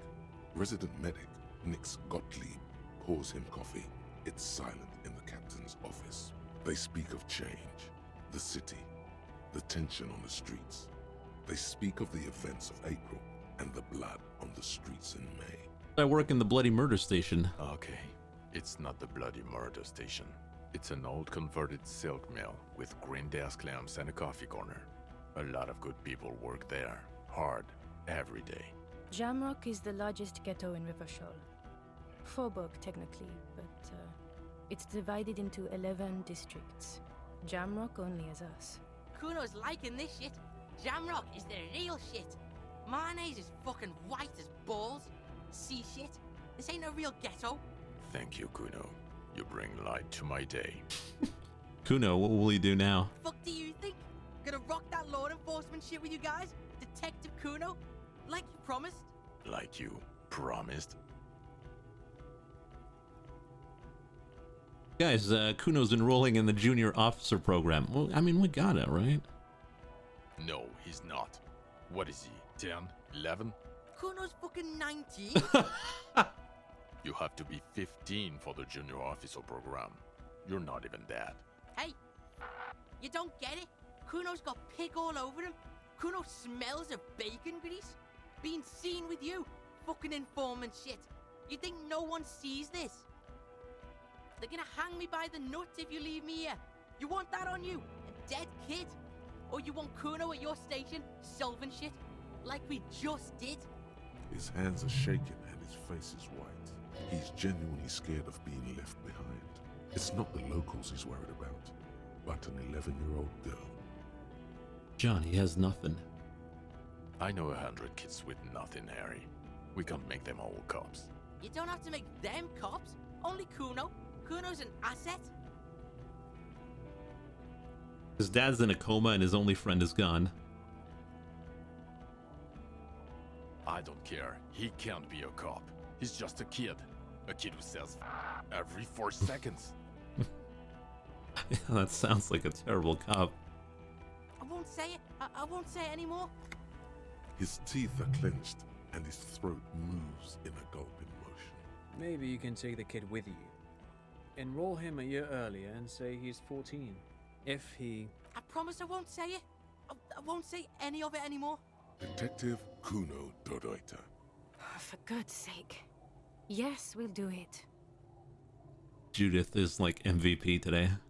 Another sigh of surrender.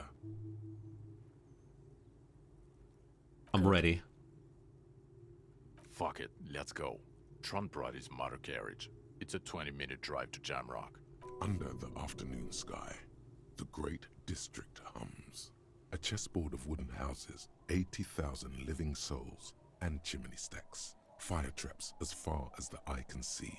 From Main Street to Precinct 41, to Boogie Street, forking into the snow-swept horizon.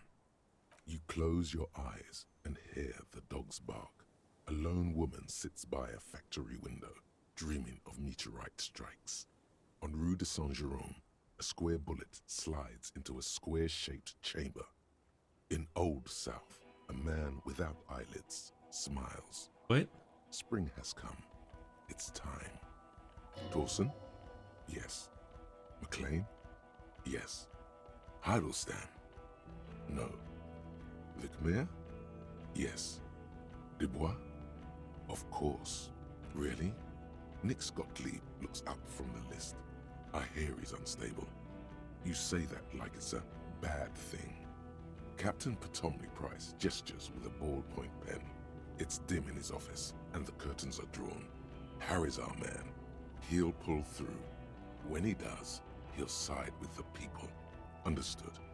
Gottlieb returns to the list. Minnow? Of course. Wonderful. Then can we please just go back to Jamrock now?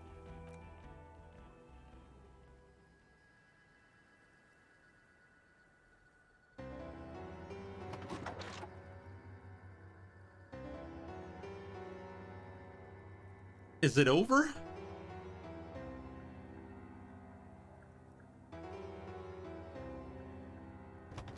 There you go, you got your hit free.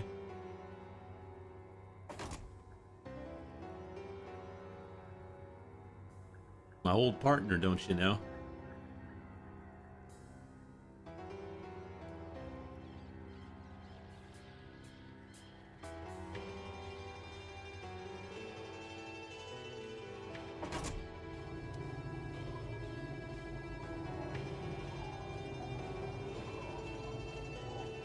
We did it!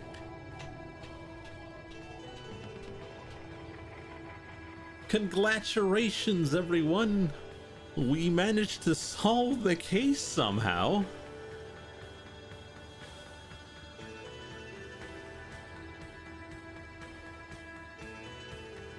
How'd you like the game? It was fun. I liked it.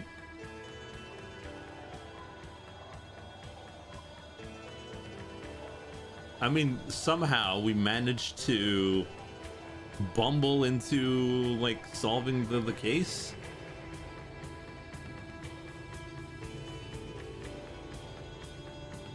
I wonder how many endings there are.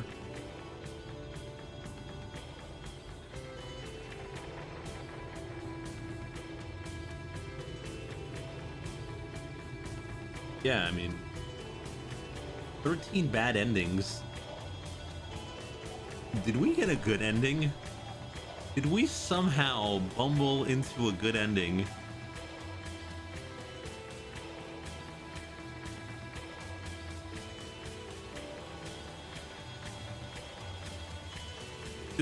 I mean, everyone survived. Well, not the boys, but you're lucky Kuno pulled you over the line, gave you the pity good ending. I think this is the only good ending. What? Yeah, case solved. We managed to save Kuno.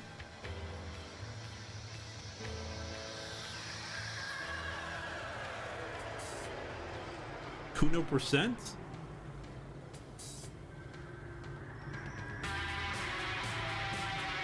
Not bad. Can't skip the credits.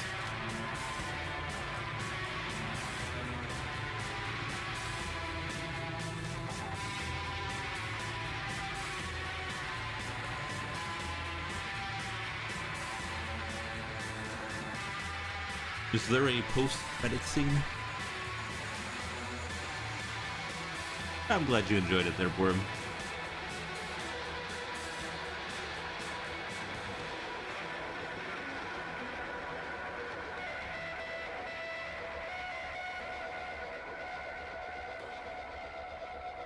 You announced the next game at least, I guess. Next game's going to be Lufia 2 for the SNES, the RPG. It's going to start next month. It was also one of the games that could have been streamed on Friday.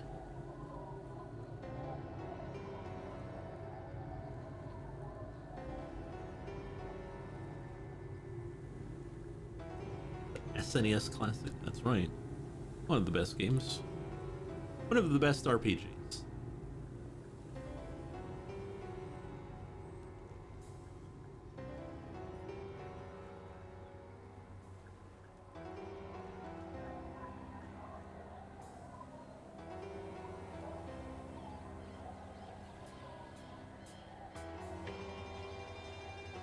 Tomorrow we have Final Fantasy IV. We're going to continue that.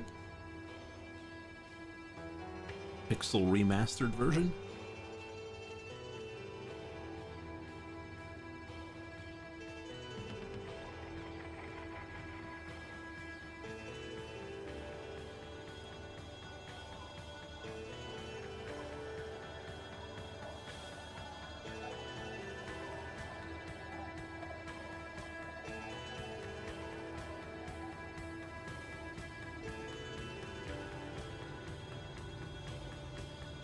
Man, I didn't even take a break. Ugh.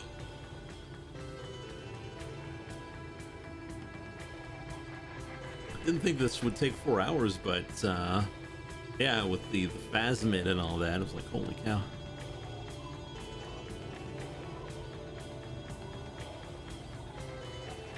Well, I'm gonna take a bathroom break as the credits are scrolling.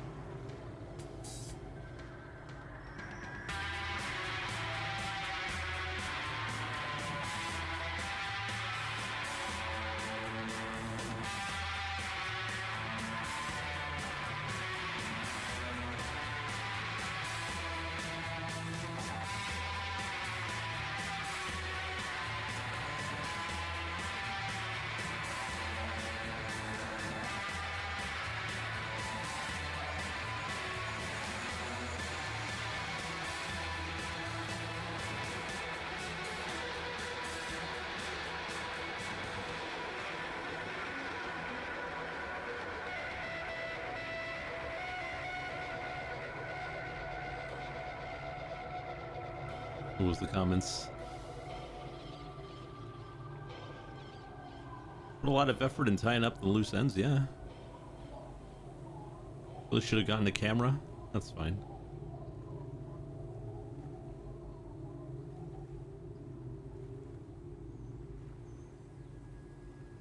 We really had the worst. The shootout, we had the worst outcome. Well, no, not really, because we had the body armor. Didn't have the boots, though.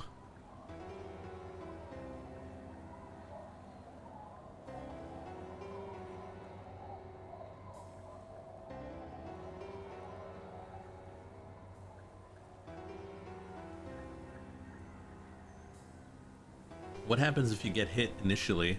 Probably go down. I mean, what's his face? Kim got shot through the chest and he's still alive.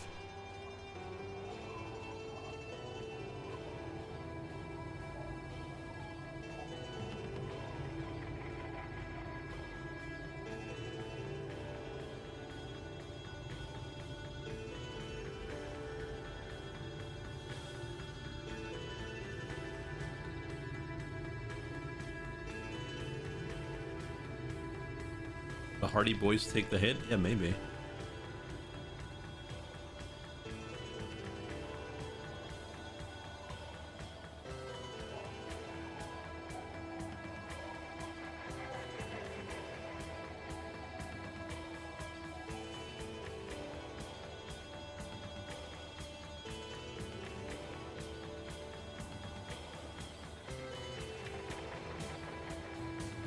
I wonder what happens if we never have that check.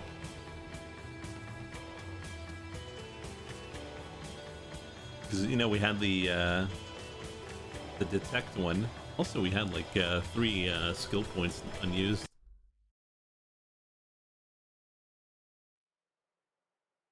Oh, no